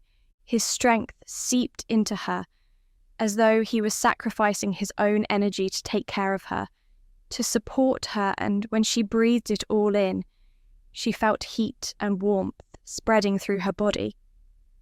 His hand rested against her head, fingers twining in her long, thick hair. She could feel the steady rhythm of his heart echoing near her ear. Her hand rested on his hip, and he was so broad and big that she fit snugly into him, as though she was wrapped up in a huge blanket. "Just sit there, lass. You're tired, but you will be better in the morning," he said. She looked up at him with sorrow in her eyes. He caught her glance. There was a flicker of emotion, and then he turned his face away. This time, Rebecca wasn't going to let him turn away. She raised her hand and pressed it against his cheek, turning his head back towards her. "Don't look away," she whispered. Fear mingled with excitement as she was so close to him. She tilted her head up, and their lips were barely apart. Their breaths swirled as one. Their hearts began to beat at the same rhythm. His strong hands wrapped around her slender waist. She smiled sweetly at him, and then, in one magical moment, she felt his lips against hers. His breath was hot, but his kiss was tender. It lasted only briefly, but it was the most wonderful feeling in the world. He followed by kissing her head, which she nestled into the nape of his neck. He lay down, still keeping her pressed against his body, and the two of them succumbed to sleep. Neither of them struggled this time, and the night passed with the two of them slumbering soundly. Chapter 21. Chapter 21. Alastar awoke to the sound of birds chirping and golden sunlight streaming through the gaps in the trees. A drop splashed on his head morning dew that trickled down from a green leaf. He stretched out his fingers and twisted his neck from side to side, but other than that he remained still. Rebecca was still asleep beside him. He looked down at her and smiled. The previous night had almost seemed like a dream. Being with her in this place was unreal. It was as though the natural laws of the universe didn't exist, and it was possible for an English girl and a Highlander to share intimacy. His entire body throbbed with tension, but it was a bittersweet feeling. He knew it could never go further than a kiss. Rebecca had been through too much already to have more sorrow thrust upon her. He had to protect her, but he could do no more. She needed to get back to England so that she could have a proper life away from this war, and that was how he was going to guarantee her safety. Still, it was a difficult thing to be prepared to see a sweet flower like her leave his life. She was kind and compassionate, loving and tender, everything he could ever want in a partner. But his life was on another path. He was the blue thistle, and that meant there had to be certain sacrifices made. He lay there, wanting to let her rest for as long as possible. The journey ahead would be arduous, and he wanted her to be at her best. He gently stroked her soft hair and wondered how women became so delicate. There was something in their nature that puzzled him, mysteries that would be unsolved. His father had always told him there were some things in life a man would never understand, and a woman's mind was one of them. Why would a girl like her ever take pity on a man like him? He just couldn't see it. The kiss they shared had created a lasting bond between them, and he let the memory linger, for he knew there could not be another kiss. She deserved a man who would offer her a life of happiness, not one of strife and toil. He took in a deep breath. His chest rose and he felt movement. Rebecca smiled and stretched out her body, and then it became clear that she had forgotten she had been sleeping on top of him. She reached back from his embrace and sat up, looking embarrassed. Alastar found it amusing. "Good morning, Taya," he said. "Morning," she replied shyly. "Did you sleep well?" "I believe so," she said, and played with her hair, trying to neaten it, for one side had been pressed against her head and the strands were coming off in different angles. She was clearly having trouble and turned away from him slightly because she was embarrassed, but in Alastar's mind she had nothing to be embarrassed about. As far as he was concerned, she was beautiful, and seeing her in this natural state only enhanced his opinion of her. She glanced at him, and her sweet lips turned into a smile. Her eyes were innocent, and his heart beat for her. He was filled with a desire to taste her again, but he chided himself, saying that he needed to keep control of his desire and not cause the girl any more pain. The horses had awoken too. Alastar got the rest of the supplies from the horse, a little frustrated that more hadn't been packed. There wasn't much water left either. "Do you think we'll make it to the Highlands today?" she asked. "I will make it to the Highlands, but I dinna think we will make it to where we need to go, nay with these supplies anyway. We'll hae to make a stop first, to see some old friends," he said, a mysterious smile creeping upon his face. Rebecca didn't press him for more information. The two of them ate in silence. Alastar noticed that Rebecca was casting worried glances around the area. "Dinna worry, lass, they will nae find us here. We lost them in the night." "It's not the patrols I'm worried about. You hear stories of these woods, of the monsters that are lurking in the shadows," she said, visibly shivering. Alastar rose to prepare the horses to leave. "Ye ha' spent one night in the woods. If ye can die, that ye hae naething to worry about. You're only worried about English folk tales."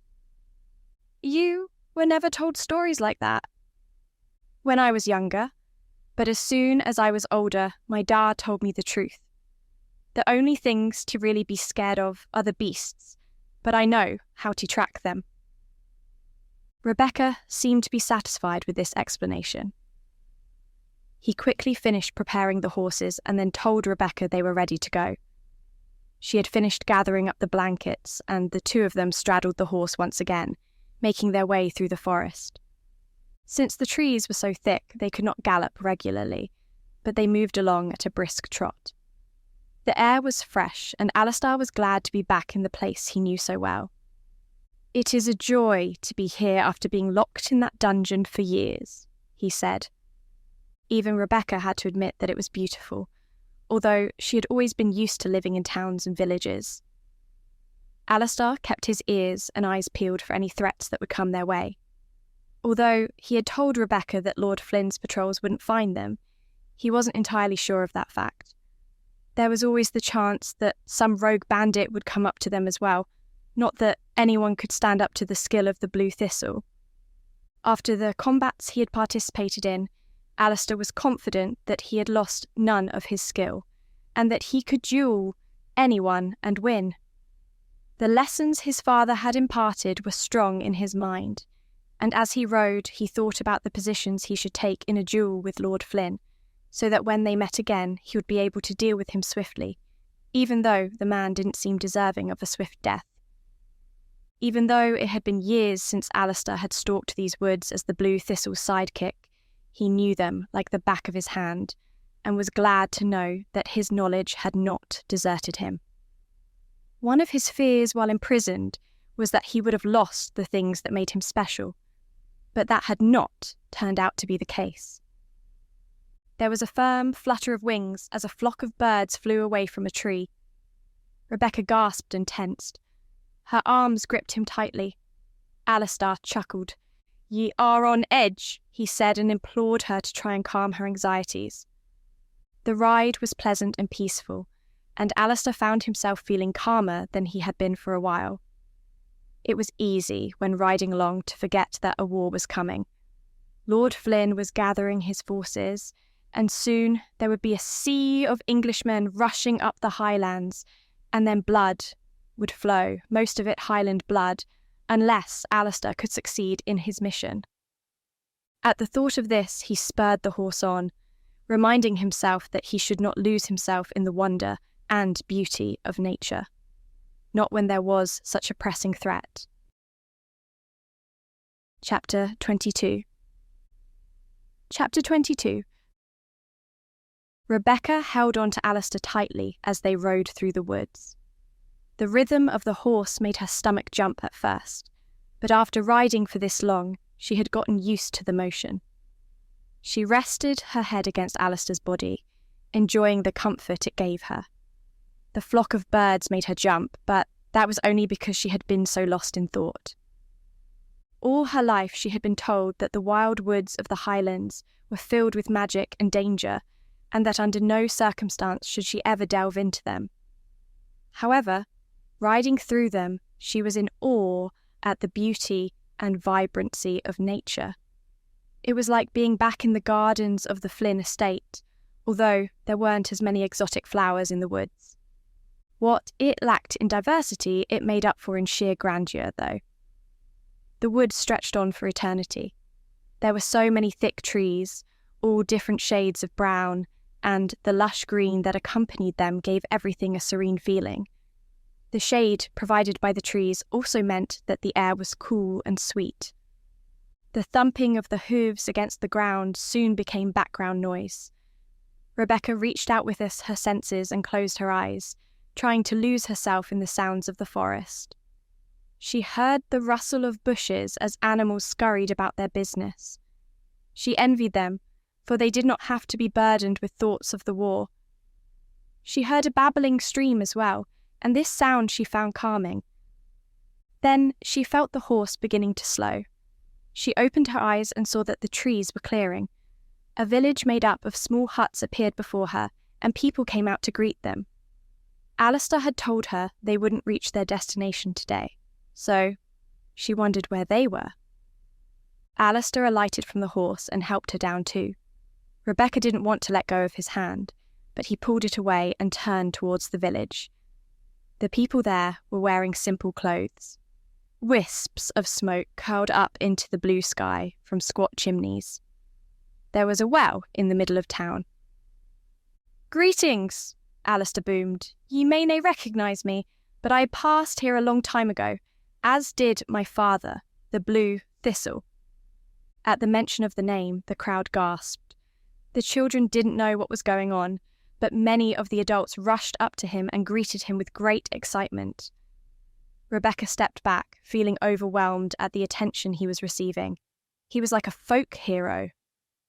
"We had long awaited your return," a man said. Thin wisps of hair rested atop a balding scalp. Alastar shook their hands and smiled warmly at them. "We thought ye would never return. When ye were taken, We were sure that you would have been killed by that evil English lord." The man scowled as he spoke about Lord Flynn. Rebecca gulped nervously. She was well aware of the tension that existed between the English and the Highlanders, and was afraid of what would happen to her. "He is yet to pay, but I shall collect the debt he owes. There is troubling news, and I have to make it to the MacClare clan. But first, I would like to stop here for some food and water, and some of ye kind hospitality," Alastar said. "Ye are always welcome here, and we ha' something for ye. But first, tell us what trouble ye mean," the man called John said. "The worst kind of trouble there is. War. The English are invading again, and this time Athelred Flynn is bringing every soldier he can muster to bring his daughter back and gain revenge for the death of his son." John looked grim at this news, as did the other people of the small village. Parents began to usher the children away, not wanting their innocent heads to be filled with grim news.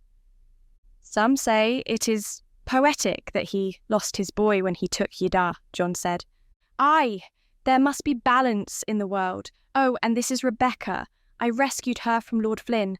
She is under my protection." There were understanding nods that met Alastar's words, and warm smiles extended to Rebecca.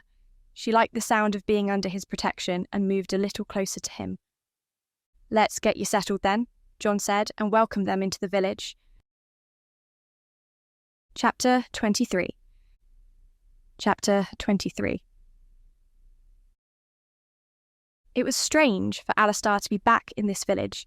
The last time he had been here, he had witnessed his father die. He tried not to think about that, though. His father wouldn't have. He felt weak for letting the past have such an effect on his emotions, and wished that he was as hardy as his father had been. The villagers were all welcoming and took them into the feasting hall, where they met for their meals, sharing the community spirit. "Dinna be overwhelmed, they are friendly," Alastar said to Rebecca, noticing that she had been quiet and reticent ever since they had arrived here. She smiled at him, but didn't say anything, for a crowd of people approached again, this time bringing a vast selection of food. The table before them was quickly filled with all manner of dishes, stews, broth, sweetened meats, vegetables, and plenty of water and ale to be passed around. Alastar was amused when he saw Rebecca's wide-eyed reaction. "What's the matter, lass? Hae ye nae seen food before?" "Never this much, at least, not in front of me. Only Lord Flynn dines on this amount of food," she said, staring in disbelief. Alastar chortled as he reached out and started serving himself food, eager to slake his thirst and fill his belly on the delicacies of his homeland. "It is nae only lords who get to eat like kings out here," Alastar said, tucking into a chicken leg. He tore the meat away and closed his eyes in satisfaction. This was what he had truly missed all those years in Lord Flynn's dungeon. When ye live off the land provides its heart and soul. Rebecca reached out and began to help herself to food as well, tentatively at first, as though she wasn't sure if she was really allowed. "I think our way of life will suit you, Rebecca," Alastar said. "Everyone gets a share. We all work hard for what we grow, and we dinna ha' servants waiting on us," he said. "It is a shock, but a welcome one," Rebecca said. Alastar enjoyed spending time with her like this, when they were out of danger. People came up to him and asked him about his experiences, which he wasn't too eager to share given the nature of them, but he understood their curiosity. He was able to tell them enough without diving into the darkest details. Kids came up to him too, and they reminded him of Stephen. They all wanted to hear stories about the tales of the Blue Thistle. "Aye, ye ha' heard of the Blue Thistle?" Alastar remarked. The children nodded enthusiastically. A broad grin spread over Alastar's face. Out here, the Blue Thistle wasn't synonymous with a coward like in England. Out here, Lord Flynn's propaganda hadn't been allowed to spread. They remembered his father as he was meant to be known, and this warmed Alastar's heart. The feast was met with good cheer and good company. Alastar and Rebecca enjoyed themselves immensely, and the villagers were glad of outside company. There were even a few children who put on a display of swordsmanship, hoping to impress Alastar. He congratulated them and told them that he would give them a few pointers in the future, after he had visited the McCalls. There was barely any food left on the table, and Alastar was stuffed. His belly was fuller now than it had been in a long time, and he patted himself with contentment. The plates and bowls were taken away after he and Rebecca had made it clear that they were not interested in any more food. The two of them were conversing with each other when a shadow loomed over their table. Alastar looked up to see John and a few other men standing before them, holding something wrapped in leather. They set it on the table. "This ha' been waiting for ye," John said. "We hoped that one day someone would return and be worthy of this." Alastar's curiosity was piqued. After an encouraging nod from John, he reached over and unfolded the blanket layer by layer. At first he was puzzled, but as he revealed more of the present, he was amazed and delighted. "What is it?" Rebecca asked. "It's my da's," Alastar said. He held up the garment and saw his father's clothes and armour. It was tinged with blue dye, and had been what his father had worn as the blue thistle. Upon seeing it, Alastar welled up with emotion and had to blink back tears. "How?" he asked. John smiled with pride. "When we buried your father, we undressed him and thought that this was far too valuable to keep. This is a symbol of righteousness and heroism. The blue thistle should never be forgotten. We thought it would be what he would have wanted, to pass along his legacy to someone worthy. Never did we think that his own son would return, but this is clearly made for ye. Ye are carved in ye father's image. If I didn't know any better, I would have said he returned from the dead." Alastar lifted up the clothes and looked upon them with awe. His father had been a striking, intimidating man in this clothing, and to know that someone else thought he was worthy filled his heart with pride. "Ye honour me and my father with this gesture. Ye hae my deepest gratitude," Alastar said, taking a deep breath. "Can ye show me where ye buried my da?" he asked, trying not to choke on his breath. John nodded somberly and showed them outside. Rebecca stayed close to Alastar. They walked to the rear of the village where there was an open field. They came to a patch of grass that had a thistle growing out of it. "We thought it was fitting," John said. Alastar smiled. "If ye would nae mind, I would like a moment alone," Alastar said. John nodded again, and he moved away with his companions, after telling Alastar and Rebecca where they could stay if they wanted to rest. Rebecca went to leave as well, but Alastar's hand shot out and clasped hers, keeping her by his side. "I would like ye to stay," he said. He let his grip on her hand linger for a moment, enjoying the way her soft skin felt against his. Alastar then let go, bowing down, placing his hand on the soft grass. "I am sorry to have failed ye, father, and that it has taken me a long time to return here. But I promise ye I will carry on your work. I shall nae forget what ye ha' taught me." A lump formed in his throat. "I miss ye, da. I wish you could be here now." He bowed his head solemnly and closed his eyes, clamping them shut to try and not weep. His body shuddered, and he felt Rebecca's hand on his shoulder, which reassured him. "This must be a difficult thing for you to do," she said. "Aye. It's strange, though it has nae changed at all." Alastar rose to his feet and placed his hands on his hips. He pointed to the well. "That's where my da died. They came storming in. We fought them on the outskirts of the village, trying to keep them out, but there were so many of them. They did nae stop until he was dead. I was fighting over there." He pointed to the opposite side of the village when I heard a huge cheer. I turned and saw my da laying there, holding his guts. I ran over, and in that moment, I lost the fight. I was carried away after having held my da in my arms. He clenched his jaw, but beneath the icy surface, tempestuous emotions were roiling and churning. Rebecca reached out to him, squeezing his arm. I am grateful for your presence, he said. It makes this easier. I'm glad I can help. I wish I knew the pain you were going through. You know more than most. You have seen me every day. You have seen how I have suffered. Yes, I have, and I wish I would have done something sooner. Ye canna blame yourself, I dinna blame ye. Let us get some rest, she said, and led him away from the grave. Chapter 24. Chapter 24. Alastar had been through too much sorrow to dwell on the loss of his father, Rebecca thought. She wondered if it had actually been a good idea to return here, when there were so many reminders of all the things he had lost. Rebecca was determined to make him think about the future beyond the war, a future with her. They had only shared one kiss, but to Rebecca that had meant everything. She felt a connection with Alastar that was frightening in its intensity, but one she knew she had to explore. Still timid in these matters, she wasn't sure how to go about it, but with the shadow of war and death hanging over them, she wanted to experience life before it was extinguished. They walked to the small house that had been set aside for them.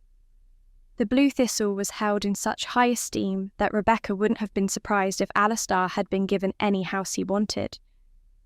The squat building would suffice for now, though, for they were not staying long. The house actually reminded Rebecca of the house of her youth, small and cosy. She lit the fire as Alastar placed his father's clothes on the table. There was a large fur blanket covering the floor. Rebecca placed herself down, curling her legs underneath her, wanting to sit by the fire to keep herself warm. Alastar paced back and forth. There was evidently something on his mind. Come and sit, Alastar. Talk to me. These people evidently hold you and your father in high esteem. Only my father. I had nae yet done anything to earn their honour, he said. That will come in time. They are kind people, and you clearly mean a lot to them. I imagine that the blue thistle is a source of great comfort to them, since they are isolated out here.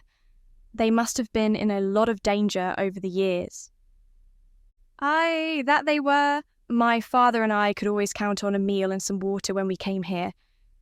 But being here, it reminds me of the past. I can only see the mistakes I made. It haunts me, and I canna day anything about Lord Flynn from here.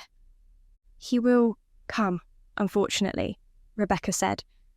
Come and sit down and talk to me. Tell me about the future you see for yourself. Alastar reluctantly joined her on the rug, sinking into the soft fur. He was close to Rebecca, and the warmth of the fire was in full flow now. It crackled and glowed orange, making the heat between them even more intense. I canna see past Lord Flynn, he said. There are more things in this life, Rebecca said. Alastar turned to look at her. She tilted her head downwards and looked up at him, making her eyes as wide as possible. He shifted his body too. The two of them were locked in an instinctive dance. Their bodies were taken by strong impulse to be close to each other, drawn together like two celestial bodies in a cosmic dance. Rebecca could feel his pain and sadness, but she could also feel his strength too. I know that you are not going to give in to this misery, she said. There's too much life for you yet to live. Her breath played along his lips, and the fires of their passion were unlocked again. Alastar looked down and his hand came up to caress her cheek. She parted her lips, too afraid to make the first move, but wanting it all the same. The hesitancy in her heart was born of her virtue, and she was all too ready to surrender it to this Highlander. Alastar reached around the back of her head, fingers curling through her hair, pulling her into him. He only used one hand, but that was enough to pull her petite body to him. Their lips met, and this kiss was far firmer than the first one they shared. The fires in her breast were being stoked, and she could feel all her reservations slip away as easily as her clothes. as indeed Alastar's hand had risen up to push away her dress from her shoulders, exposing the bare flesh underneath. Suddenly trembling and nervous, Rebecca pulled away. She searched Alastar's eyes and saw within them an infinity and a deep desire. She knew then that she was possessed by him. Without saying anything, he kissed her again, and his hands became more ardent. They ran down her body, feeling the swell of her breasts and the curves of her hips. Her breath rushed out of her mouth in agonizing moans. Pleasure tingled all over her body, and her mind sizzled. Now she understood why Elaine enjoyed giving herself to such pleasure, although Rebecca imagined that it was only so intense because it was shared with one special man. The more they kissed, the more the desire rose within her, and the fiercer it became to the point where her eager hands were running all over his broad, powerful body. She unclasped his cloak and watched it fall to the floor. Then she ran her hands over his bare chest, feeling the taut muscles. She gazed in wonder at this prime specimen of a man, and her breath was taken away. "Come here, lass," Alastar said, and pulled her up to sit upon his lap. Her arms wrapped around his neck, and they kissed deeply and longingly. She could feel Alastar giving himself completely to her, and she wanted to do the same for him. "Are you sure you want this?" Alastar asked. Rebecca nodded vehemently. Her skin was flushed crimson, and all thoughts were driven from her head. There was only instinct now. Alastar's hands ran over her body and deftly undressed her until she was naked, her skin exposed, vulnerable to his gaze. At first, she was self-conscious, for she had never been in this position with any man before, and she so dearly wanted to please him. She let her hand rest against her pale, voluptuous breasts, her fingers circling the hard nipples. Alastar's gaze roved over her, and a broad smile came upon his face. "Ye are perfection," he breathed, and with awe etched upon his face he placed his strong hands over her body and claimed her, rolling her onto her back, kissing her deeply and lovingly. She enjoyed the soft kisses and the feeling of his hand resting against her stomach. She gasped as it moved up and enveloped her breasts, explored her body in a way that had never been done before. Entirely new sensations flowed through her, and each one brought with it a wave of pleasure that threatened to overwhelm her. But somehow, she managed to keep hold of her sanity. His long fingers drifted down her torso, resting on her stomach, above her burning femininity. She ached for his touch, but didn't understand why. "I need you," she gasped, her breath tense, her need apparent. The way they were laying, she could feel Alastar's swollen erection resting against her. It felt so big and hard she was afraid, but her curiosity outweighed her fear. She wanted to explore him as he was exploring her. Her hands felt so small against his large and powerful body. She ran her fingers along the tight skin of his torso and through the bed of thick hair. All the while his hands wrapped around her thighs, encompassing them. Every time he squeezed, it sent a thrill through her body, and she thought she would burst with delight. He buried his head into her neck, and she could feel the rumbles against her as he grunted with pleasure. "You want me to show ye how to become a woman, lass?" Rebecca nodded again and kissed him frantically, pressing her lips firmly against his. She was in such a frenzy now that she didn't know how she was ever going to be able to think clearly again. Then, utter bliss came upon her as Alastar's fingers moved up her inner thigh, closer to the burning, aching part of her. Her inner spirit was unlocked as he touched her most intimate area, and her entire body collapsed as a wave of tension was released. Cradled in his arms, she let her neck arch back as new sensations washed over her. She felt Alastar curling his fingers inside her, bringing forth all manner of delight. She whimpered and moaned in ecstatic anguish. Her hands clawed at his body blindly, for she was unable to open her eyes. Such was the force of the pleasure. Her hands made their way across his lower stomach, his biceps, his thighs. Every inch of him was packed with powerful muscle. He was a warrior in every sense of the word. Every part of him displayed the essence of masculinity. As her hands roamed about his body, she suddenly felt something thick and throbbing, and she gasped. She managed to get her eyes to flutter open for a brief moment, to gaze upon him with awe.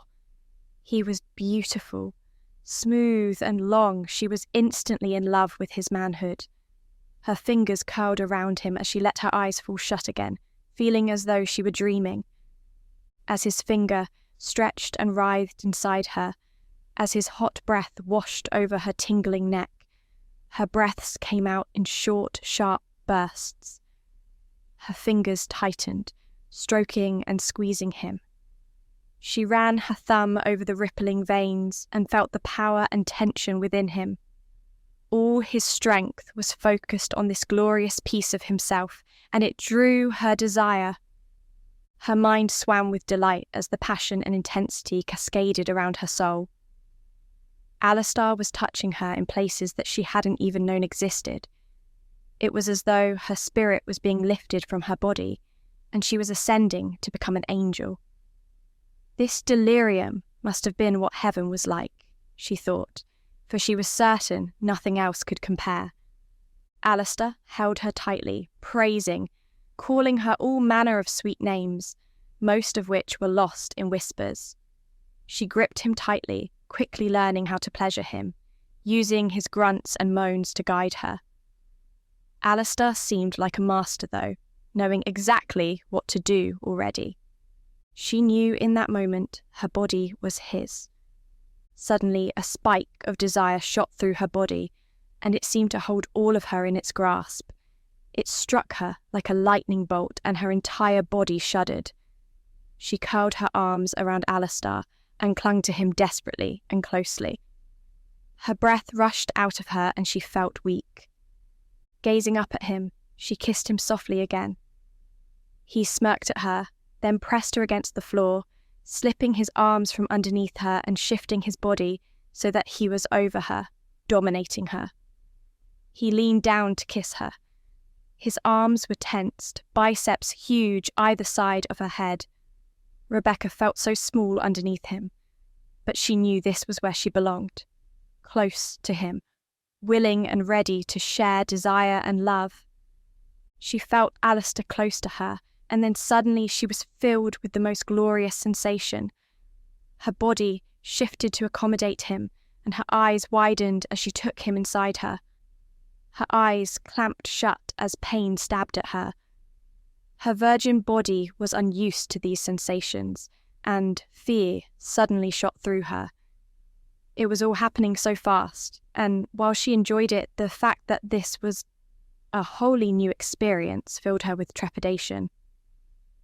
Alastar didn't seem to share her hesitation, and suddenly she wondered if he had done this before, and with whom. Then he grunted, and all thoughts were driven from her mind. She wanted to be here with him, and gradually the pleasure she felt outweighed the pain and fear. She wrapped her arms around him and held on tightly as he thrust deeper. Their bodies soon moved to the same rhythm. Sweat dripped from his temples and sizzled on her skin. Their bodies melted into each other. She utterly lost herself in him. It felt as though their souls had merged, and a smile was etched upon her face as Alastar thrust into her. She was lost in his manly scent and his warmth. She lost awareness of everything else around her. There was only Alastar. Alastar was her world. She peppered him with kisses when she wasn't gasping. Her bosom heaved. Alastar used one hand to support himself while the other groped her body, causing small fires of pleasure to erupt over her body. Her hair splayed out, at least the parts that weren't matted to her head with sweat. The fire crackled beside them, making them even hotter. The fur rug was soft against her back, but her moans sharpened and grew louder as Alastar increased the rhythm. A fury came upon his face as he was gripped by his own lust. He pressed his head to hers as he used his body as a weapon of desire. She clung to him, almost screaming in his ear, such was the intensity of the moment. She dragged her nails down his back and welcomed all of him inside her until the thunderous orgasm threatened to crack her mind in two. Warmth spread through her as her mighty Highlander released himself inside her. For a moment, she was paralyzed with the overwhelming force of the storm. Then she took one breath and her entire body collapsed. Her arms fell by her side and her head lolled. Her mouth hung open, and the only thing she could do was breathe. Alastar kissed her tenderly after it was over, and he extricated himself from her.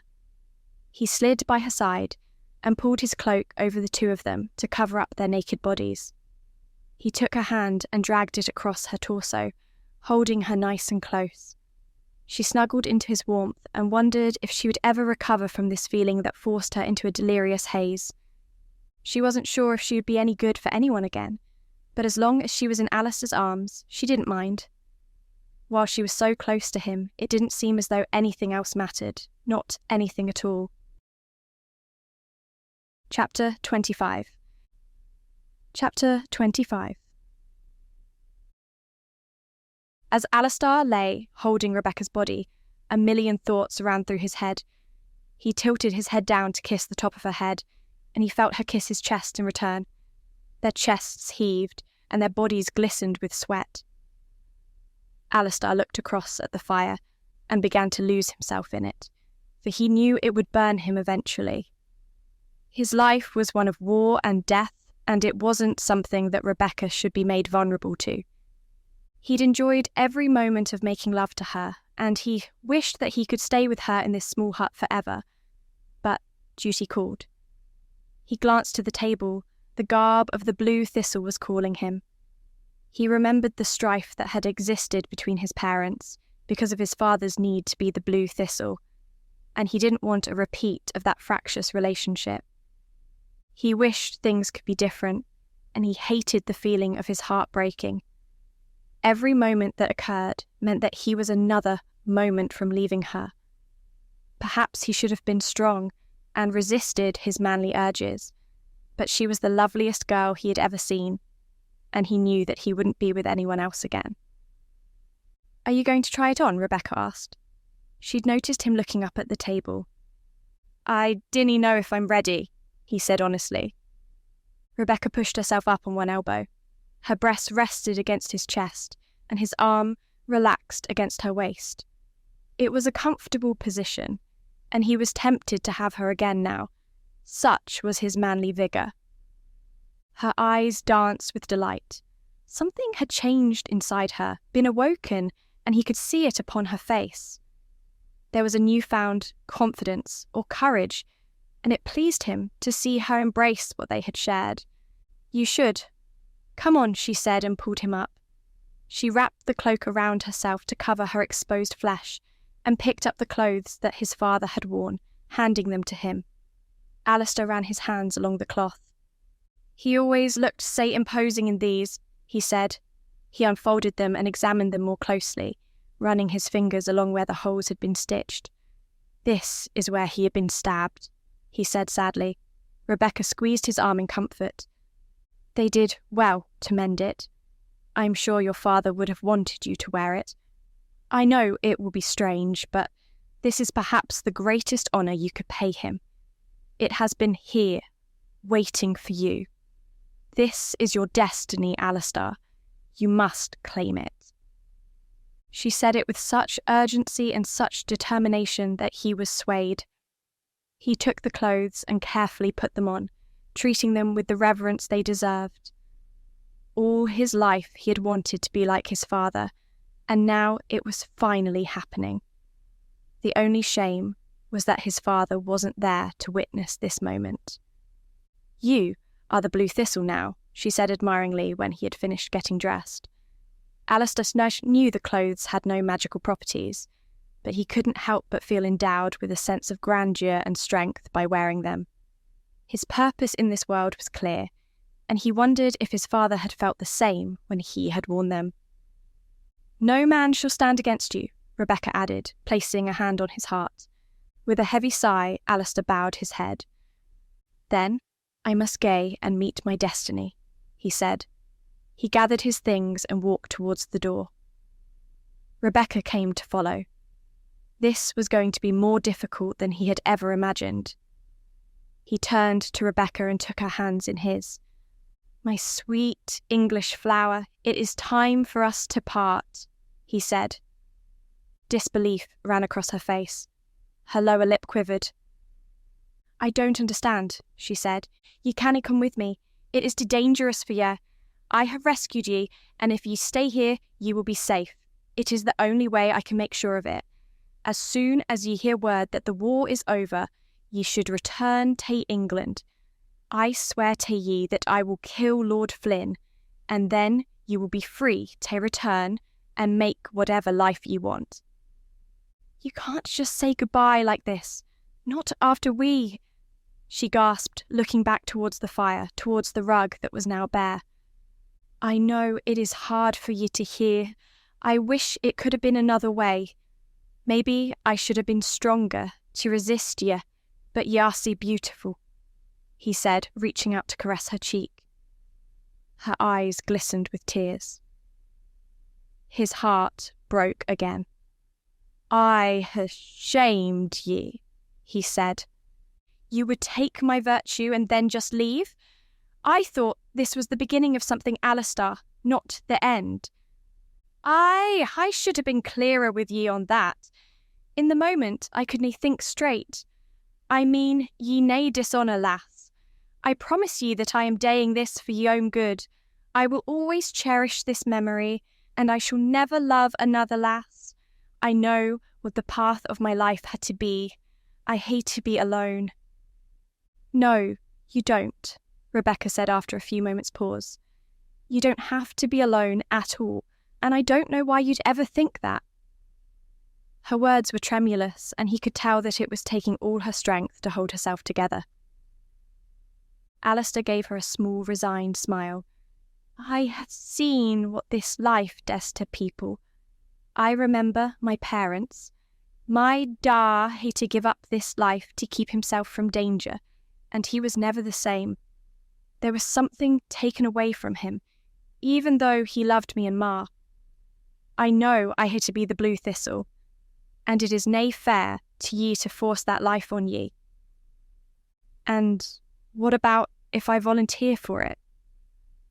Are ye mad, lass? What kind of a life would that be? A life of happiness, a life of love. Alastar looked at her for a moment, perplexed, then shook his head and turned away from her. It cannae happen, he said. Yes, it can, she said, tugging at his clothes to get him to look at her again. Then, a moment of realization came upon her face. You're scared, aren't you? Alastar scowled. The blue thistle Disney get scared. Yes, you are, she said, searching his eyes. A rampaging army is no threat to the blue thistle, but a woman with her love is. I'm not content to stand here and let you walk away, Alastar. We've been through too much for that. I see now that our destinies are entwined. We've rescued each other, and now we must take care of each other. We're not your parents, and we won't make the same mistakes. We have our own lives to live, not theirs. But ye could die, Alastar said, his voice cracking with emotion, which surprised him. I would rather die standing with a man I love than by myself. What we shared, I know I could not share with another man. It would be cruel of you to ask me. I am tied to you, Alastar, now more than ever. This is our quest. You cannot leave me here. Alastar studied her for a moment, and in her eyes he saw steel as strong as his sword. Perhaps he had been wrong to ask her to leave this place, and he certainly didn't like the thought of her going. He wrapped his arm around her waist and pulled her close to him. She gasped with the suddenness and shock of his movement. Then, I guess you're staying with me, he said and kissed her passionately. Rebecca smiled with delight as they left the hut hand in hand, ready to leave the small village. Their movements brought the attention of the village people. It would be a shame to say goodbye to them so soon. John came up to Alastar. "Are ye nae staying through the night?" he asked. Alastar shook his head. "We must get to the McCalls as soon as possible," he said. "Wait!" a voice cried out. A woman with flushed cheeks ran up to them. Alastar furrowed his brow, wondering what she could possibly want. She breathed heavily, and they all had to wait a few moments for her to catch her breath. "Sir," she began, "I would implore ye to help before ye leave." Alastar was a little perturbed, for he knew that every moment he wasted was another moment in favour of Lord Flynn. "For what do ye seek help?" he asked. "It's my son. Please come with me," she said, and led him and Rebecca to her home. "I remember when ye and ye father came here before. Ye father was always kind to us. He would do anything to make sure that we were safe. We never had to worry about anything when we knew the blue thistle was out there watching over us. It is good to see the blue thistle riding again." Alastar looked down at his clothing and realised that he looked exactly like his father had. It would be a long time before he got used to being thought of as the one true blue thistle. He took the woman's words in the kind manner they were meant, though, and followed her to her small home. She led them in, and Alastar saw a small boy laid in a cot. He was young and looked the worse for wear. "He has a fever," she said. The boy writhed around. His skin was flushed and beads of sweat rested on his head. "Your father was always good at finding cures for ailments. I wondered if you could do the same for him now," she asked.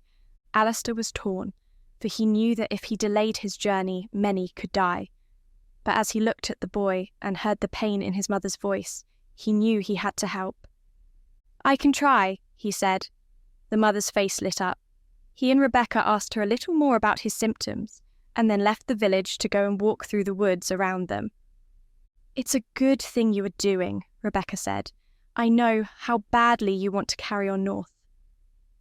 "I know, but I would nae be a good blue thistle if I let the boy die.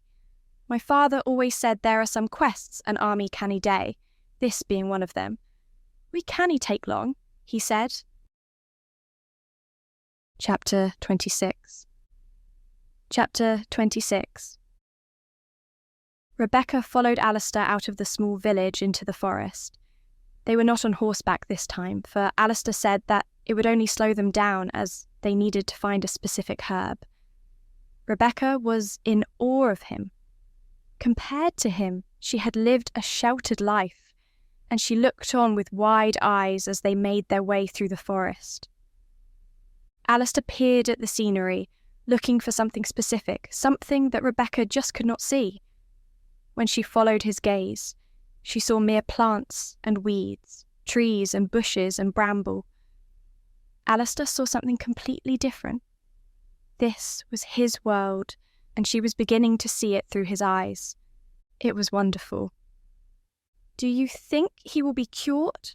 Rebecca asked. "If we get this back to him in time," Alastar said. "Can you tell me what we're looking for? 2 sets of eyes may be able to find it more quickly than one." "It's a plant that usually grows in clusters, with thick, spiky leaves. If you see it, dinna touch it, for it can give ye a nasty sting. There is much in this place that can hurt ye, but if ye know what ye are dying, there is much that can aid ye as well," Alastar said without stopping. Rebecca walked alongside him, scouring the landscape for any sign of this plant. "How exactly are you going to use it to help the boy?" "It has liquid inside it. When mixed with some heated water, it can be quite soothing. It will ease his fever. My da used it on me when I was young," he said. Now that she had spent a great deal of time with Alastar, Rebecca noticed how his voice grew heavy whenever he spoke about his father. She wished that she could do something to lighten the burden, but perhaps being beside him was enough. She certainly wasn't going to let him turn her away. He might think that he had to live in this world alone, but she was of the opposite opinion and wasn't going to let him tell her otherwise. Alastar was starting to curse under his breath.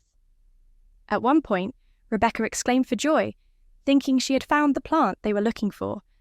but it turned out to be something similar. Then, there was a rustling in the bushes and a black snout poked out. Alastar and Rebecca turned around startled. Alastar immediately walked in front of Rebecca and stretched his arm out, protecting her. The animal emerged from the bushes, a lean, young wolf pup. Eyes gleamed yellow and white teeth glistened with saliva. It stopped when it saw the two of them, its lithe body turning rigid. Rebecca gasped at the sight of it. "Be careful, lass. Even though it's a pup, it can still be deadly," Alastar said. "It's just a puppy?" Rebecca asked. "Aye," Alastar said, drawing his sword ready to defend them. Rebecca seemed to have other ideas, though. She moved past Alastar, who called her back as he saw that she was making her way towards the wolf. She crouched down and spoke in a low, cooing voice. "Hello, little pup. Are you far from home? Don't worry, we won't hurt you," she said, creeping ever closer, reaching out a hand. It was shaking, but she was trying to put on an air of bravery. It seemed wrong to her for Alastar to simply cut down this wolf when it had shown no hostile intent. It was just an animal, and she had to hope that there was goodness in its heart, especially since it was young. "Lass, what are ye dying? Get back here," Alastar said in a harsh whisper. He did not move for fear that he would provoke the wolf. If the wolf made any dangerous movements, Alastar was too far from Rebecca to pull her away. "Come on, come here," Rebecca encouraged. The wolf seemed wary at first, mirroring Alastar's reaction, unsure if it should trust Rebecca. Rebecca nodded her head. Slowly, the wolf took steps towards her, and then was standing right next to her. As she looked at the wolf, she noticed its thick grey fur and its beautiful eyes. She pressed her hand into the wolf's fur and stroked its back, scratching it around the neck and ears. The wolf responded to this with great delight, closing its eyes and growling with contentment. Rebecca giggled a little as she felt its hot, stale breath tickle her skin. She glanced back at Alastar. "There are other ways to deal with things than killing them," Rebecca said with a smile. Alastar took his hand from his sword, although he still looked ready to leap into action at any moment, not trusting the wolf at all. "Aye, lass, but ye are lucky that is a young wolf. If it were a full-grown one, you would be dead." Rebecca patted the wolf for a little longer before she heard a soft howl in the distance. The wolf pricked up its ears and turned in the direction of the noise. It pulled away from Rebecca and scampered back in the direction it had come. But before it disappeared completely, it looked back at Rebecca as if to say goodbye, and then leaped into the bushes. Rebecca placed her hands on her thighs as she rose and exhaled deeply. "Well, I can honestly say I never thought I would be talking with a wolf." "Ye were lucky. Next time ye may nae be sae fortunate," Alastar warned. "If I'm to stay in these woods, then I shall have to learn how to make peace with the wildlife. I am not like you. I do not want to strike down anything that poses a threat. I believe there is always an alternative. Sometimes, there is, but sometimes the only end is the final one," Alastar said, his voice sounding heavy again. "Alastar, I want to ask you this once, just once, and I want you to give me an honest answer. Do you really think you have to kill Lord Flynn? I know that the man has caused you great pain. He has caused great pain to many. But is there no room for a treaty to be struck?" she asked. She half expected Alastar to get angry with her, but instead he sounded resigned to his fate. "There is nae room in Lord Flynn's heart for mercy. I hate to kill him, nay, just for my father, but for every man out there. If I kill him, the war is over, and this feud can be ended. Lord Flynn is the one who has stoked the fire. With him, the flame will be extinguished." "I understand," Rebecca said, and for the first time she truly did. It was clear now that Alastar didn't only want Lord Flynn dead for mere vengeance. Rebecca just wished that somebody else could do it. Now that she had shared intimacy with Alastar, she didn't want him to put himself in danger, but she also knew that he wouldn't be the man she'd fallen in love with if he didn't put himself at risk. It was a paradox, but then love often was. Now that the wolf had left them alone, they resumed their search for the plant. Rebecca continued to hope that she would know it when she saw it, but in truth, most of the plants looked the same to her. "I never saw any of these plants in Lord Flynn's gardens," Rebecca said. Alastar scoffed. Lord Flynn hated us so much that he didn't even want our plants in his home. He found the whole thing amusing and began to laugh. Suddenly he fell silent. He pushed his way through some bramble. Prickles and thorns scratched his skin, but he didn't even seem to notice them as he reached up and pulled out a small plant, which looked exactly as he had described. "Is that it?" Rebecca asked. "It is indeed," Alastar replied, grinning. They made their way back to the village with haste. As soon as they returned, Alastar instructed them to heat some water over a fire. He went to the boy's side and knelt, waiting for the water to be brought to him. Rebecca stayed with the mother, offering her comfort. Rebecca dearly hoped this would work. The loss of a child was always devastating, for there was always so much life left to live. A jug of steaming water was brought in, along with an empty cup. Alastar tore away a thick leaf and began to strip it. Then he placed the leaf between the heels of his palms and squeezed it over the cup.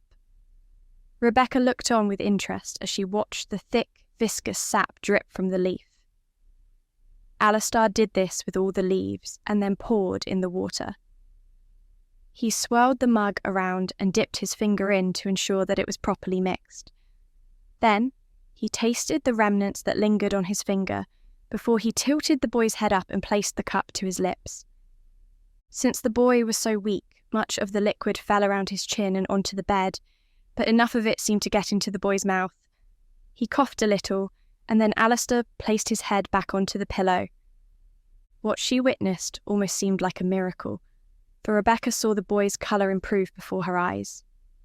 He had been deathly pale, covered in beads of cold sweat, but he seemed better instantly. The mother left Rebecca's side and went up to Alastar, thanking him profusely. "He should be fine now, but if he doesn't improve, then day the same again.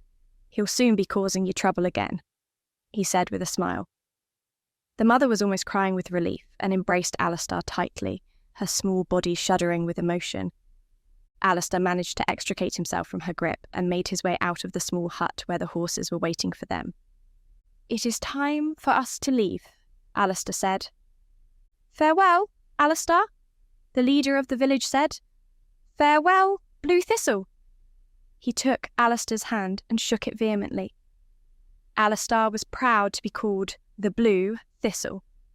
He pulled Rebecca up to his horse, and they made their way out of the village, on their way to meet the McCalls. Chapter 27. Chapter 27. Alastar gripped the reins tightly. The horse's hooves thundered across the ground, but still he was not going as fast as he would have liked. However, he couldn't risk travelling across the open roads and empty fields. Not yet. Not while there was a chance of running into English patrols.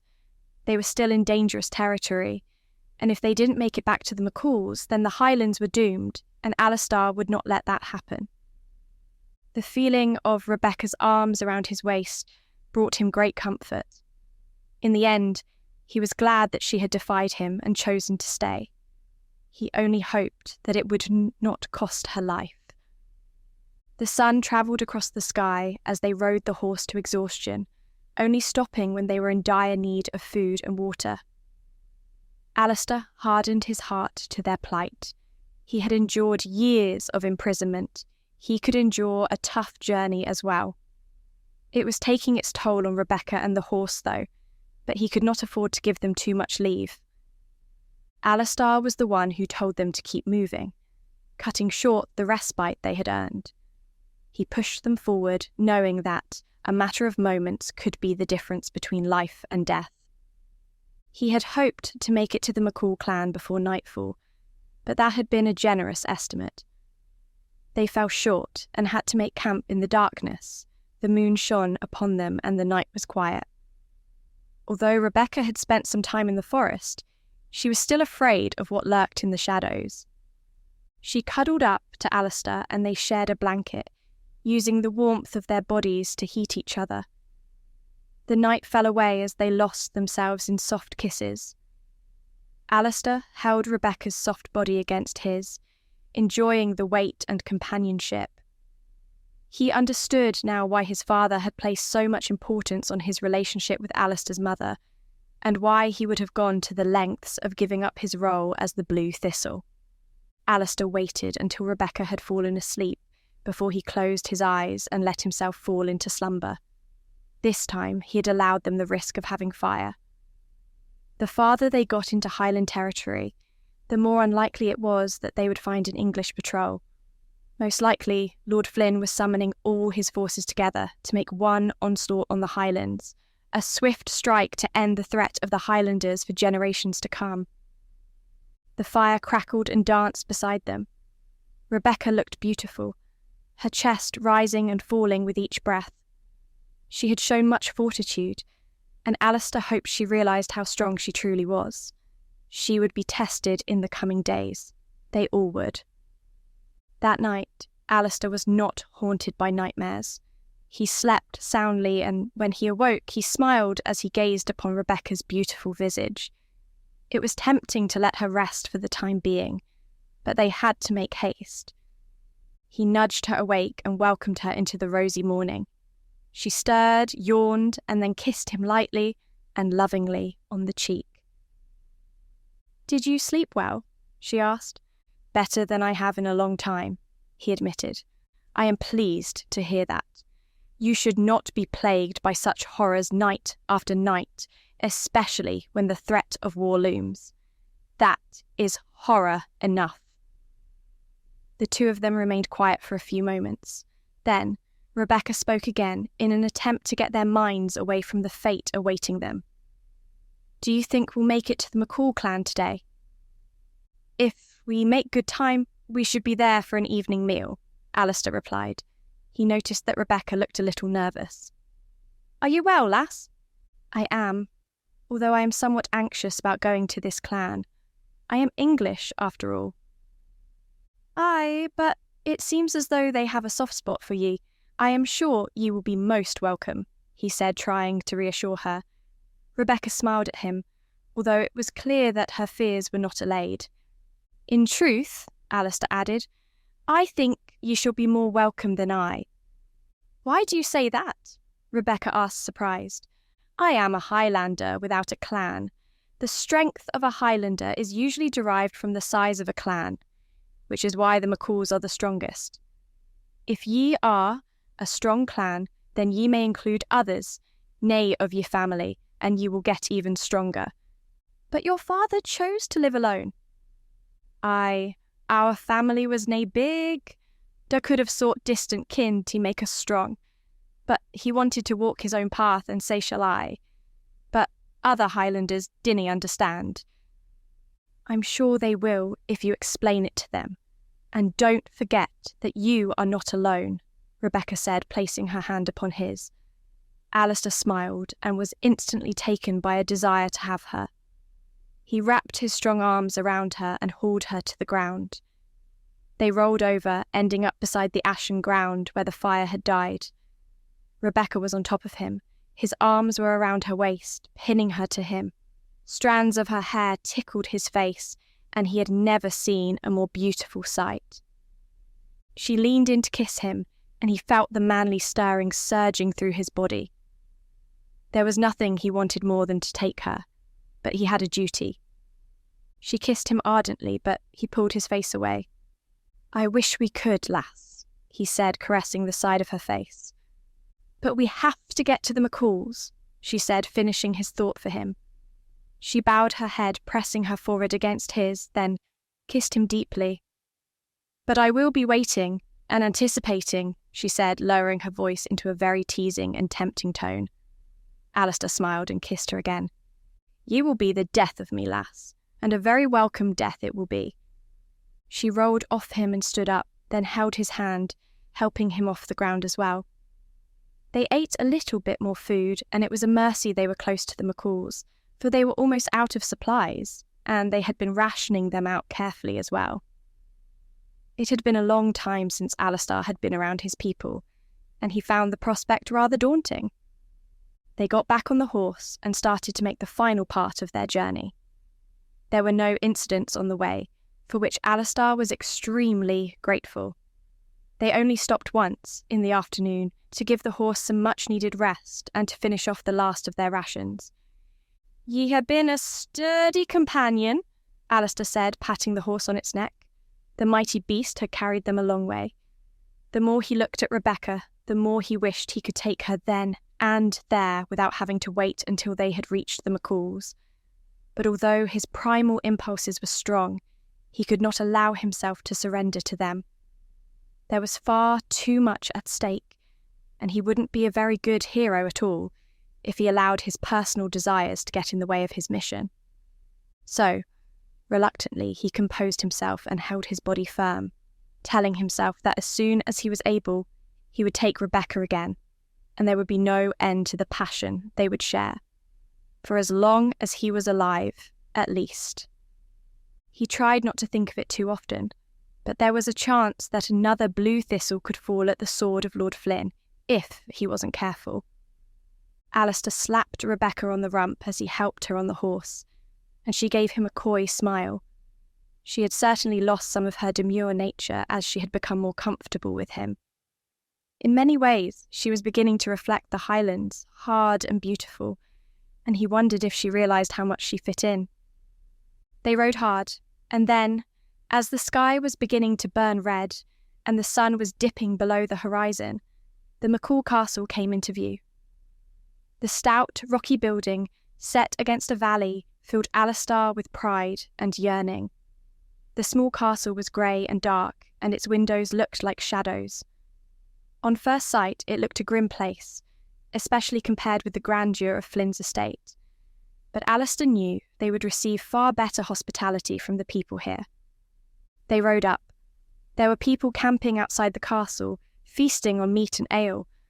Alastar felt Rebecca cling to him even more tightly than before. He patted her hand, reassuring her that everything was going to be fine. A few people noticed them, but nobody said anything. "Where can I find the McCalls?" Alastar asked. He was pointed to the castle and was told they were enjoying a family feast. They led the horse up and then alighted near the castle door, fastening the horse and handing it off to an attendant, who would see the horse was well fed and nourished. Rebecca followed dutifully, keeping close to Alastar as he entered the castle and followed the sounds of feasting. He went through some heavy wooden doors. The sounds of laughter and joy filled the castle, and the warmth from a hearth made the air cosy. They walked into the feasting hall.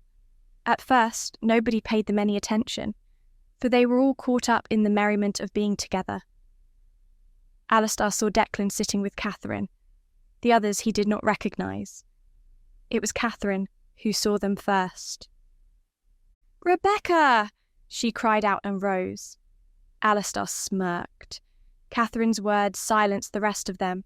Declan beamed when he saw Alastar. The two of them came towards them and embraced them tightly. "It seems as though you're made up for lost time," Alastar said, gesturing to Catherine's pregnancy. "It just happened," Declan said sheepishly. Alastar slapped him on the back and embraced him again. He had few friends in this world, so it was pleasing to be able to reunite with one of them. "I'm glad you're here. I feared I would never see you again," Declan said. "Who is ye friend, Declan?" one of the other men boomed out. He was sitting in the middle of the table, looking brutal and intimidating. The man sitting next to him looked similar, but a little leaner, and they each had a woman by their side. Declan looked back, having forgotten himself in the moment. "This is the man who helped us escape, the prisoner. This is..." He turned to look at Alastar and noticed the new blue-dyed clothes the man was wearing. A look of realization came upon his face. "The blue thistle." "The name is Alastar," Alastar said, grinning and nodding towards the two men, knowing that it was important to pay his respects, smiling towards Declan though. He was grateful to be called the same as his father. Alastar walked up to the two men and bent his knee, placing his hand upon his heart.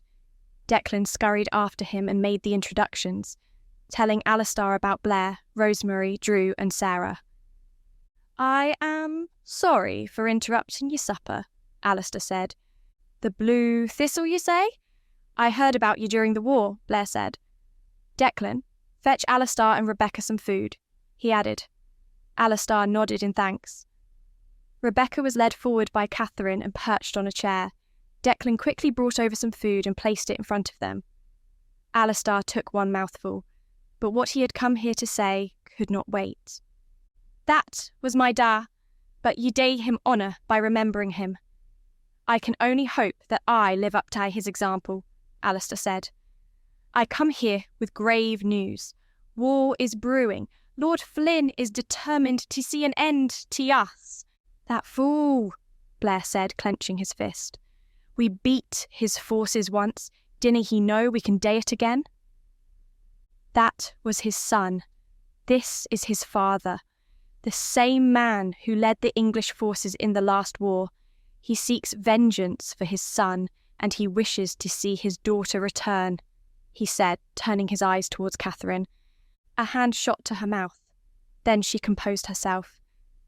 "If I can avert this war, then I must return home," she said. "I feared this was coming." Declan began to protest, but before it could go any further, Alastar spoke up again. "I dinna think that would help. He's out for blood, and he will nae stop until he gets his fill." He turned back to Blair. "I came to ye to warn ye, say that ye should summon ye forces to fight him. He is on the march as we speak. We came as quickly as we could." Blair leaned over as Drew whispered something in his ear. Blair nodded, and then leaned forward to address Alastar. "I think we should have some words.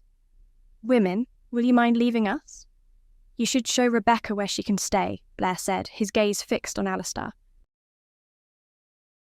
Chapter 28. Chapter 28. Rebecca found being in this Highland kingdom brought forth a mixture of emotions.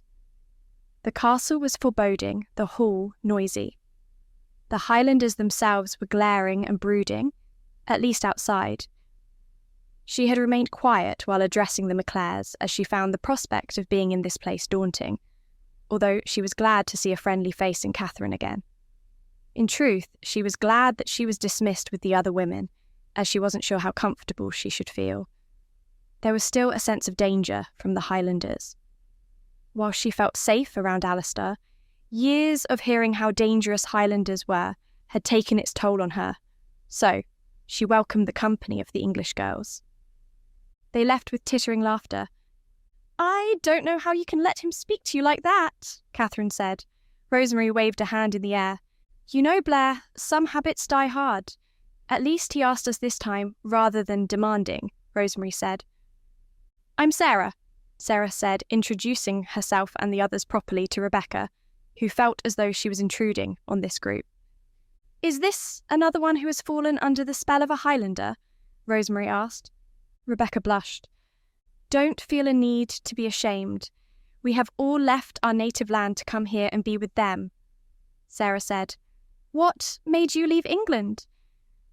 "I fear that was my fault. I must apologise to you, Rebecca. I did not mean to place you in such a precarious position. I wish I could have done more to help you, but I needed to get Declan away before he was killed, and I could not stay," Catherine said. "I understand, and I do not blame you for any of this. But it was difficult after you left. Your father was furious with you and Declan. He questioned us all to see if we had heard anything, and then he grew even more angry when he learned that Alastar had escaped. He declared war on the Highlanders and was not going to rest until he brought them to justice," Rebecca said. "My father has a very strong sense of what is right and wrong. I do pity him. For all his evil, he is still my father, and I wish I could make him see sense," Catherine said. Hearing her words, Rebecca wondered if she should tell Catherine the entire truth about what had happened with Athelred, but decided that ultimately Catherine should not know that side of her father. "At least you will be able to raise your son honourably," Sarah said, placing a hand on Catherine's shoulder. "Son?" Rebecca exclaimed with delight. She looked at Catherine, who was beaming, and now Rebecca saw how she glowed. "It is true, Declan. I learned recently that we are with child. It makes the prospect of war even more frightening, and yet I find that I cannot blame my father for this. If it were not for him or my brother, I would never have met Declan." "It is intriguing how we have all been linked together by this man, your family," Rosemary said, and proceeded to tell the story of how she and the others arrived here. Rebecca knew most of the details, but it was good to hear it again. "In many ways, I bear the responsibility for you all being here, and for starting this entire chain of events. If I had simply married the younger Lord Flynn, none of this would have happened. You shouldn't have put yourself through that misery for the sake of the rest of us. Nobody could have foreseen what happened. We each made our choices, and it was our choices that led us here," Sarah said. Catherine nodded firmly. Rosemary seemed a little calmer after that. "Tell me of your life in the Highlands," Rebecca asked, for this is what she was most anxious to hear. The other girls glanced at each other, and at first Rebecca thought she had said something wrong. "It was more difficult for some of us to adjust than others, but it is rewarding. Life is harder than what we are used to, but we all work hard, and we reap the rewards. At first, like others, I believed the Highlanders were brutal people with no laws and no honour. But I see now that they were just lies told to us by our parents," Rosemary said. "They are honest and just, and we are happier here than we would have been at home, as I'm sure you will be with Alastar," Sarah said. "We shall see," Rebecca said uneasily. "What is wrong? The way you spoke earlier, it seemed as though the two of you share feelings for each other," Catherine said. "We do. Very special feelings. But I fear that Alastar sees his destiny elsewhere," Rebecca said. "Where else could he see his destiny than with a pretty girl?" Catherine said, smiling sweetly at Rebecca. "It is to do with his father. He was a hero called the Blue Thistle, and now Alastar feels it is his duty to carry on the legacy. He has already suggested once that I return to the safety of England after this is over, and I fear he will do so again." "He seems to only see one path for himself," Rebecca said. "Then it is your job to show him another path. One thing these Highlanders have in common is a thick skull. They are blind to the possibilities of their life, and they often think they have to do things that they do not really need to do. We have all suffered with that, and it is just part of the price of being with a Highlander," Rosemary said. The other two girls nodded. Rebecca felt relieved that it was something they all shared. "Sometimes they can take their time coming around, but they always see sense eventually," Catherine said, and they all tittered with laughter. "I am just worried about this war. I do not want people to die," Rebecca said. "I have seen war close up. It is not something I wish to see again," Sarah said meekly. Her eyes were haunted, and they said much that her mouth did not. Rebecca wished she could talk to her about what she'd seen, for she wanted to prepare herself, but she thought it inappropriate. "I fear that Declan will want to fight. He should stay at home. He has more to think of now than his duty to the Highlands," Catherine said. "None of our men will turn their backs on war or defending their people. They will be out there, fighting for their honour, fighting for their land. Is that not one of the reasons why we fell in love with them in the first place?" Rosemary asked. Sarah nodded firmly. "It is unfair of us to ask them to go against their nature as much as it pains us sometimes." "But what can we do?" Rebecca asked. "There must surely be more we can do than sit around." Rosemary gave her a wry smile. "There is plenty we can do, but it is not on the battlefield. However, if you wish to fight, I'm sure Blair will provide you with a sword." Rebecca looked aghast. I do not wish to fight, she said. I don't think any of us are prepared for that, although there are some warrior women in the clan, Sarah said. I am in no shape to fight, Catherine admitted, raising her eyebrows at the group. Still, it is a shame that things have come to this. I have half a mind to go and meet my father and to try to convince him to end this course of action. I fear that you would only be placing yourself in danger. Once he has you near, he will not let you go, Rebecca said. I know. It is hard when your family turns out to be your enemy, especially with one as dear as a father. I have lost so much, and now I am losing him too. She looked extremely sorrowful, but then seemed to straighten herself. But I am building a family of my own, she added firmly. Sarah reached across and placed a hand on Catherine's. The two of them seemed closer. If they were one family, then Rosemary would have been the older sister, and Catherine and Sarah would have been like twins. Where Rebecca fit in, she was not sure yet, but she was determined to try and make this her home, for she wanted to stay with Alastar. The longer she remained in the Highlands, the more she was certain that she did not want to return to England. Her place was here, by Alastar's side. May I ask you something? Rebecca said. The other ladies nodded. How much influence do you hold over your husbands? And would you be able to do me a small favour? The girls looked intrigued and asked for more details. Rebecca leaned forward and spoke in hushed conspiratorial whispers, hoping that she would be able to sway things for herself and Alastar to have a bright future. Chapter 29. Chapter 29. After the women had left, Blair handed Alastar a huge mug of ale and slapped him on the back. I see it, I have seen the sweetness of an English rose, the leader of the McCalls said. Drew and Declan gave him knowing smiles. She is a sweet lass, and she had proven herself to be a strong, brave girl worthy of these Highlands, Alastar replied. You know, our Da used to tell tales of the blue thistle in the war, said that ye Da was a one-man army, Drew said. He was, but he gave up the fighting when he hated me. Later, my ma died, and he took up the life again, teaching me everything he knew. Until one day we were captured by Lord Flynn in a raid on a village.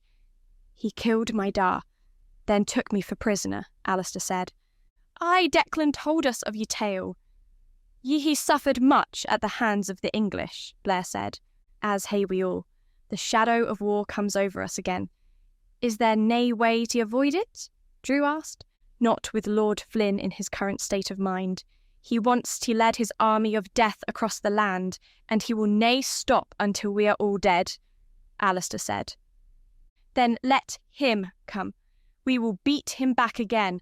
We are the McCalls, and nothing can stand against us, Declan said enthusiastically. Easy, boy, Blair said in his deep, rumbling baritone. Ye must temper ye excitement. Ye hae more to worry about than the Highlands now. Ye want ye can to know their father. I've half a mind to order ye to stay back, if I thought ye would listen to me, Blair said. Drew's face turned into a smile. Ye know the truth, cousin? Declan said. I have a plan that can spare all our lives, Alastar said. Blair gestured for him to continue. I will go behind enemy lines and confront Lord Flynn. I shall take his life, and without him the war effort will crumble. There will be nae one to lead them into battle, and there will be nae one to call them to war. They will flee without a fight. And all it will take is the death of one man, Alastar said. And are ye certain that ye can kill him? What if ye are slain? We will hae to lose a fine warrior, Drew said. I will nae fail. I hae a score to settle with him, and I have foreseen his death every night ever since he killed my Da, Alastar said through gritted teeth.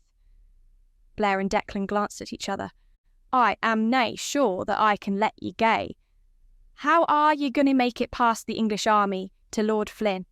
If he kens ye as well as ye say, surely he will be expecting ye. Blair said. "You misunderstand me.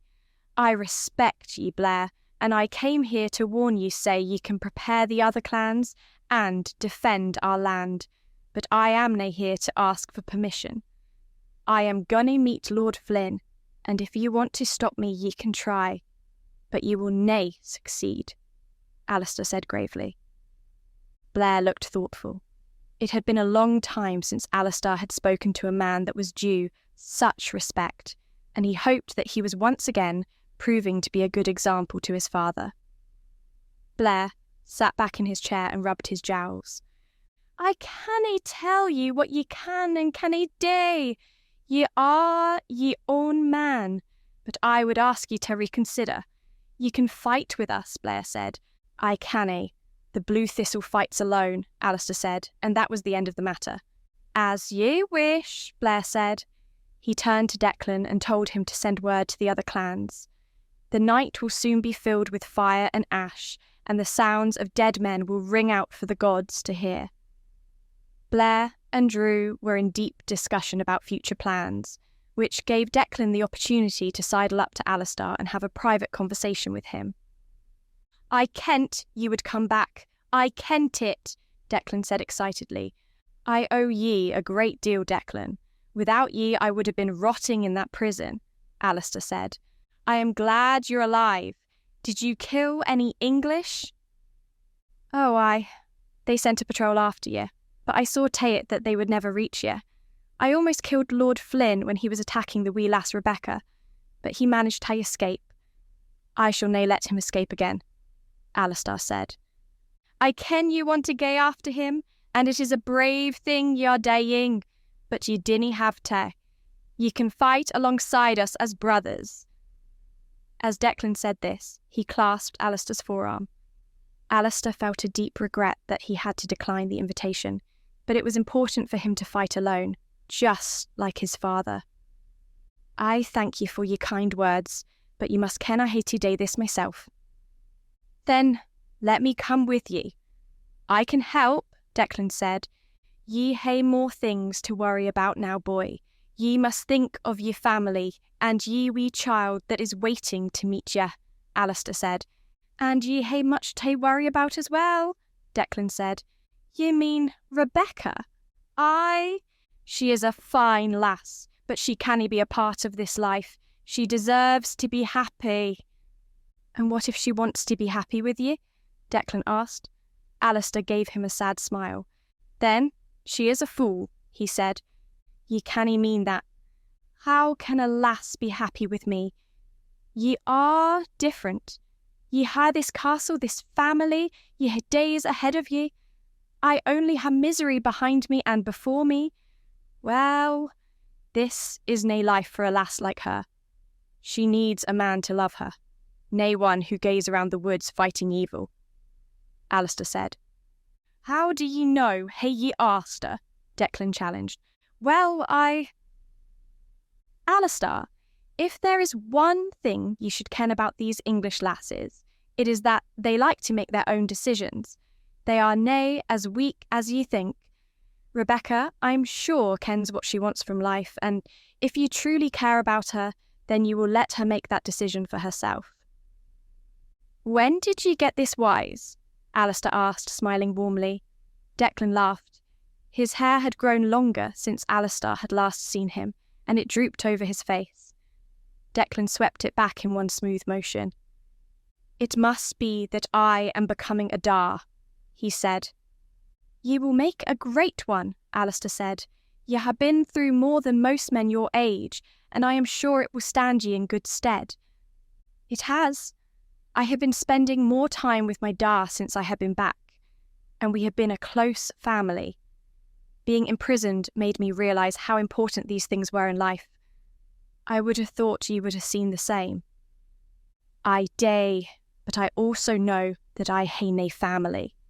It was taken from me, and I hae to make the man responsible pay." And then Alastar looked at Declan, taken aback by the question, as though he hadn't really thought that far ahead. "I dinna." "Then there is naething keeping ye from living a life with the lass.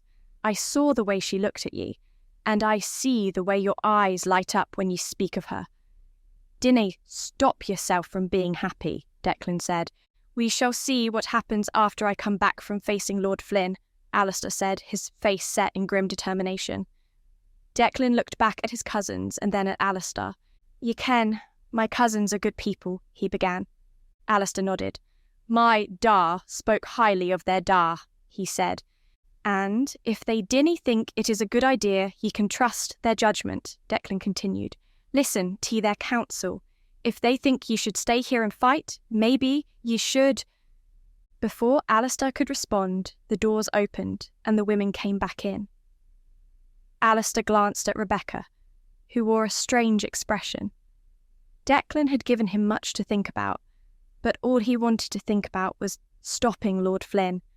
Catherine and Rebecca came to stand by Declan and Alastar, while the other two returned to Blair and Drew. Declan wrapped his arms around Catherine's waist and kissed her on the stomach. Rebecca placed her hand on the back of Alastar's chair. Their romance was still new. It hadn't settled yet, like the love shared between the other three couples in the room. Alastar watched Rosemary whisper into Blair's ear. A grin spread over his face. Alastar, he said, his voice booming around the feasting hall. Alastar rose and approached him. I would like to make ye an offer. Ye are without a clan, but ye are an honourable man, and ye suffered greatly. I would like ye to consider being a part of the McCall clan. Join with us, let us treat ye as a brother. Ye can stay here, and ye dinna need to live a life alone.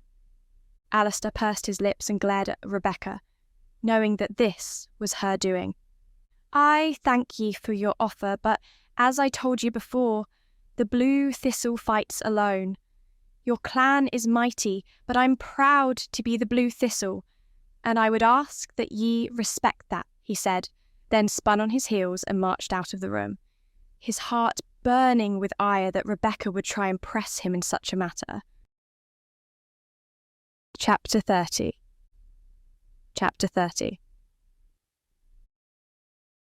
The expression on Rebecca's face turned from pride to horror as she watched Alastar refuse Blair's invitation.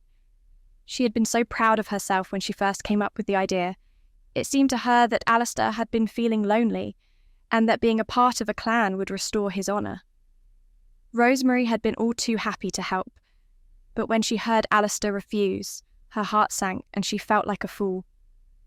He will see sense, Catherine said, trying to reassure her, but Rebecca didn't feel as though anything could reassure her. Rebecca tore herself away from Catherine's touch and ran after Alastar, her soft footsteps pattering after him on the cold stone floor. Alastar walked away towards the entrance of the castle, looking to go out in the cold night air.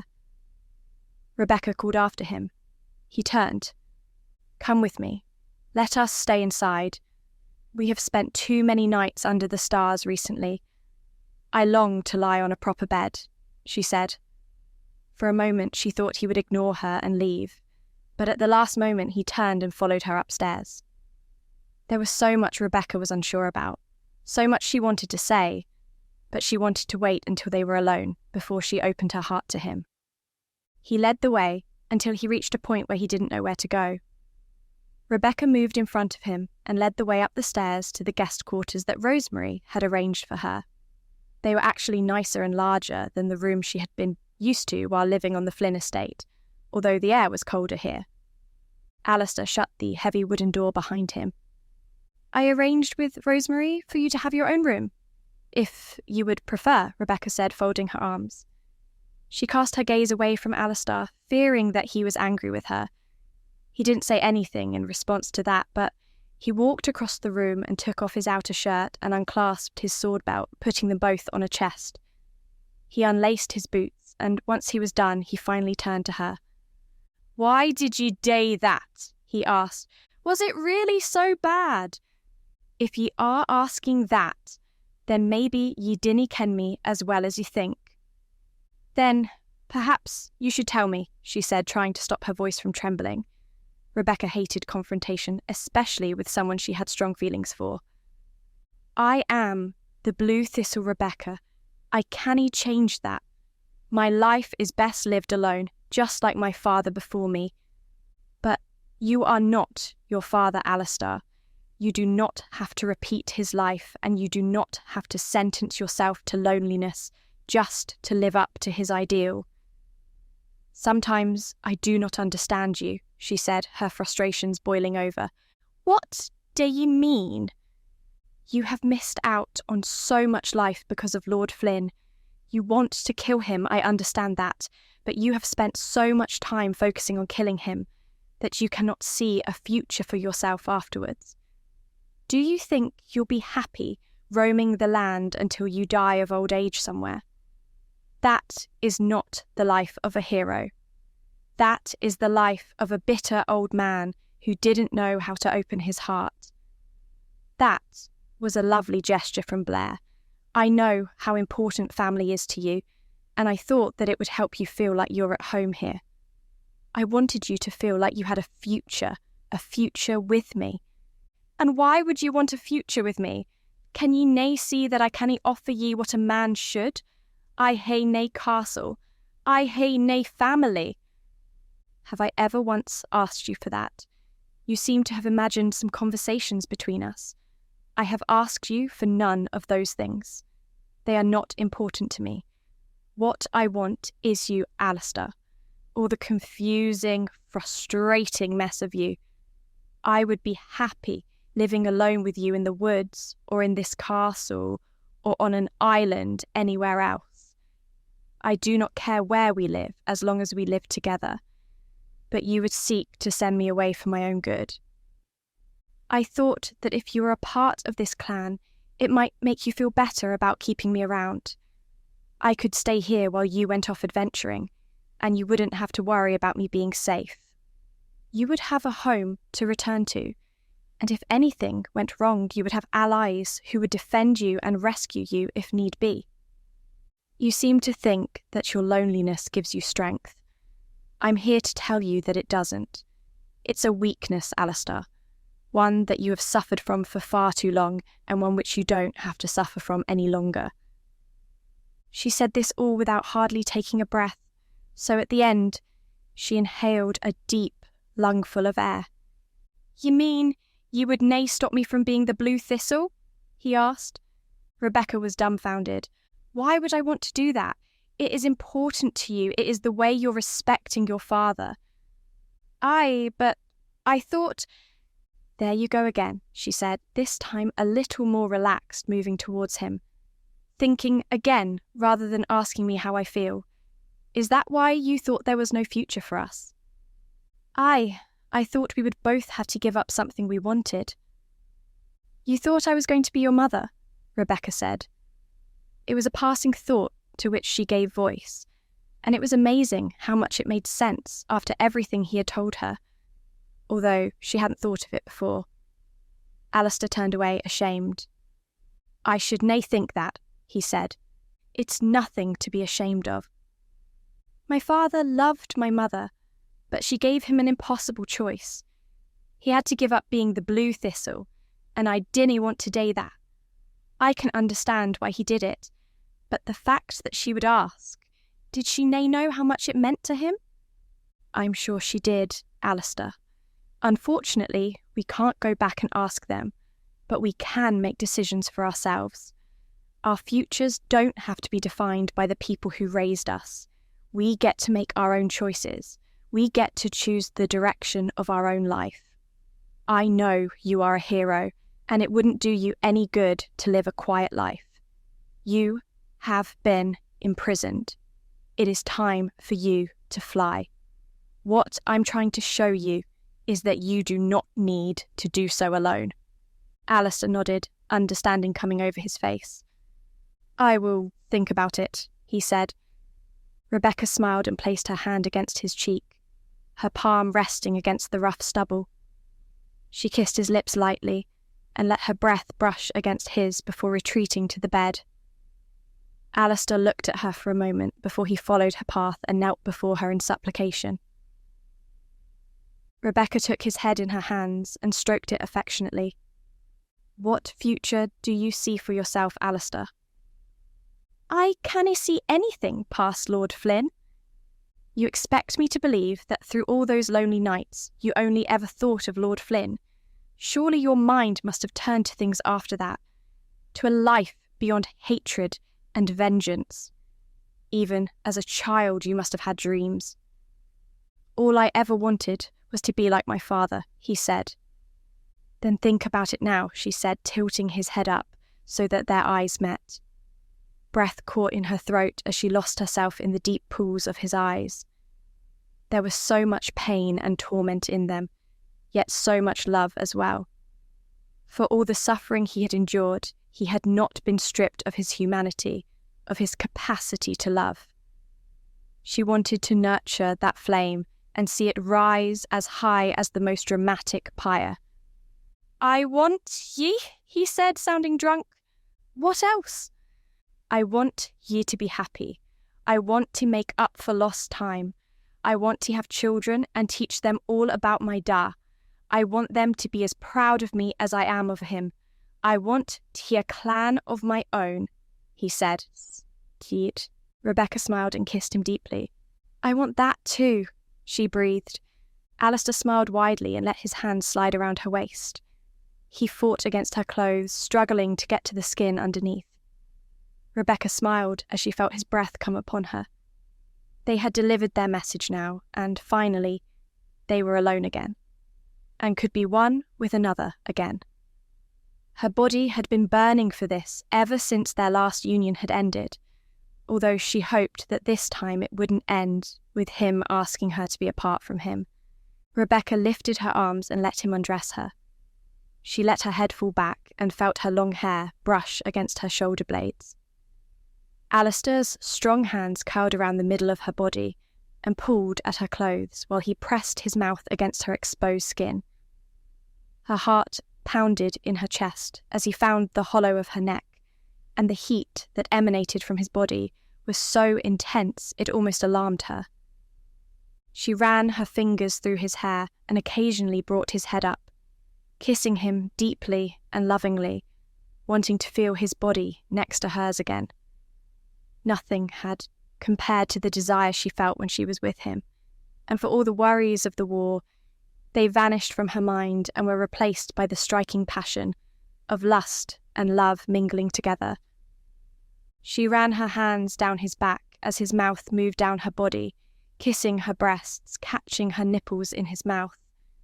Pinpricks of pleasure danced upon her body as his hands were all over her, feeling her, groping her, caressing her. They fell to her thigh and she felt them spread open. His body was heavy against hers. In one gesture, he pushed her to the bed and buried himself in her most intimate area. She gasped at the ardour of the man, but the pleasure that ran through her veins was not going to make her ask him to stop. She felt him kiss the burning insides of her thighs. Then his breath moved closer towards the aching sensation. She needed him. She wanted him. Her entire body tensed as he waited, and then finally gorged himself on her. She fell against the bed, her arms splayed out beside her, utterly helpless as the intense sensations rushed through her body. She looked down to see him so intimately connected with her. Before he had done this, she hadn't thought such a thing was possible. Yet here she was, and she wondered if any of the other women had felt pleasure this intense.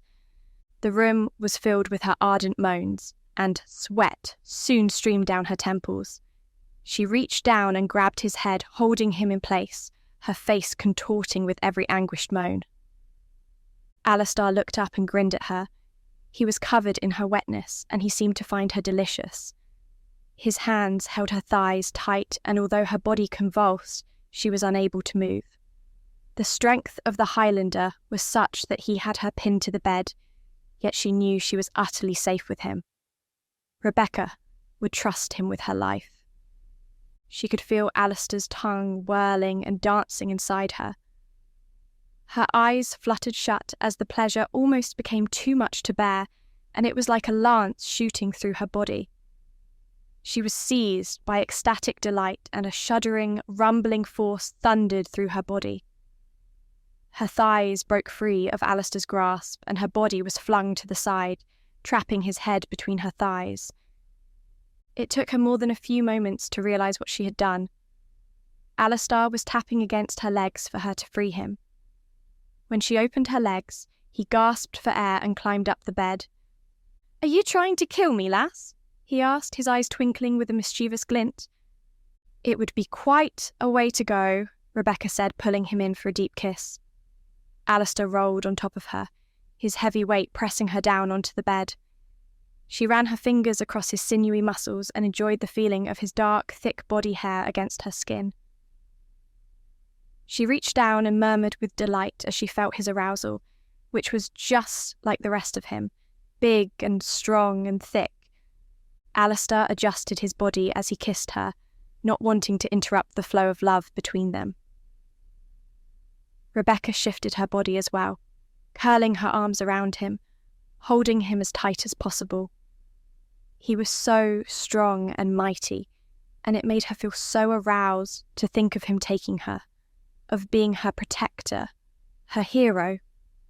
She would give him everything he wanted as long as it made him happy, and in return all she asked was that he give her more pleasure than any other woman ever had. So far, he was delivering on that promise. In mere moments, she felt him enter her and their bodies became one. Her mouth formed an O, and she pressed herself into his warmth, drowning in his manly scent as she tried not to scream with agony. She wondered if the pain was ever something she would get used to, but the pleasure was enough to outweigh it. Alastar held himself still for a few moments as the two of them enjoyed the feeling of being one heart, one mind, one breath. Then he began to move his body, and he might as well have been moving mountains, for the earth seemed to shudder underneath her. Rebecca's eyes closed in sweet bliss as waves of pleasure rocked through her body.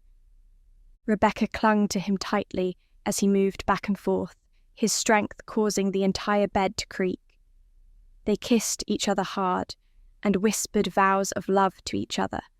Rebecca felt the dip of his back as it arched with heaving effort, and she squeezed his taut muscles as they grew tense. She enjoyed feeling short, sharp breaths rattle against her skin and replied with gasps of her own. Her eyes clamped shut and her nails dug into his thick skin. Her soul seemed to drift about her mind as she lost herself in him. He was a part of her, and she was a part of him. There was no separating them. Their souls were bound together on the ethereal plane, and she felt utterly complete. A smile broke upon her face as she gave herself completely to him. The rumbling grunts made her heart thump. The rising tension brought with it bliss, and she never wanted him to let her go. Lying underneath him, she was enveloped in his masculine warmth, cocooned in the bed of desire and passion. His body and hers moved in a harmonious rhythm, and she soon felt the crying, cracking need to release all the tension that coiled within her. Each one was stronger than the last. Each time they were together, she was given more pleasure. A long, languorous moan slipped out of her wide, open mouth as her body clenched, then relaxed, soaking into the sheets. A moment later, Alastar shuddered too. His grip upon her tightened, and he buried his head into her neck. She felt as though she was going to be crushed. Then his body relaxed too. He pulled himself off her and slipped by her side. She adjusted her position to drape her arm across his broad chest and rest her head upon his torso. She sighed with contentment. Alastar kissed her hair and stroked her waist. These were the moments she enjoyed the most, just the two of them together, sharing warmth and intimacy without any thought to the war that was coming. "That was wonderful," Rebecca whispered. "Aye," Alastar said. His eyes were closed and he looked as though he was ready for sleep. "I want to spend the rest of my days doing this with you," she said. Alastar cocked his eyebrow up and looked down at her, then he smiled.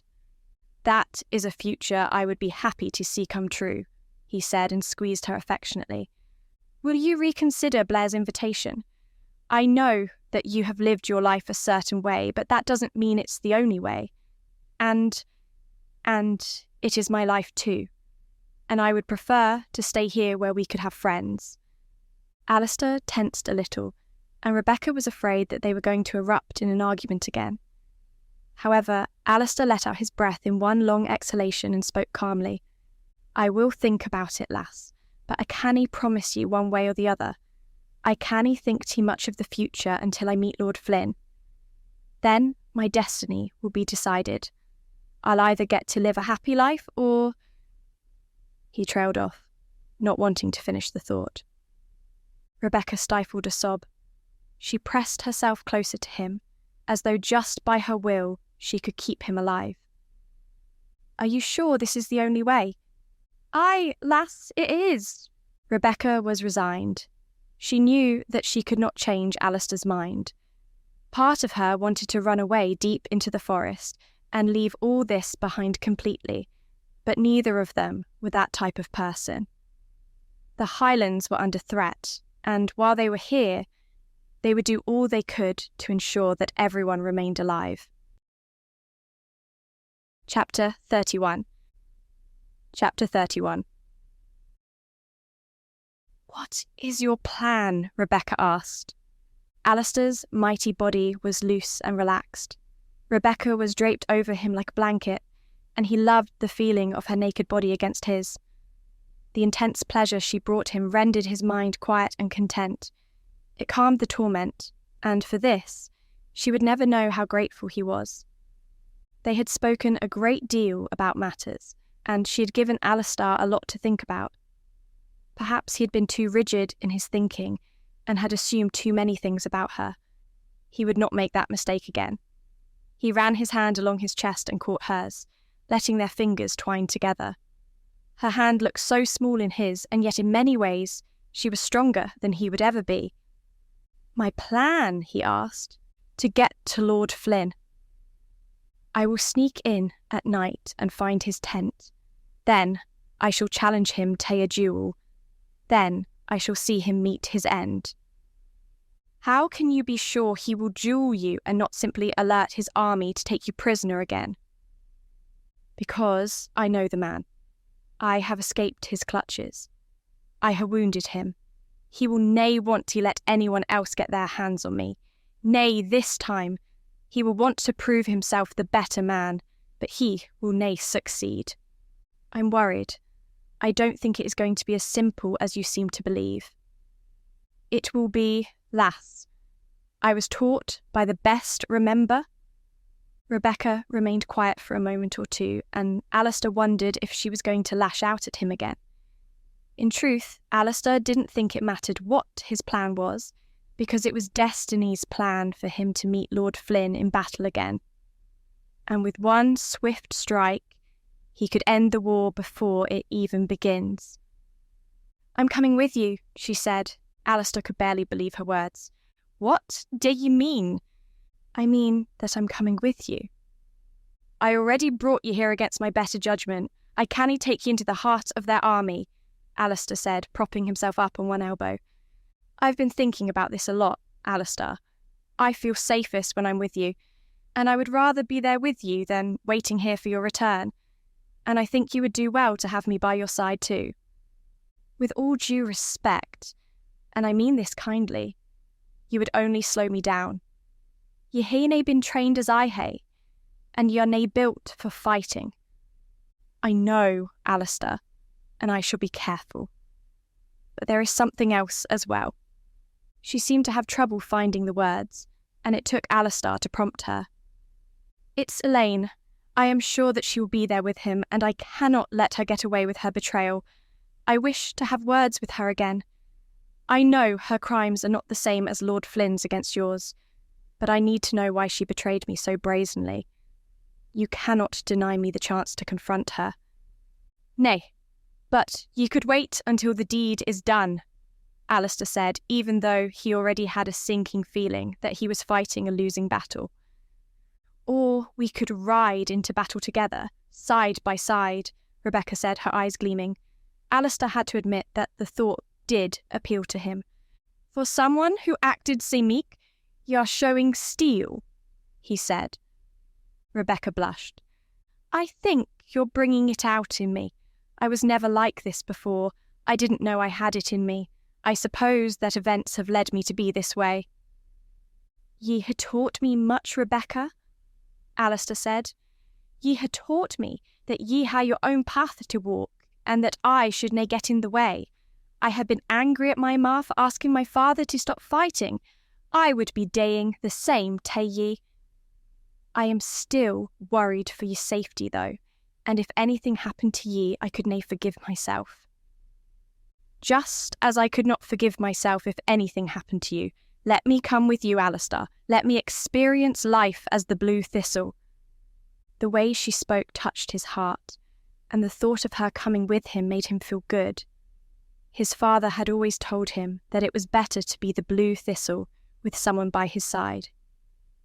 Rebecca made him reconsider everything he believed about relationships. But that wasn't a bad thing. She had proven herself capable in everything they had done so far, and this would likely be no different. "Fine, lass, ye can come with me, but at the first sign of danger ye must flee, nae matter what is happening to me," he said. Rebecca nodded enthusiastically and kissed him firmly on the cheek. He prayed to the gods that he wouldn't live to regret it. Now that he had her, he wasn't sure he could bear the pain of losing Rebecca, and he was glad that she had fought to stay by his side. She gave him strength, and she made him a better man. Rebecca fell asleep with a smile on her face, while Alastar was a little more troubled. The day he had been waiting for was fast approaching, and it could well end with his death. He tried to act confident, as though he was assured of his victory, but deep down he knew that Lord Flynn was more than capable of killing the Blue Thistle. Before he had met Rebecca, it had been easier to accept his fate. He'd had nothing to live for except this quest for revenge, and if it resulted in his death, then at least he would have been content in knowing he had tried. Then he would be reunited with his parents in the afterlife. But now that he had something to live for, the pressure was stronger. He had things to lose. However, this was not a weakness. Rather, it was a strength. He was sure that knowing he was fighting for Rebecca, for his future, he would have the edge over Lord Flynn. For Lord Flynn was a bitter old man who fought only because he had nothing left inside him except for a bitter, cold heart.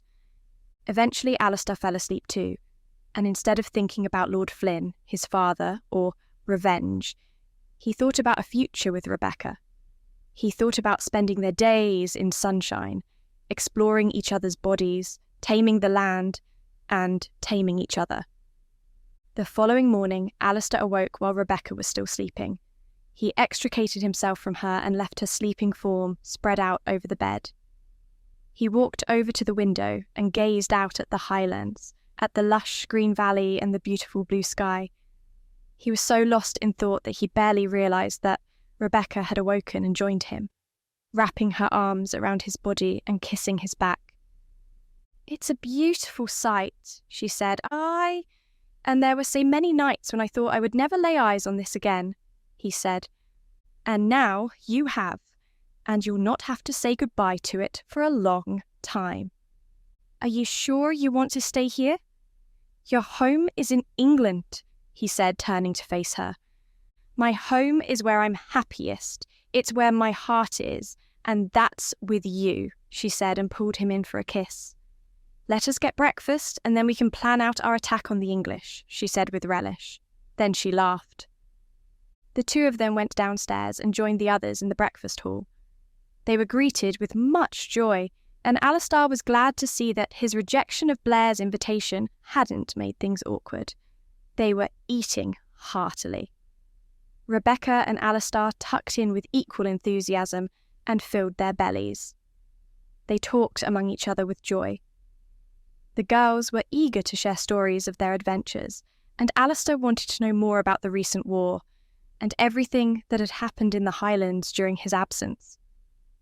Blair and Drew were all too happy to tell him, and Alastar shared their pain when they spoke about the passing of their father. "From all I have heard, ye are leading the clan with great honour. I am sure your father would be proud of ye," Alastar said. Blair thanked him and then pulled him away to the side so that he could speak privately with Alastar. "I have been thinking about what ye said yesterday, and I cannae believe that ye are sae reckless. Dae ye really think ye will be able to get into the English camp all by yourself?" Blair asked. "Would ye doubt the talents of the Blue Thistle?" Alastar replied with a grin. Blair's silence said that he certainly would doubt. "I had done things like this before," Alastar reassured him. "Still, ye dinna hae to be alone. I sent word out to all the clans, and they shall be here within the next couple of days. There are many men who would be honoured to fight alongside the Blue Thistle. I would like to send you out with a small force of men, just to make sure you can fight if you find yourself in trouble." "Blair, ye are a kind man and an honourable leader, but more men means more risk. I stand a better chance without them, and besides, I won't be alone." "Did Declan persuade ye to take him with ye?" Alastar chuckled. "Nay, I am taking Rebecca." Alastar thought that Blair's eyes were going to pop out of his head. "Ye cannae take her," he said. "I had the same reaction, but she had a score to settle as well, and I'm sure your lass is the same. Once she gets an idea in her head, she cannae be shaken from it. Would you tell Rosemary nay if she asked you from the bottom of her heart?" Blair looked pensive for a moment. "I suppose I would nay. Aye, they dae cause us grief." "And we would nae hae it any other way," Alastar said. Blair gave him a knowing smile. "Is there anything you will need?" "Cloaks and my horse. I hae everything else I need right here," Alastar said, putting his hand on the hilt of his sword. Blair nodded, understanding completely. "If there is anything else you need, dinna hesitate to let me know. When day you think you will be leaving?" Alastar tossed around a few thoughts in his mind. "Later today. I dinna want to wait too long." "How are you going to find him?" Blair asked. "It will nae be hard to find an army," Alastar said, "but I know how he thinks. He will want to get here as quickly as possible, and he will nae hide away in the forest. He will want us to know he is coming. He'll take the direct route, and he'll move as quickly as possible. But because of that, he will make mistakes. His soldiers will be tired, and they will nae be paying attention for one man. I can sneak in when it is dark, and then I will end this war. I will return here as soon as possible. And if ye dinna, then ye will hae to get ready to face an army. The ground will shake when Lord Flynn approaches. Then, let's hope it dinna come to that," Blair said. He took Alastar's arm in his, gripping the forearm. "Ye are a brave man, Alastar. Ye hae every right to disappear after all ye hae been through, but ye still fight." "That is how my da raised me," Alastar said. "I want you to know that the invitation stands if ye change your mind." "I shall consider it if I return," Alastar said. He and Blair nodded to each other, then returned to their seats and finished their breakfasts. Alastar was glad that he was not being shunned for being a lone warrior, and that he was being shown great hospitality. He had heard from his father stories about how the clans were plagued with infighting and rivalries, but it seemed as though the hostilities with the English had brought them together, uniting them against a common foe. That was something that Lord Flynn wouldn't have counted on, and it was likely that the English would live to regret it, for a united Scotland was a formidable force, and if they ever turned their full might onto England, the Highlanders could well run rampant. For the rest of the day, Alastar prepared to leave. He made sure the horse was well rested and ready to go out again. He had formed a bond with this horse and didn't want another. He gathered some food and water to ensure that they had enough to last them. although he hoped they wouldn't be riding for too long. If he knew Lord Flynn as well as he thought he did, then the English army was well into the Highlands by now, and he would be driving them hard. He also gathered a couple of dark cloaks for he and Rebecca to wear so that they could blend into the darkness. His plan was to strike at night, when most of the army would be asleep, exhausted from a hard day's march. The Highlands weren't hospitable to enemy forces either. The roads were long and winding, and it was easy to get lost. It was late afternoon by the time Alastar and Rebecca were ready to leave. "Are you ready, lass?" he asked. She nodded, although he noticed some tension in her face. She was evidently nervous, but she wasn't going to show it. He wasn't going to disrespect her by asking her to stay behind. Fear was something to be conquered, and she had made it clear that she wanted to conquer hers. By the time they were ready to leave, people had heeded the call to arms that Blair had issued and were arriving. Huge wagons appeared on the field outside the castle, and other Highland clans were greeting each other with much excitement. They were loud and brash and were making comments about how they had to fight back the English threat again. Not all of them knew the details about the current threat, but they soon would, and they were all eager to spill the blood of the old enemy. Alastar had never been among so many people, and it was a sharp contrast to the life he had known with his parents. He had always been proud of his heritage as a Highlander and seen it as his duty to protect the people of the Highlands, but it had always been a solitary pursuit. For the first time in his life, he was realizing that he was a part of something bigger, and that there wasn't necessarily anything wrong with that. "There are so many of them," Rebecca gasped. "We have to succeed, Alastar. We can't let all these people die," she said with fierce determination. Alastar nodded. He made the final adjustments to the horse and led it through the throng of people. He still wasn't entirely sure that bringing Rebecca was the right thing to do, but she was set on it, and there was no changing her mind now. She stayed close to him, though, for some of the Highlanders frightened her. There was still much she had to get used to. There was a huge yell behind him. Alastar assumed it was for someone else, but then he heard footsteps thumping along the ground towards him. He turned, almost expecting a threat, only to see a huge mountain of a man standing in front of him. "You're him, aren't you?" he said, a look of wonder in his eyes. "Who?" Alastar asked. "The Blue Thistle. I would know that armour anywhere. I thought ye had died. Och, I knew naething could kill the Blue Thistle. Ye are the greatest swordsman ever. The tales are legendary. It is an honour to meet ye." "My name is Mont," the man said, taking Alastar's forearm, shaking it firmly. Alastar smiled. "Thank ye. It is an honour to meet ye too. The English stand nae chance, nae when we ha' the Blue Thistle," Mont said, then turned around and ran through the crowd, yelling at the top of his lungs that the Blue Thistle was in the fight. Alastar shook his head in disbelief and smiled at the gesture, not thinking much of it, when suddenly there was a huge roar and cheer as people celebrated the news. Alastar turned and looked at the Highlanders applauding him, cheering him on. They chanted for him, and he was deeply moved by the gesture. "I cannae believe it," he said as he led the horse to the edge of the field and helped Rebecca onto its back before straddling it himself. "You are their hero," Rebecca said, eyes glistening with tears, for she was touched by the reception as well. "Nay, my father is. This is for him, and all the good work he did in his life. But I shall make them cheer for me. The Blue Thistle lives again," he cried as he turned the horse away from the castle and rode away towards his destiny. He knew that the Highlanders must have known that he wasn't the first Blue Thistle, but they accepted him without question.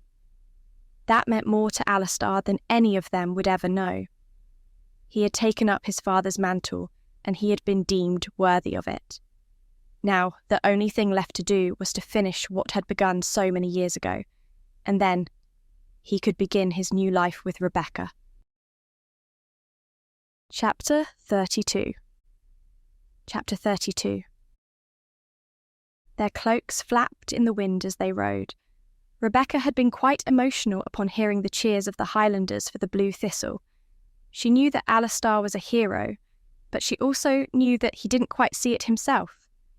He was always lost in his father's shadow, and she hoped now he could finally begin to escape it. Her heart beat frantically as she clung to Alastar. There was no turning back now, and although she had pleaded with Alastar to go with him, she had to admit that she was feeling trepidation. In her life so far, she had always been taught to run from danger, not to face it. But Alastar and the circumstances of their meeting had had a dramatic effect on her. First, she had seen how far Catherine and the other English women were willing to go for their freedom and their happiness.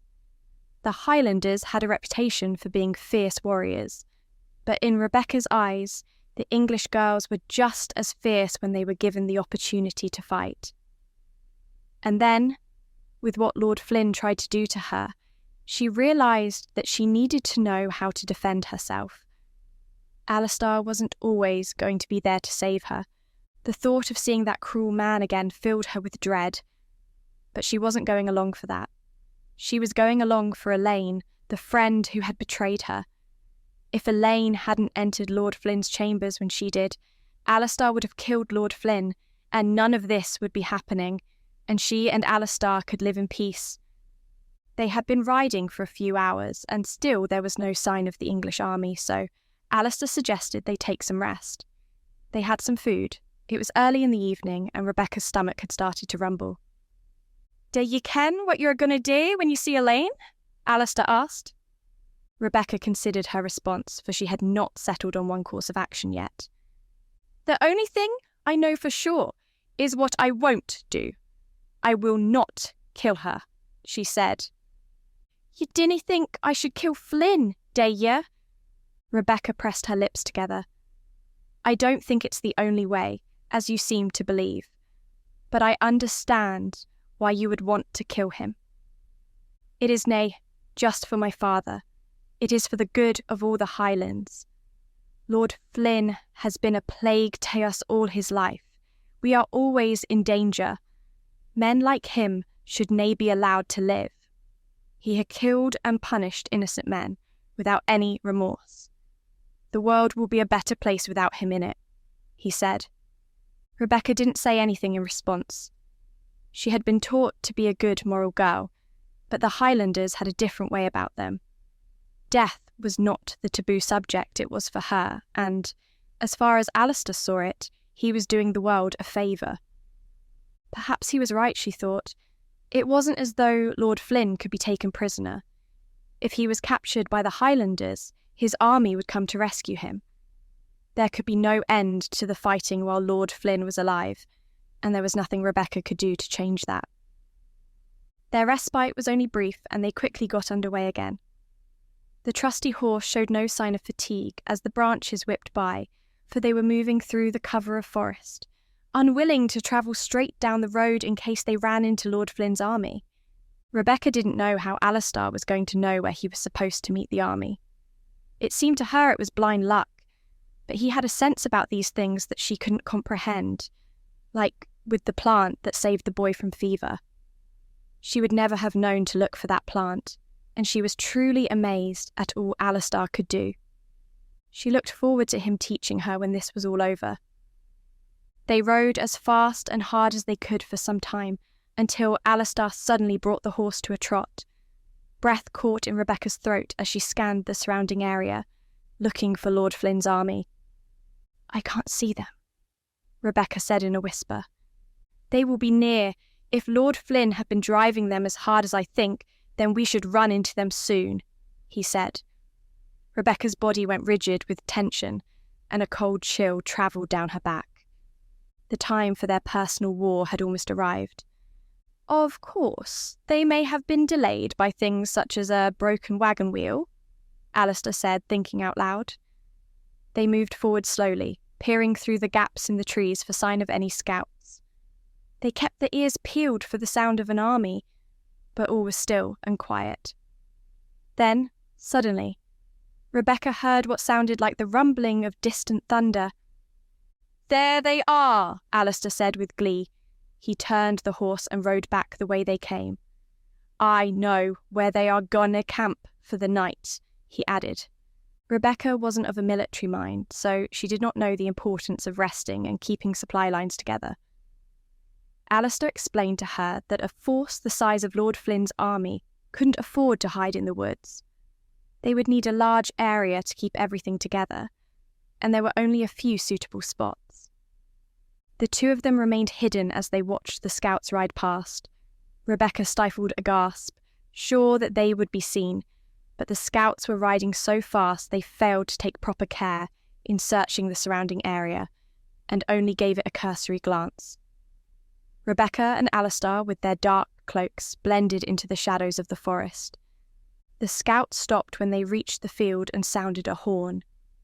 The rest of the army trundled along the road in a seemingly endless procession of wagons and carts. The sheer number of men in the army boggled Rebecca's mind, and she knew that if they failed, the Highlanders stood no chance. They had to wait an age for the army to finally stop. The wagons and carts were led onto the fields, and the men began erecting tents. It felt strange for Rebecca to sit there and watch them go about their business, none of them having any knowledge that there were two hunters waiting to prey on them. "When do we move?" Rebecca asked, still whispering even though there was little chance they would be discovered. The army was intent on making camp and were making a great deal of noise. Lord Flynn was evidently confident that they were not going to be attacked here. "We wait until nightfall when they are sleeping," Alastar said. The wait was excruciating for Rebecca. With each moment that passed, she was sure that something was going to give them away. Alastar was the picture of calm, though, and nothing seemed to faze him. He had been taught well, and would not do anything to jeopardize their position. Rebecca watched the English soldiers share food, and it reminded her of the scenes outside the castle of the McCalls. The two sides had much in common, and it broke her heart to think that so many of them could be marching to their death, and why? All because a petty lord wanted to indulge his hatred for the Highlanders. So far, she hadn't seen any sign of Elaine or Lord Flynn, and she presumed that the two of them were in a wagon somewhere, enjoying the benefits of privacy while the common soldiers did all the hard work.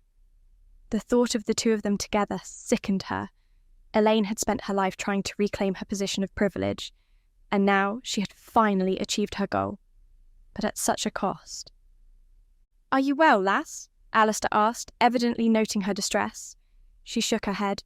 "I am annoyed at myself for ever thinking that I could have been friends with Elaine. She has deceived me so awfully, and I know that it was because of my bad judgment. I should have known that she would do something like this. I should have been more careful." "Ye should nae blame yourself, lass. Ye are a kind, trusting soul, and the world needs more people like ye. Sadly, there are those like Elaine who would take advantage of ye. Ye cannae let her have her way." "I won't, and I will make her regret her actions. What are we going to do? How are we going to get inside the camp?" "We wait until most of them are sleeping. We sneak past the guards. It will nae be hard to find Flynn. And where Flynn is, I'm sure we'll find Elaine as well." Alastar nodded. "I shall challenge him to a duel, and ye can dae what ye like with Elaine. I shall kill him, and then the English will know that they cannae meet the might of the Highlanders. Without their leader, they will flee back to England, and we can return to the MacLairs with good news." "Do you really think he will agree to duel you?" "His honour will make him. If we find ourselves in trouble, ye must promise me that ye will flee to safety. Get to the horse and make your way back to the McCalls if ye can." "Where will you be? I am not going to leave you," Rebecca said desperately. "I dinna want to see ye die, lass. I will fight the English off to give ye a chance to escape," Alastar said. From his tone, it was clear that he meant every word, and as much as he wasn't able to argue against her coming, she was unable to argue against this. She bowed her head submissively, then placed her hand on his, squeezing it tightly. "Then we shall make sure that nothing separates us.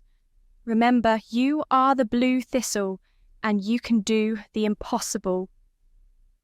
Alastar smirked and pressed his lips together.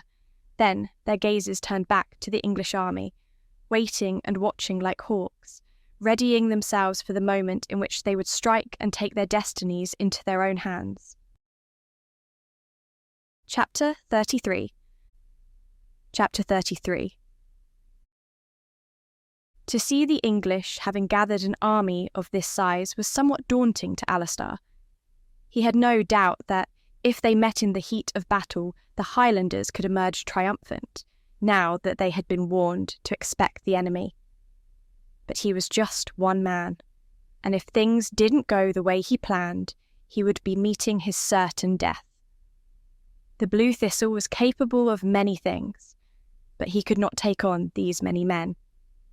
He was pinning his hopes on the fact that Lord Flynn would be eager to duel him, and would not simply throw him to his men for punishment. The closer he grew to the time of judgment, the more doubt he felt, but he was not going to rid himself of his convictions now. He thought of the way the Highlanders had cheered for him, and he wanted to prove them right. The wait was interminable, but slowly and surely the sun drifted across the sky and relinquished its celestial throne to the silver moon. The stars came out and twinkled above, a glittering patchwork of sparkles against an inky black sky. A few dark clouds drifted across, blotting out stars here and there, but the moon was bright, and campfires were peppered across the field, providing light. The noise caused by the army had dwindled as many of them were getting well-earned rest. Alastar imagined that their legs would be aching after all the marching, and most of them would be sound asleep within minutes. But he had to wait until he had a clear path. The shadowy forms were still murmuring together, sharing food and ale before they turned in for the night. Soon enough, only the watchmen were on guard, still awake. Alastar tugged at Rebecca's sleeve and handed her a knife he had been carrying in his boot. He wasn't going to let her go in without a way to defend herself. His blood pumped through his body, and his heart beat frantically. This was what he lived for. This is what he thrived on. He moved through the forest, slipping through the gaps between the trees. His movements were careful. He whispered for Rebecca to follow his footsteps, so that she wouldn't alert them by breaking sticks and branches that had fallen to the floor. They kept crouched down and moved as one, swift and deadly, coming up behind the man on patrol. He was standing still, head bowed. Alastar could tell that he was just as tired as the rest of them, and he was unable to do his duty well. Before the man could make a sound, Alastar wrapped his thick arms around the man's neck and squeezed tightly. The guard slapped his hands against Alastar's arms, but they did not relent. Alastar held him tightly until the Highlander felt the strength seep out of the Englishman. Alastar choked the air out of him, and then gently lowered the body to the floor. "Come on," he whispered, and led Rebecca into the camp. They kept their footsteps light and quick, for they needed to get to Lord Flynn before they were discovered. If anyone else saw them, the alarm would be raised, and they wouldn't stand a chance of getting out of there alive. They tiptoed past tents, hearing soft snores coming from the narrow gaps. Alastar didn't want to risk whispering anything, so he hoped that Rebecca was keeping calm. Fires crackled all around the field, each of them of a different strength than the last. The place smelled of mead and cooked meat, and when Alastar looked into the fires, he saw the charred bones of what they had eaten. Alastar was heading to the middle of the camp, which was where Lord Flynn would be.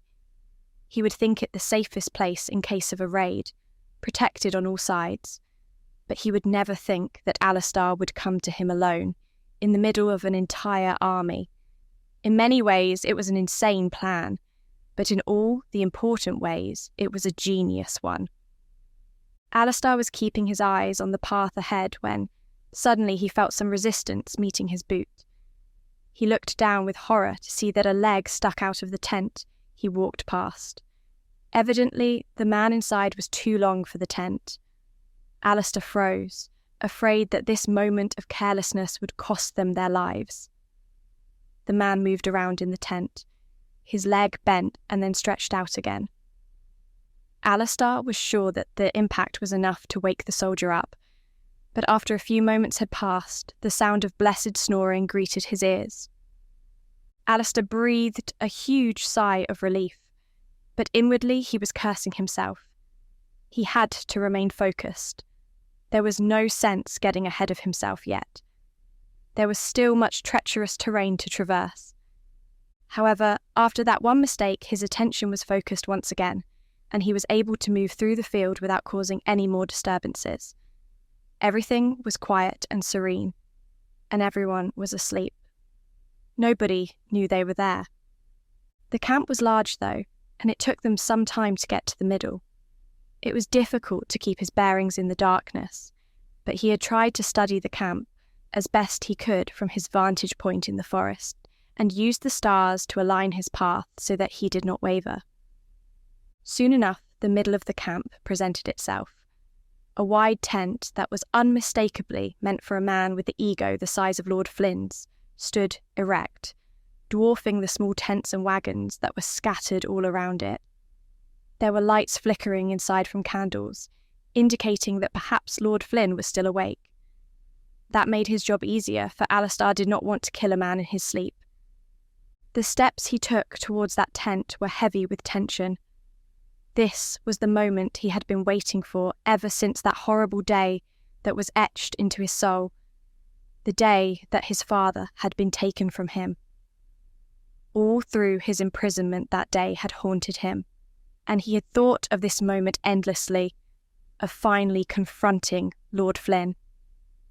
The first battle they had had in his chambers didn't count as far as Alastar was concerned, and it had ended far too swiftly, interrupted by Elaine.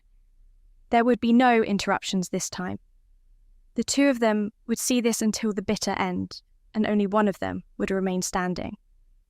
He put more focus on making sure he was breathing steadily, and his hand came to his sword, ready for action.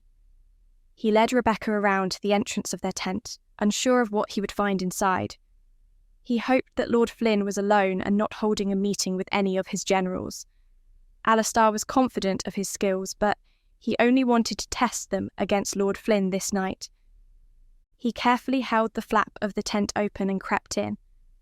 They heard a low giggle and looked up to see Lord Flynn sitting at a table, bathed in candlelight.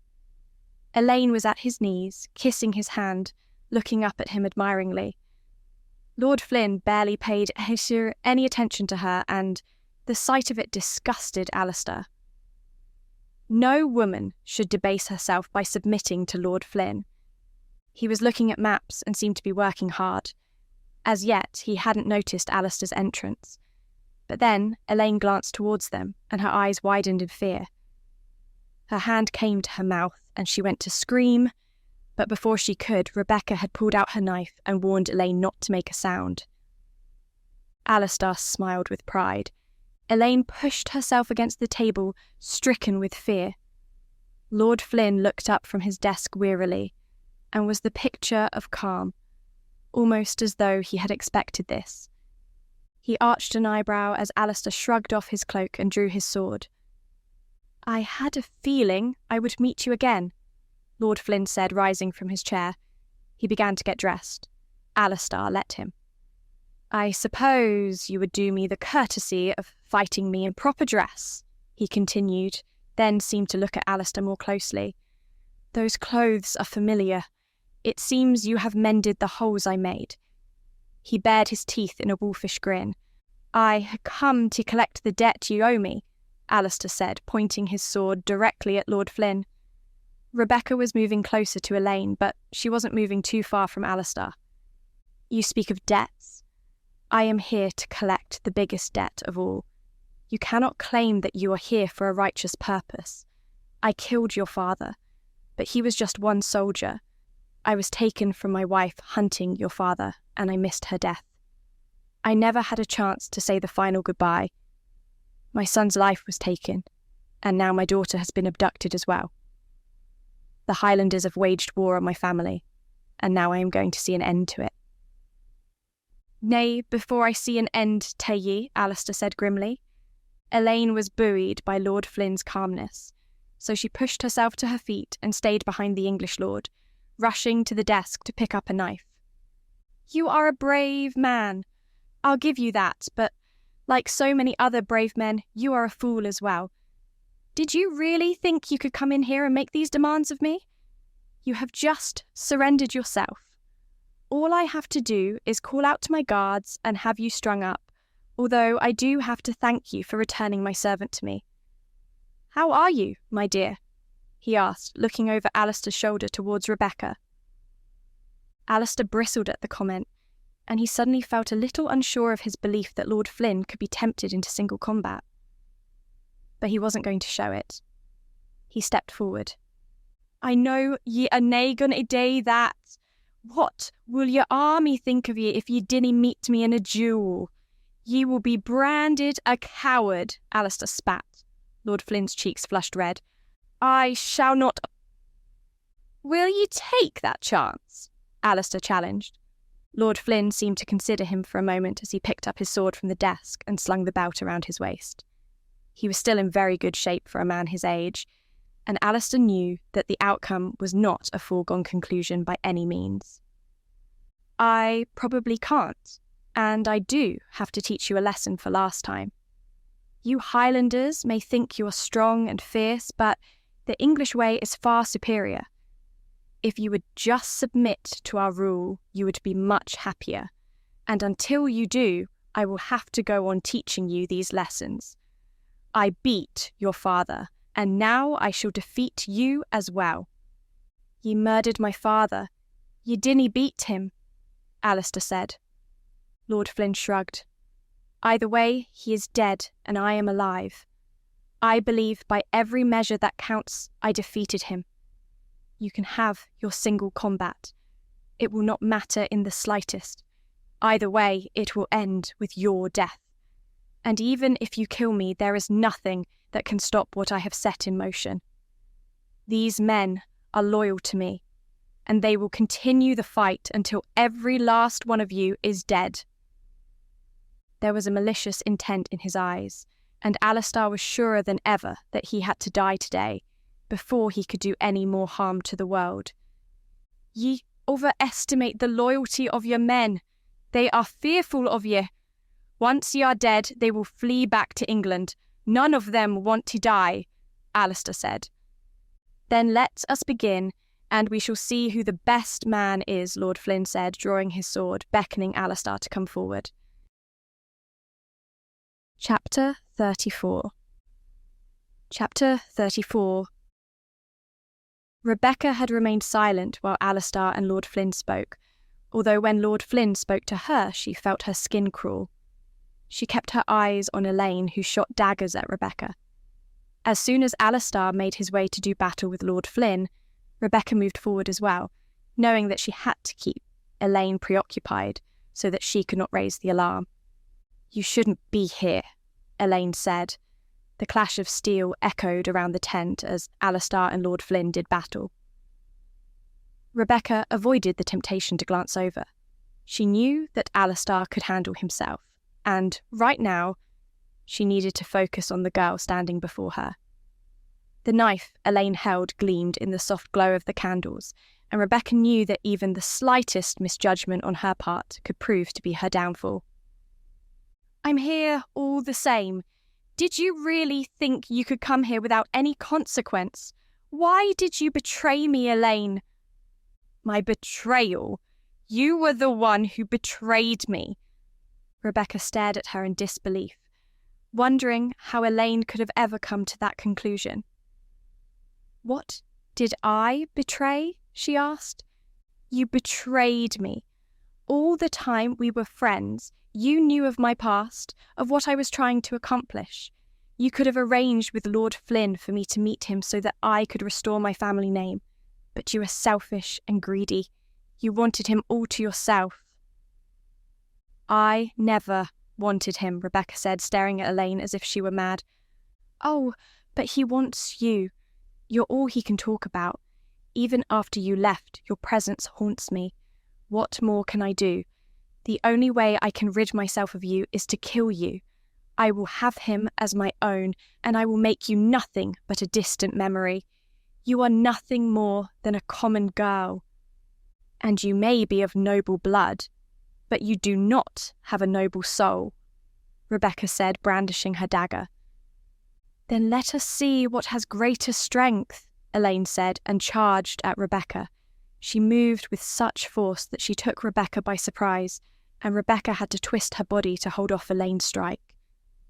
The point of the knife was close to Rebecca's skin.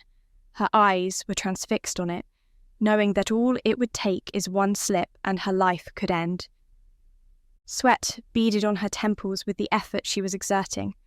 Her jaws were clenched with such effort that she could not even call out to Alastar for help. In fact, she could not even twist her head to see how his duel was going. She certainly hoped he was faring better than herself. She heard the clash of steel behind her, but that was all. Elaine summoned a surprising amount of strength for a girl with such a slender body, and for a few moments, Rebecca was sure that she was not going to be able to resist. However, she had not spent her life scrubbing floors and serving nobles for nothing. The core of her body was strong. Her muscles had been used every day for hard labour, and they did not fail her when she called upon them. She pushed hard against the force that Elaine was exerting and managed to free herself of Elaine's grip. Elaine's eyes went wide, for she could not believe that one such as Rebecca could resist her so. "No!" she gasped, and then scowled, redoubling her efforts to subdue Rebecca. Elaine was flung back, and Rebecca went on the offensive, but she was not skilled with a dagger and slashed wildly through the air. Elaine dodged them with ease, always being pushed back. Rebecca was filled with anguish, and because she was not as used to this combat as Alastar was, she was haphazard in her thrusts. Elaine seized advantage, sizing up the momentum of Rebecca's blows and timing her motion so that she would avoid the slash and come into Rebecca's body, wrapping her arm around Rebecca's neck. Elaine's knife was inches away from Rebecca's throat. "You will never be as good as a noble," Elaine whispered in Rebecca's ear. Rebecca struggled, but to no avail, and she truly thought her life was ending. Chapter 35. Chapter 35. Alastar had been locked in combat from the first moment Lord Flynn had drawn his sword. Lord Flynn was proving himself to be a stronger opponent than when they had last duelled.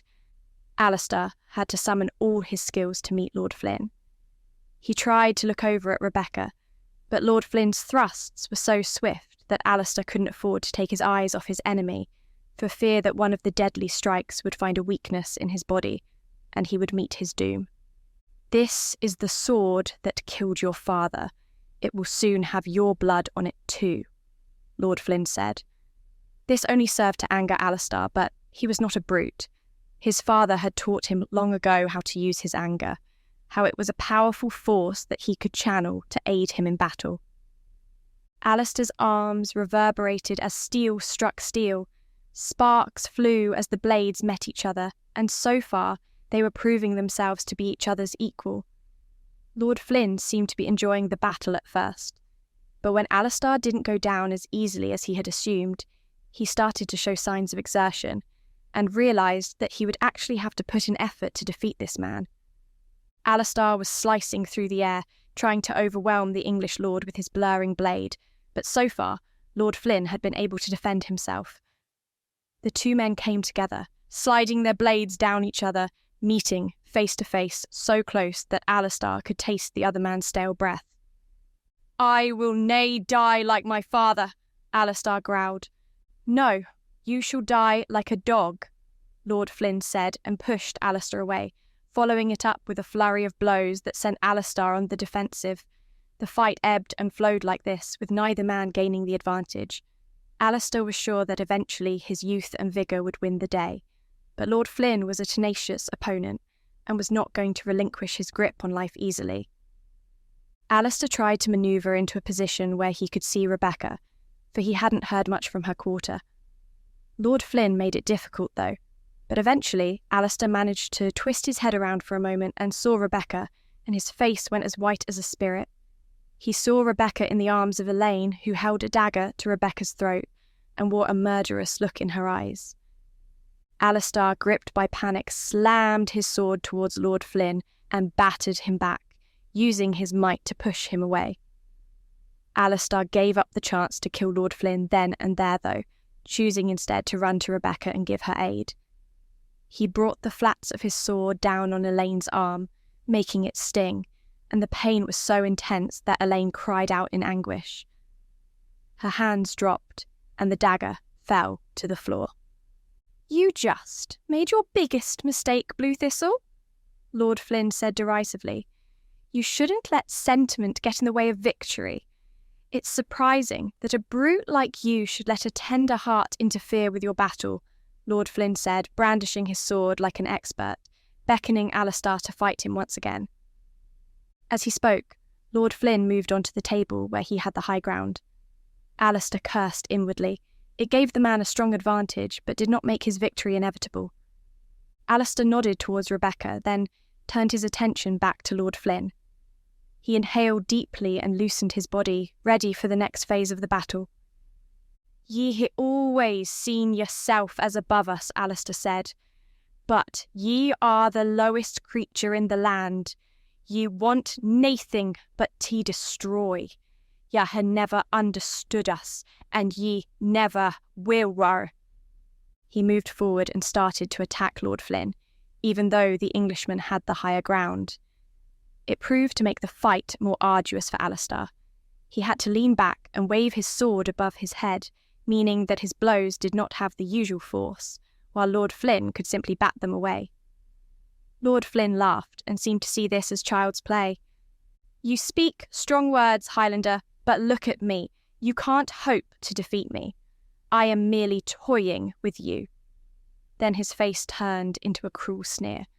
"But I have toyed with you long enough."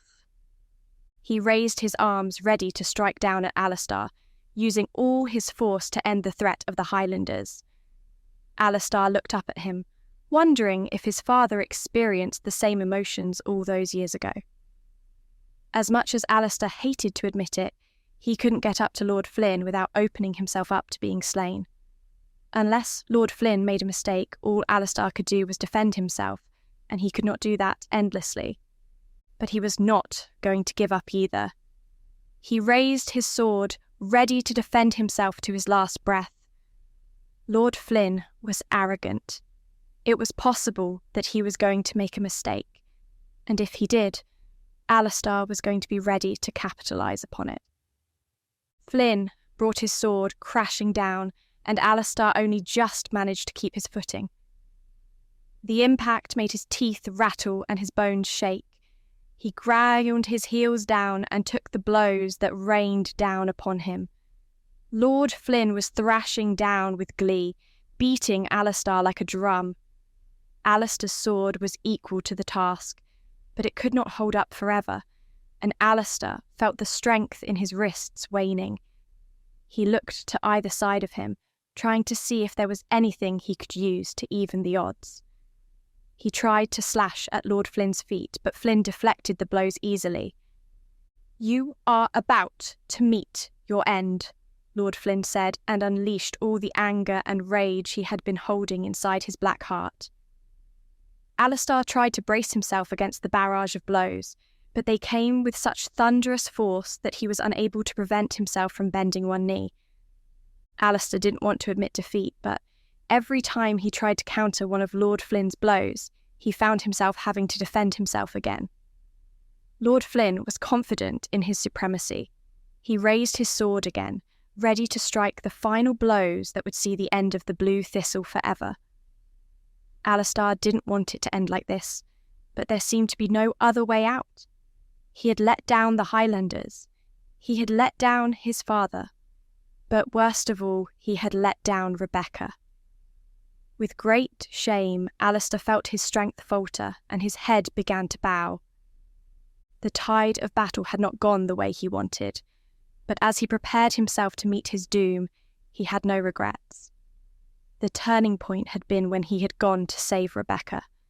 If he hadn't, she would be dead now, and that would have been an even greater loss. It was not a foregone conclusion that Lord Flynn would triumph. Rebecca was smart and brave. She could flee, and the two of them had warned the Highlands, who were rallying a powerful army. But there was so much that Alastar wanted to do with his life, so many memories he wanted to make with Rebecca.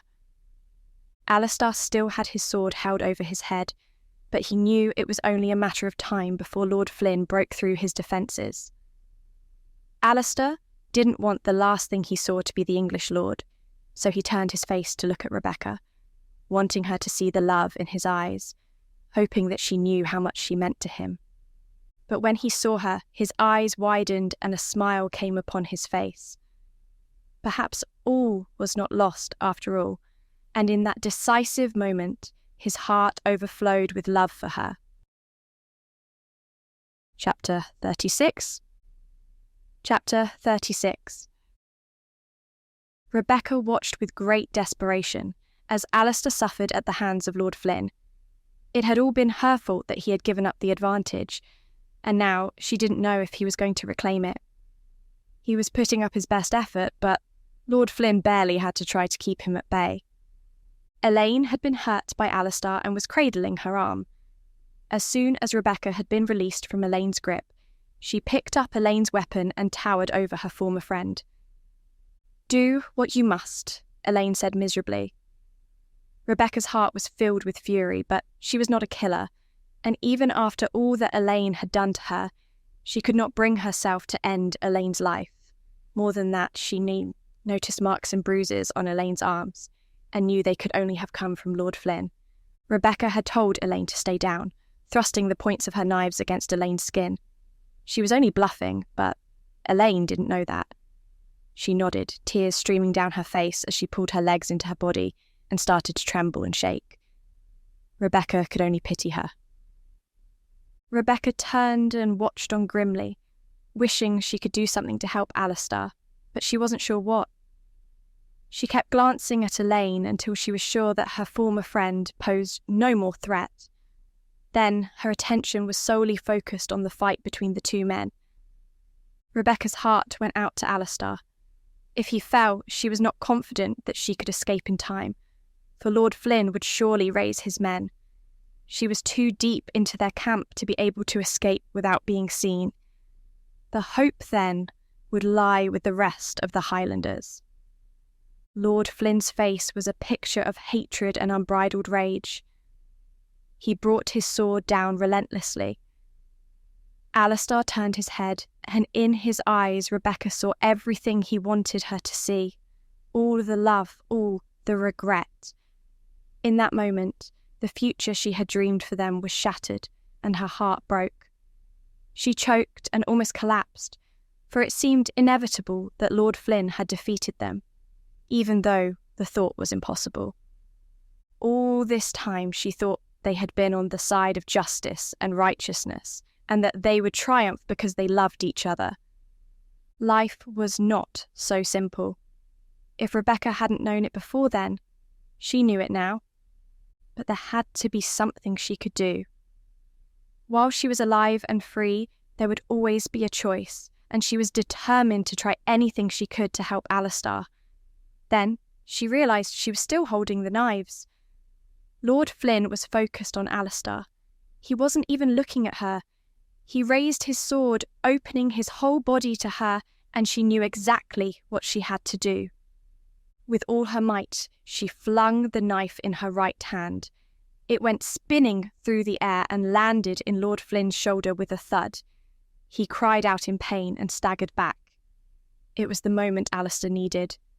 He grinned and quickly leapt onto the table beside Lord Flynn, who was reeling from the blow.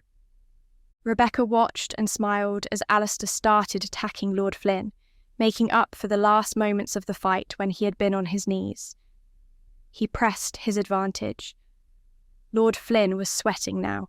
Blood dripped from the wound, and the hilt of the knife protruded from his shoulder.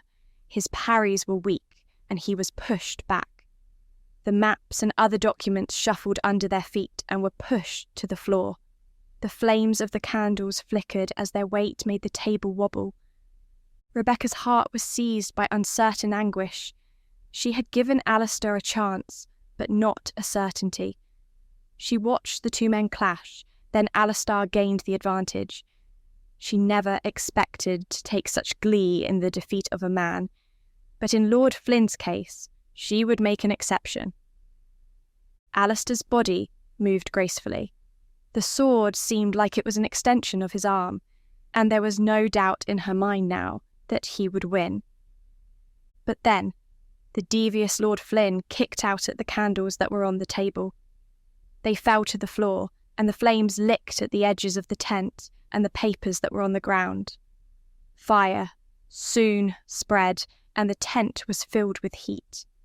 The air sizzled and glowed orange, and Rebecca was scared for her life. But still, the two men fought.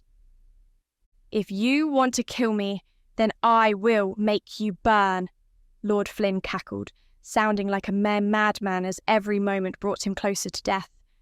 Rebecca wanted this to be over before they burned. The heat grew more intense with every passing moment, but still Lord Flynn was alive. She worried that her confidence had been misplaced, and that Lord Flynn could never be killed. But then, with a flick of the wrist so swift that Rebecca wasn't sure how he did it, Alastar had disarmed Lord Flynn and knocked him to his knees. Lord Flynn rolled off the table onto the floor, surrounded by flames, looking completely helpless. The knife stuck out of his shoulder. Sweat poured down his face. Alastar jumped down and held him at knife point. This was it, Rebecca thought. The end was coming. Chapter 37. Chapter 37. The heat seared Alastar and his clothes clung to him. His muscles ached and his throat was raw. Every breath scratched his insides, and the smell of smoke suffocated him. He stood before Lord Flynn. The man clasped his hands together, begging for mercy. "We can come to some arrangement. Show mercy on me," he pleaded. The man was a pathetic sight, and Alastar was disgusted. "Ye nae showed my father any mercy," Alastar said. "But I showed you mercy. I spared your life," he said. Alastar paused for a moment. He had come so far in his journey, and now that the moment was upon him, it didn't give him any joy to see Lord Flynn like this. Over the years, Flynn had become a symbol for all Alastar's hatred, and he had always relished the moment when he would stand over him like this, and prove that he was the better man. But the moment wasn't as fulfilling as Alastar had once believed it would be. There were other, more important things in his life now. However, as he paused, Lord Flynn took this as an advantage. With a huge cry of pain, he wrenched the knife out of his stomach. Blood dripped from the blade, and he slashed at Alastar, looking to cut his stomach open. Alastar was quick to react, though. In one smooth movement, he drew his sword across Athelred's hand, wounding it. The man howled in pain, and then Alastar drove his sword through the man's gut. In an instant, it was over. Lord Flynn still wore his look of surprise. Alastar drew his sword back, and Lord Flynn's body fell to the ground. He stood there, clad in sweat, as Rebecca ran up to him. The tent blazed around them, and they were only afforded a moment of intimacy, as they knew they had to leave. "How are we going to get out? Surely the rest of the army will be awake now because of this fire?" Rebecca asked. "Aye, but there is a way," Alastar said grimly. Lord Flynn was dead, but there was still much to do. The tent was burning. Alastar picked up Athelred's body by the scruff of its neck and began to drag it outside. They passed Elaine on the way. "What do you want today with her?" Alastar asked. He saw confusion run across Rebecca's face. "We can't leave her here to burn," she said, and helped her up. Elaine was sobbing fretfully, and seemed to have lost whatever composure she'd had. Rebecca took her outside and sat her down. Alastar looked around, worried that they would be attacked, but the camp was in confusion at the appearance of the fire. "Elaine, I know what he did to you. I know what he did because he would have done the same to me if I had stayed. You need to let this idea of nobility go. It was awful what happened to your family, but you don't need to define your own life by it. You've seen what he was like. He may have been noble in name, but you must find someone who is noble in nature. You need to be happy, Elaine. That is the most important thing." "I hope you find peace," Rebecca said. Alastar wasn't sure if Elaine was aware of anything Rebecca said, but it was a sweet sentiment. However, they couldn't spend any time standing around. They had to move. Alastar picked up a log from a dying fire and held it to the fire that was consuming the tent.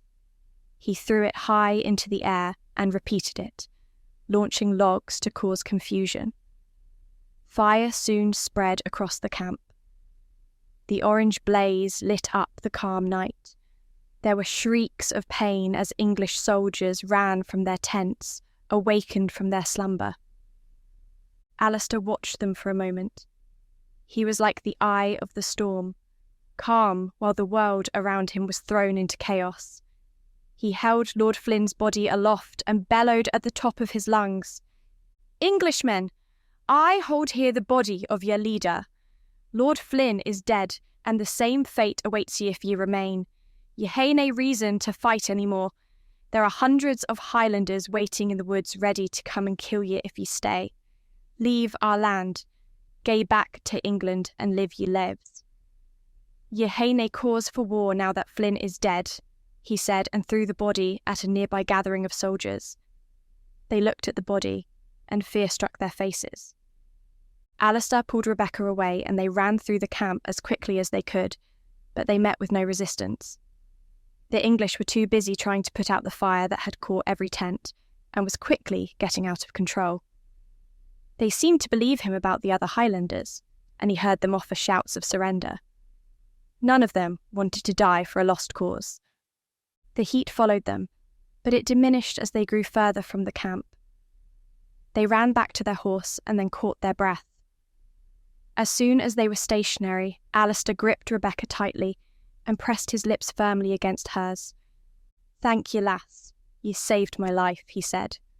"You saved mine first," she teased. "Ye were right to want to come along." "I'm just glad that we made it through this alive. For a moment there, I thought we would fail." Alastar put his hands on his hips and puffed out his chest. "The blue thistle never fails," he said with a grin, then added in a lower voice, nay, when he had the love of his life beside him. "Rebecca, will you do me the honour of marrying me?" he asked tenderly.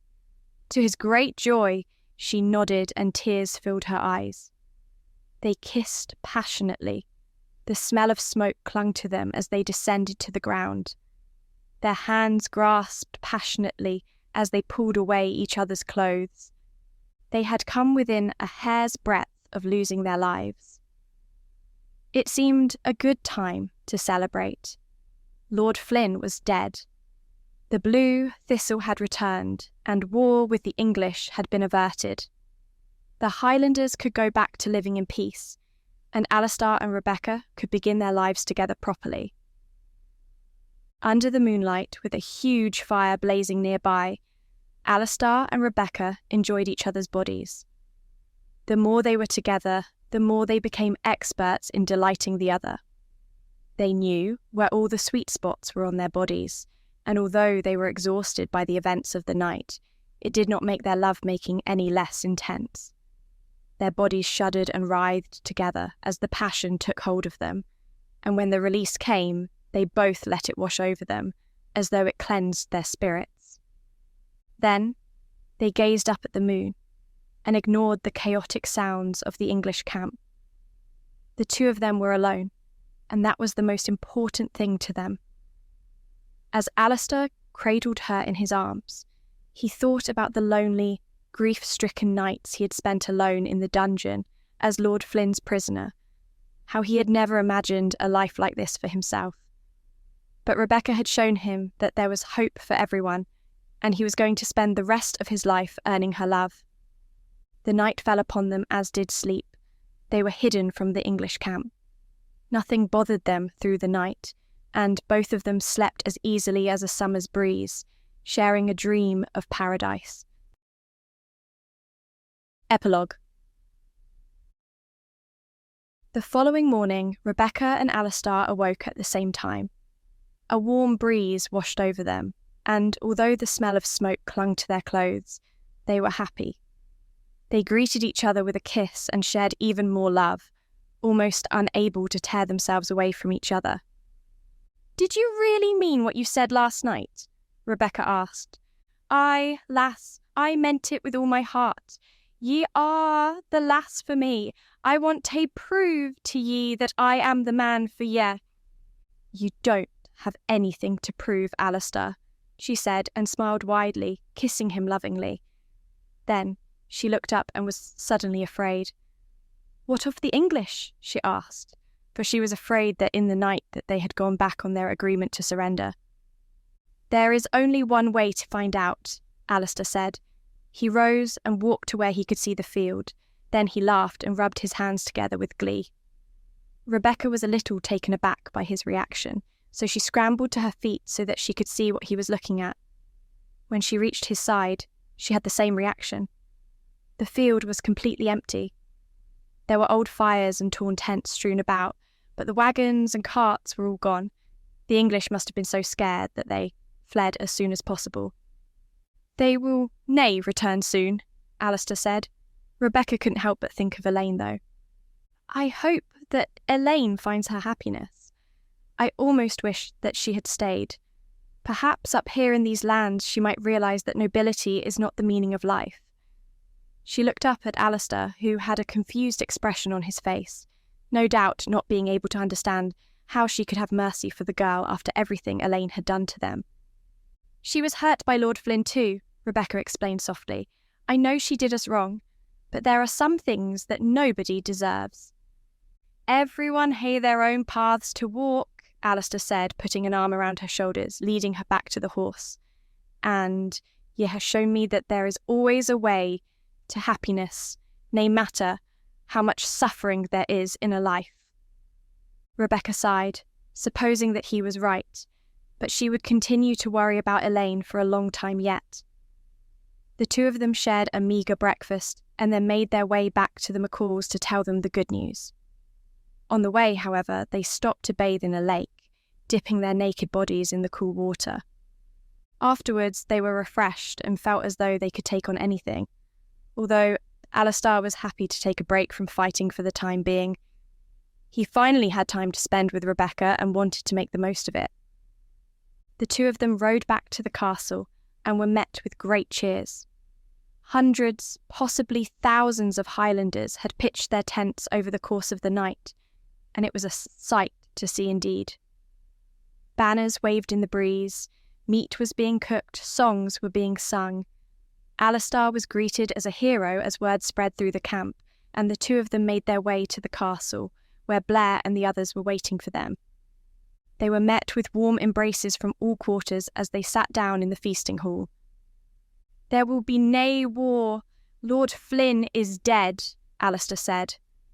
Blair and Drew clapped each other on the back, and there were smiles all around, although Rebecca noticed that Catherine was subdued. She intended to speak to her alone as soon as she had the chance. Blair congratulated Alastar on his plan, and said that they were all grateful for his efforts, and that he would make sure the name of the Blue Thistle was always honoured at his table. "There is one other thing I would like to ask of ye," Alastar said. "Ye can ask anything ye like. Ye deserve it," Blair said, and his words were met with effervescent laughter. "If ye would do me the honour, I would like to accept your offer to be in your clan. I have been taught that being alone isn't always the best way to live life. I would be honoured to be accepted if you will have me, and my betrothed," he said. "The honour will be ours. This calls for a celebration," Blair said, clapping his hands. Lavish meat and wine were brought into the feasting hall, and the spirit was joyous. Alastar spoke with Blair and Drew some more. A short time ago I wanted war with the English to prove myself in battle, but now I am glad we have avoided it. There should be peace in the Highlands. It is what our father would have wanted, Blair said. I understand him now more than ever.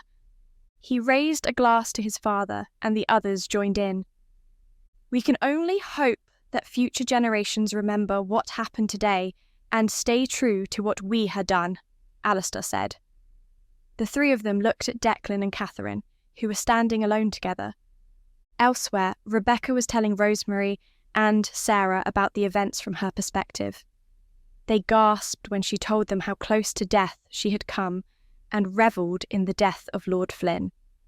Rebecca was careful not to speak too grandly about that while Catherine was in earshot, though. She felt sorry for the girl, who had lost her entire family now. Rebecca excused herself to go and speak to Catherine. Declan smiled sadly at Rebecca and then moved away, giving the girls room to talk. "Are you well?" Rebecca asked. "I think so," Catherine sighed. "I am sorry," Rebecca said. Catherine smiled wanly at her. "You do not have to say that." "I do, because I am. I know that it must be difficult for you, knowing that so much suffering has been averted because of your father's death. I hope that you bear Alastar no ill will, if there had been any other way." "I know. I thought I had made my peace with these feelings when my brother died. He was petty and arrogant, and he paid the price. My father was a cruel man, and he paid the price too. They were evil, and they took joy in others' pain. I cannot condone their actions in any way, and I can only hope that I am a better person than them. You are, but after it all, I still love them. They were still my family, and I mourn their passing. I suppose it is just difficult because I hear so many people celebrating his death. He was many things, but he was also my father, and I cannot forget that," she said. Rebecca bowed her head and placed her hand on Catherine's. "If you ever need to talk about this, I shall be available. I want you to know that you do not have to suffer in this alone." "Thank you, Rebecca. That is sweet. Declan is trying his hardest to understand, which I appreciate. I am sure I will be fine once the initial shock wears off. Indeed, and you have your own family to raise soon. You can raise your child in the right way and make sure that the mistakes of the past are never repeated." Catherine smiled. "That is my hope, although I will tell my child about his family. Perhaps one day I shall even return to England and claim my estates properly. They are mine by right now," she said. It seemed a small reward to Rebecca, but anything that would provide comfort to her was a boon. Rebecca was glad that Alastar had chosen to accept Blair's offer, and she told him this with great joy. The rest of the day was spent with the other Highlanders. Alastar and Rebecca were called upon to tell the tale of how they had prevented war from erupting. For such a fierce people, Rebecca noticed how none of them were really upset that they were not going to war. They seemed to be happy enough revelling in each other's company. In the evening, Blair came to them and asked them if they would like him to marry them. Alastar glanced at Rebecca, who nodded enthusiastically. She didn't want to wait another moment. They walked to the valley and were surrounded by vibrant flowers and chirping wildlife. Alastar and Rebecca walked hand in hand, flanked by the others. Everyone was smiling and all were happy. The rest of the Highlanders were keeping their distance, but the massive crowd did come with them, which Rebecca found strange. Both of them had been lonely, without much in the way of family, but now they were a part of something huge, and Rebecca had found happiness she never thought she would know. As the leader of the clan, it is a great privilege to be able to join two people together. From the moment I saw Rebecca and Alastar, it was clear they share one heart. They have suffered many trials, and they have been tested, but they have proven themselves to be worthy of this honour. They have saved us, saved these Highlands from war, and they are gonna save each other from loneliness. We have been through some tough times as Highlanders recently, but we have shown that we fight for glory and for love. We have seen boys grow into men. He turned to look at Declan, who beamed, and we have welcomed others into our lives. We are a proud people, and we are proud to share this moment with Alastar and Rebecca. Day ye agree to treat each other with respect, to defend each other's honour, and to always be truthful? He asked. I do, Rebecca said. I day, Alastar said. They turned to smile at each other as Blair gave them permission to kiss. A huge cheer rose up from the raucous crowd as they did so, and everyone celebrated the union. Can I confess something to you? Alastar said to Rebecca. She inclined her head, indicating for him to continue. I'm afraid that this is all a dream, and that I will wake in the dungeon again, he said. She took his hand and placed it on her heart. This is no dream, she said firmly, and there was no trace of doubt left in his mind. Read or listen the next story now. Save more with our bundles. Scan the QR code or click on the link in the description to read the next book in the series. Share this video with your friend or watch one of the following videos. Subscribe to our channel, like this video, and hit the notification bell to not miss any new audiobooks. Thank you for watching.